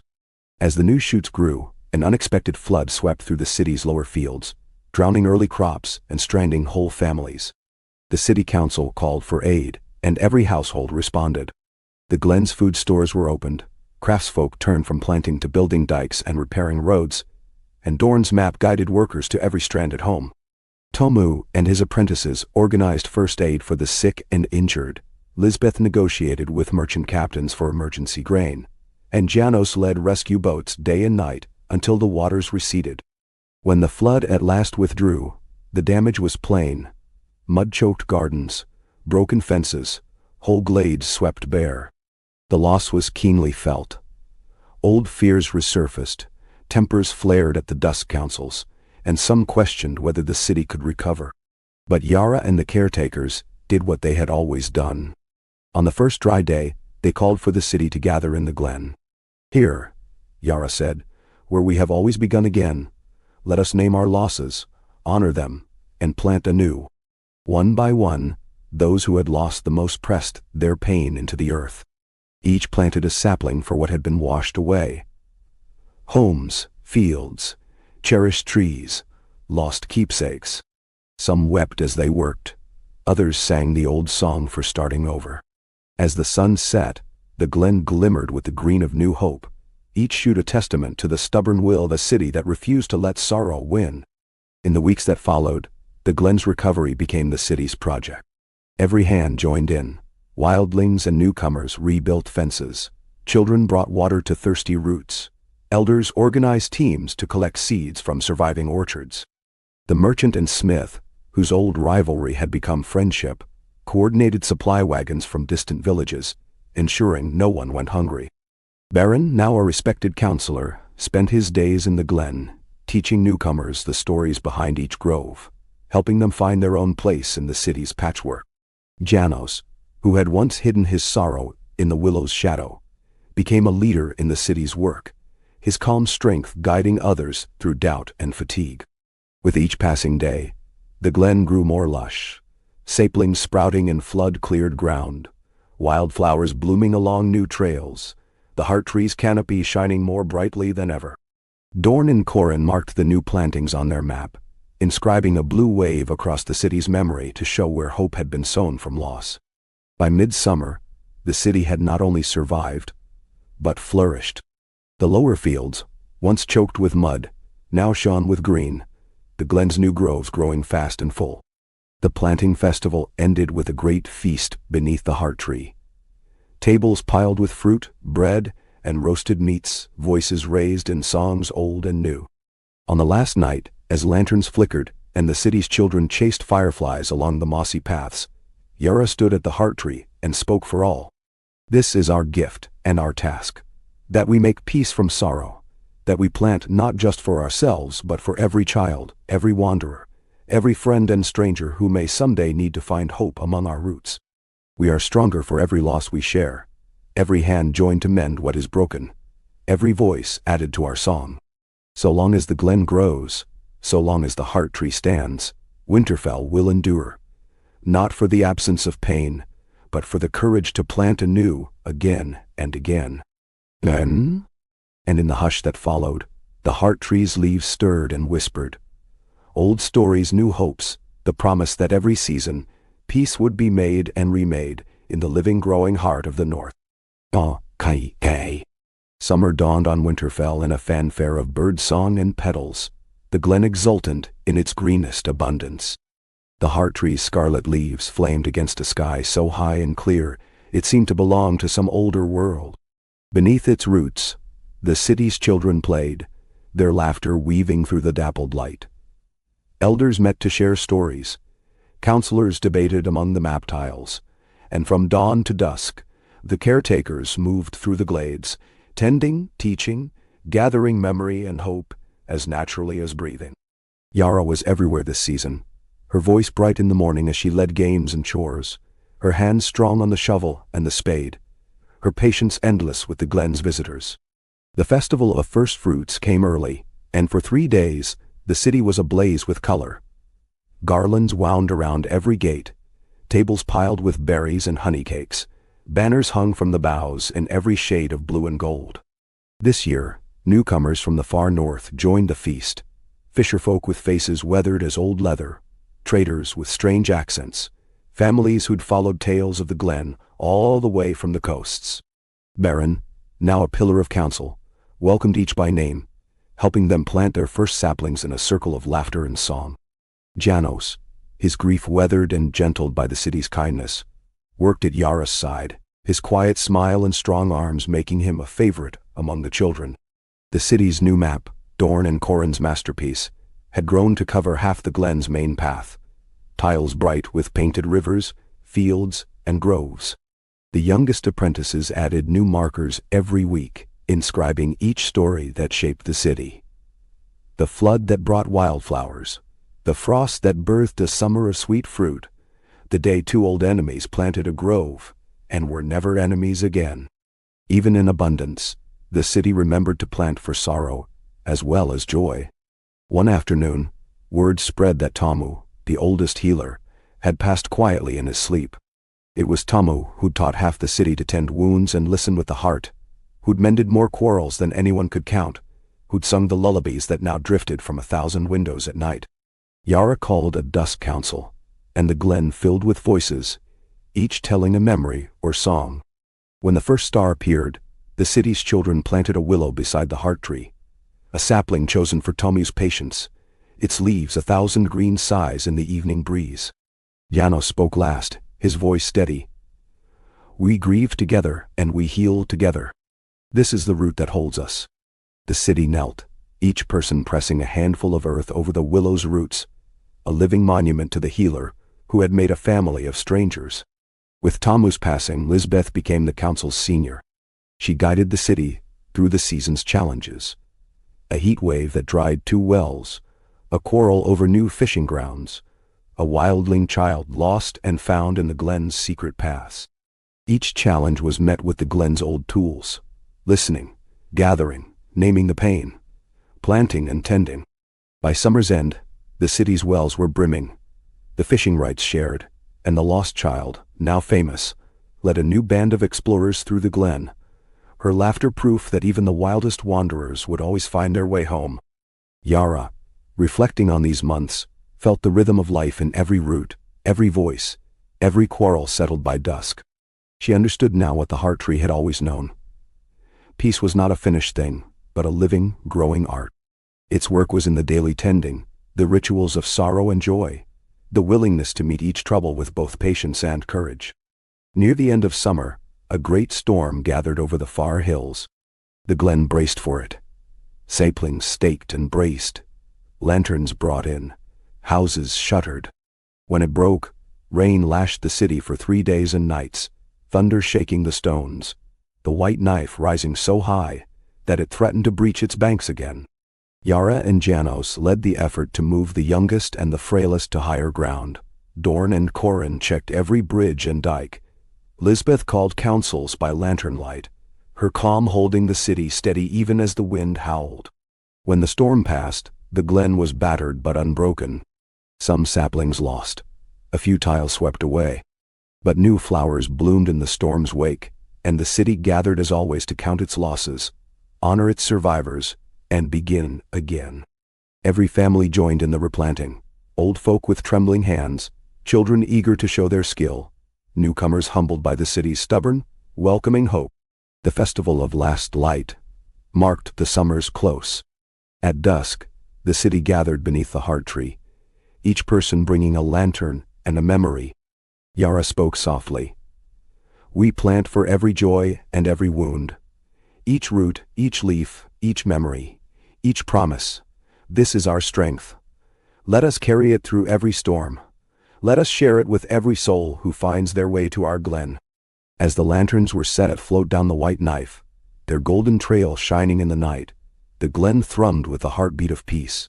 The heart tree stood sentinel, its leaves bright in the moonlight, roots twined around every story, every sorrow, every hope. And in that gentle hush, as the city looked forward to autumn, the promise of the North endured, that as long as one hand reached to plant and another reached to help, the city's peace would grow, season after season, root and leaf, forever. Okay. The first golden leaves of autumn drifted through the Glen, the old heart tree's canopy glowing like a living flame. Summer's heat had faded. The river White Knife ran clear and calm, its banks thick with grass and wild mint. Everywhere, the city's folk felt the subtle hush of change, a gathering inward as the long days waned, a readiness to honor the harvest, to reflect on another cycle of planting, forgiving, and hope. Yara awoke each morning before sunrise to the cool air and the scent of fallen leaves. She traced the Glen's winding trails, watching the children play between the rows of saplings, their laughter ringing through the dew. Dorn and Corin, now honored elders, walked the map tiles with her, adding new markers for every grove that had taken root after the great storm. Wildling glades and refugee gardens, the new willow planted for Tamu, the circle of birches where Baron's grandsons had settled after losing their arm to the flood. The city's life, too, was marked by quiet ritual. At market, folk traded with kindness, recalling the lean months when every loaf was shared. At dusk, families gathered at the Glen's edge to hear Lisbeth, her voice mellower but strong, tell the tale of the year, the hardships, the quarrels, the losses, and the healing. Each telling was a weaving, each detail remembered and retold by lantern light, until it belonged to the city's memory. This autumn, a new custom was born. Yara called it the listening walk. At each equinox, the entire city joined a silent procession through the Glen. Each person, from the oldest widow to the youngest babe, was invited to listen for the voice of the roots, the low hum of life, the rustle of memory, the soft pulse of hope that lived beneath every footstep. Some wept quietly. Others laughed as memories came to them, sudden and vivid. At the end of the walk, each person was given a single red gold leaf to carry home, a living promise that their story, too, was woven into the glen. Not all the stories were gentle. There was pain, still. An old wound reopened between two merchant clans, a rivalry dormant since the last flood. When a heated dispute in the market threatened to turn to blows, Yara called both families to the heart tree at dusk. She listened, really listened, as each spoke their piece, bitterness and pride spilling out into the circle. When they finished, she pressed 2 acorns into their hands. Plant these where your anger is strongest. Water them with your labor, tend them with your patience. Return in a year to tell us what has grown. The families obeyed, grudgingly at first. Through winter and spring they worked side by side on the little plot at the glen's edge. Their anger softened, bit by bit, as the saplings grew. Slow, stubborn, beautiful. By the next autumn, the families had become allies in trade, and the city gathered to celebrate their harvest beneath the intertwined boughs. As the harvest festival approached, Yara and the caretakers prepared for the old rites. There were garlands to weave, banners to hang, tables to build under the heart tree. The city's children carried baskets of apples, pears, and late berries. Newcomers brought strange fruits and seeds from distant lands. Baron's wild-haired grandsons led a parade of dogs and goats through the glen, to the delight of all. On the eve of the festival, the city's lights glowed warm against the deepening blue of the sky. Elders shared old songs, and the council gathered beneath the willow planted for Tamu, each member speaking gratitude for a lesson learned, a hurt mended, a kindness received. Lisbeth, voice trembling with age, sang the glen's first planting song. Her words echoed by every voice, child and elder, wildling and merchant, newcomer and native. The feast lasted deep into the night. Dishes piled high with roasted roots and sweet meats, fresh bread slathered in honey, barrels of cider shared among friends. Janos, no longer shy, now the city's sturdiest builder, stood with Yara, telling stories of the first floods, the hardest winters, and the courage to begin again. Dorn and Corin led the children in the lantern dance, their laughter floating into the trees. When the embers burned low and the moon rode high, Yara called the city to the heart tree for the festival's end. She spoke quietly, her voice a hush that drew every ear. Every root in this glen, every memory, every sorrow and hope is part of the city's story. Let us carry it with pride and patience. Let us plant for what we have lost and what we have found. Let each of us in every season listen for the glen's song, gentle, persistent, all will I. One by one, each person pressed a leaf, a stone, or a seed at the heart tree's roots, naming a hope or a sorrow, a promise or a dream. The city's children sang the lullaby of new leaves. Elders whispered the names of those gone before. As dawn broke, the glen stood quiet, full of offerings and prayers. The city breathed in peace and let it settle deep, knowing that, whatever storms or sorrows might come, the glen would remember. Its roots would hold strong, its branches reach ever upward, and its heart would beat in time with every new story, every shared hope. A living testament to the North's courage to heal, to forgive, to begin again. Ka. The red gold leaves spun and fluttered, carried on cool winds as autumn deepened. Every morning, Yara walked the misty glen, feeling the hush settle over Winterfell. A hush full of gratitude, anticipation, and the secret murmuring of roots. The city's folk awoke to the scent of wet earth and baking bread, to markets filled with apples and squash, to the thrum of preparation for the last great gatherings before winter's sleep. The glen's beauty was a tapestry of color and memory. Saplings planted for each joy and sorrow now stood waist-high, their branches braided with festival ribbons. Willow and birch, wildling pine and southern persimmon, the rare twin-trunked tree at the glen's center, all shivered in the brisk air. Yara, Dorn, Corin, Lisbeth, Janos, and a new wave of apprentices readied the city for harvest, gathering the last herbs, teaching the children to save seed, mending the storm-worn fences around each grove. Not all was ease. A strange fever crept through the wildling quarters, worrying healers and council alike. Tamu's successor, a quick-witted young woman named Arna, worked night and day with her helpers to treat the sick and prevent the fever from spreading. The glen became a refuge, its benches filled with those too anxious to sleep, its trees sheltering quiet prayers and late-night comforts. Yara spent long evenings leading children in songs meant to soothe and strengthen, telling stories by firelight until the sick grew steady and the healers, exhausted but relieved, reported the fever broken. As the city recovered, the council met beneath the willow. Lisbeth, now frail but wise, guided a discussion on the changes brought by so many years of peace. New houses, more mouths to feed, the press of families from south and east. Some feared the glen would not hold them all, that its magic might thin with too many stories, too many hands at work. Others argued that the very strength of Winterfell was in this weaving, each new root a strand that made the whole stronger. "We must be careful," Yara said, her brow furrowed. "But not fearful. We can only keep what we are willing to share. Let's build more benches. Let's add another circle of plantings at the glen's edge, one for those whose stories are just beginning." And so, the city did. Through the brisk weeks of late autumn, every hand was put to work. The glen's paths were widened with fresh moss and wood chips. New clearings were made for planting. Apprentices mapped the city's newest stories, refugee children learning the lullabies, wildling elders teaching how to tap birch trees for sweet water, southern cooks sharing seed for strange, spicy roots.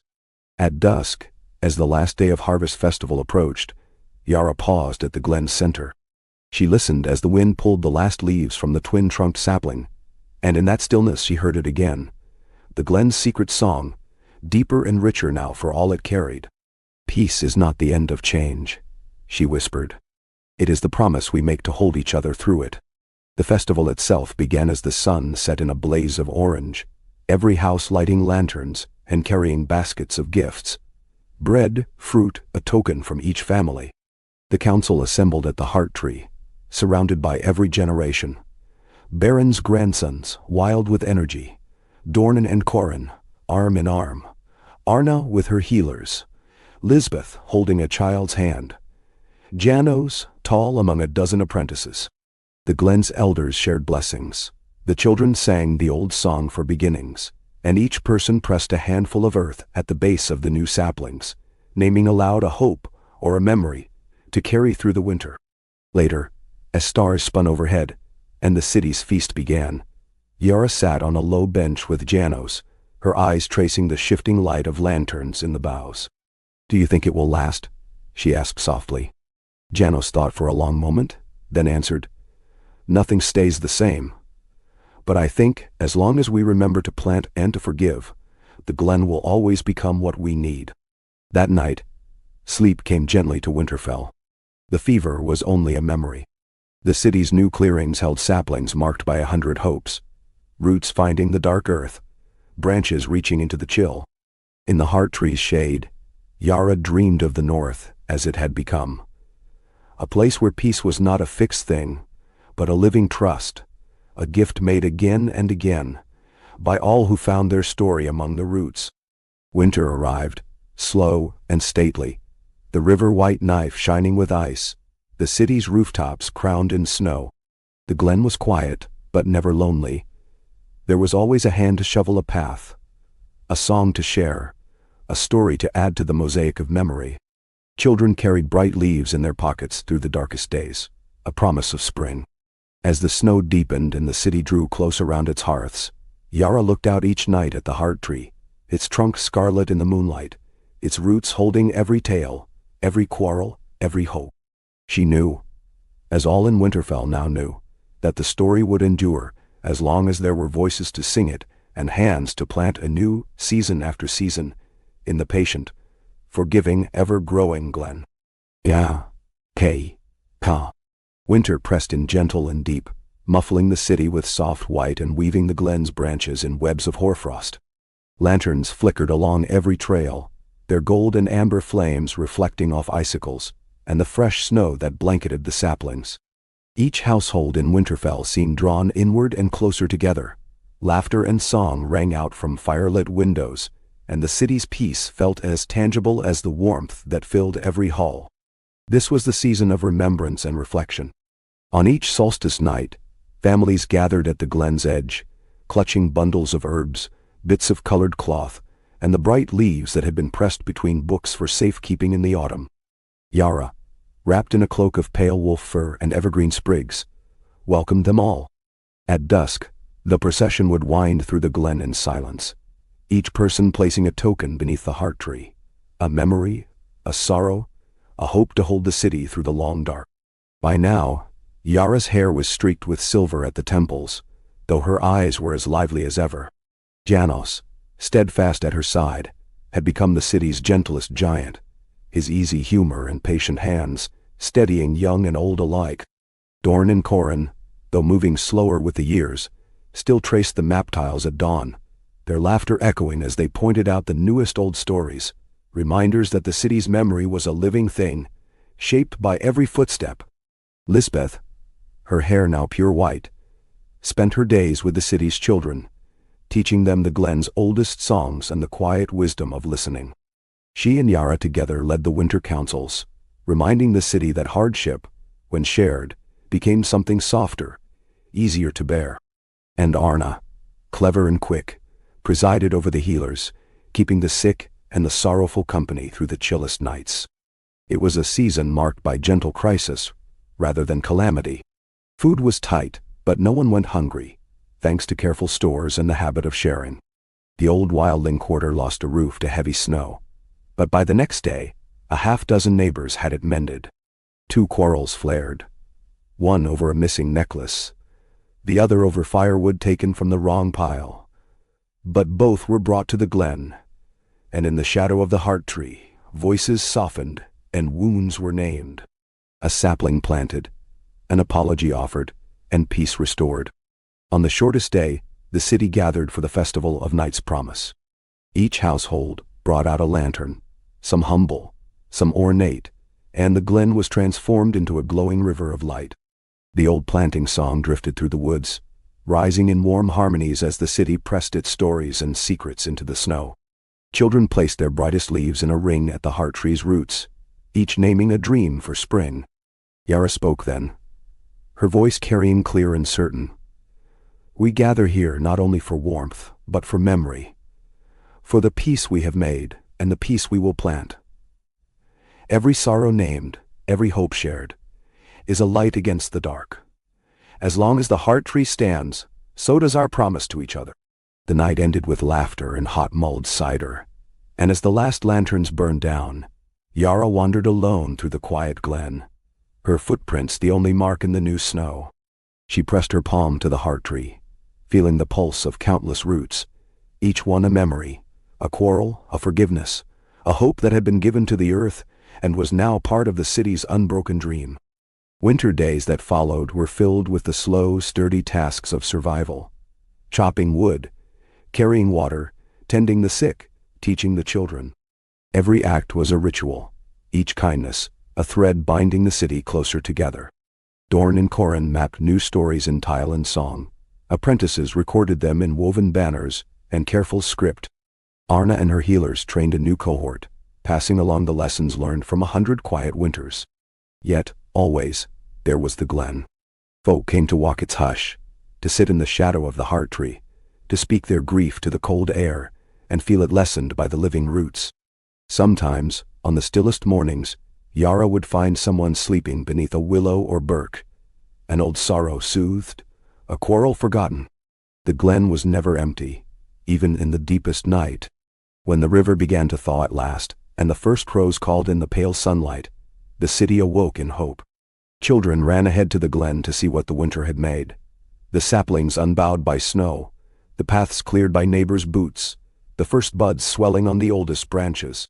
Yara called the city together for the breaking of winter, a day of laughter and planting, of old stories retold and new promises pressed into the mud.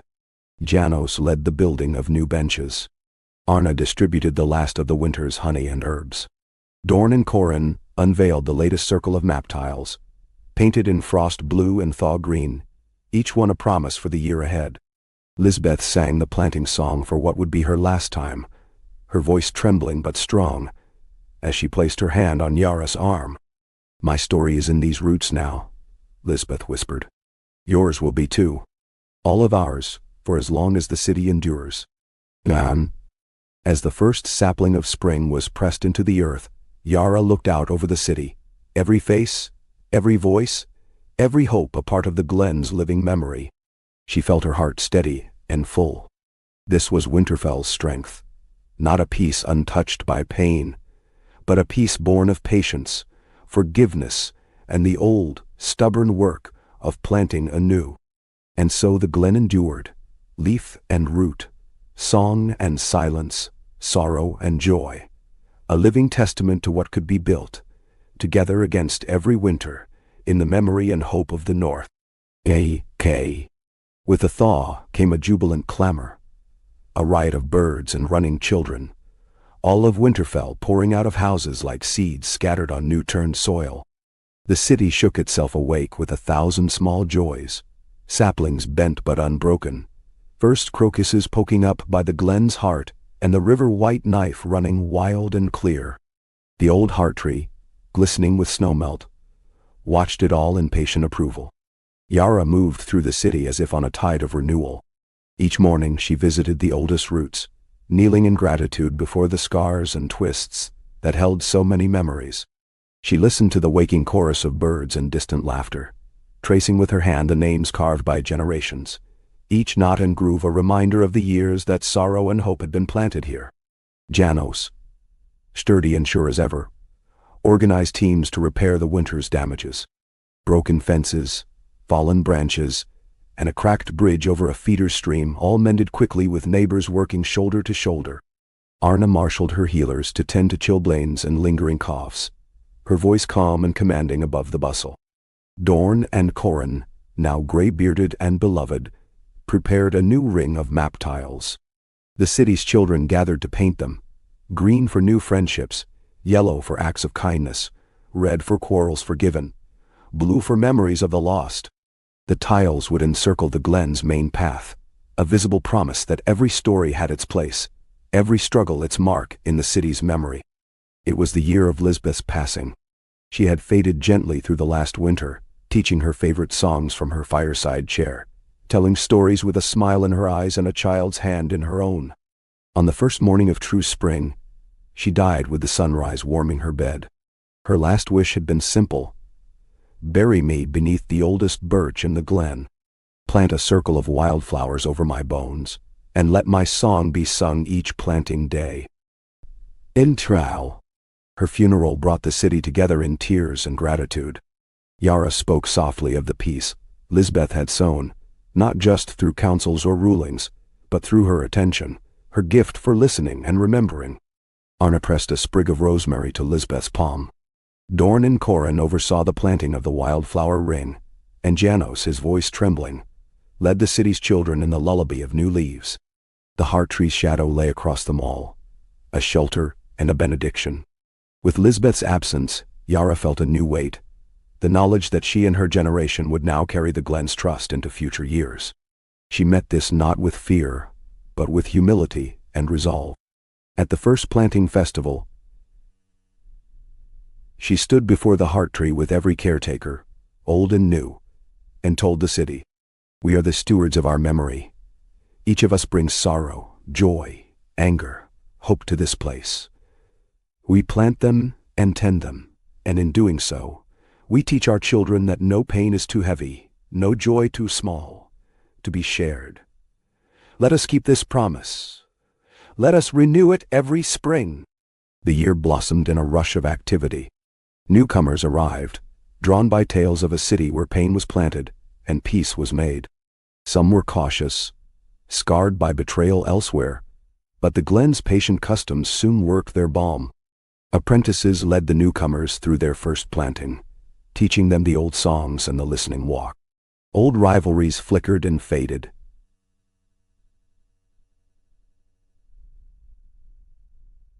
sometimes reignited, but always brought to the heart tree before the roots of bitterness could grow too deep. Not all lessons were easy.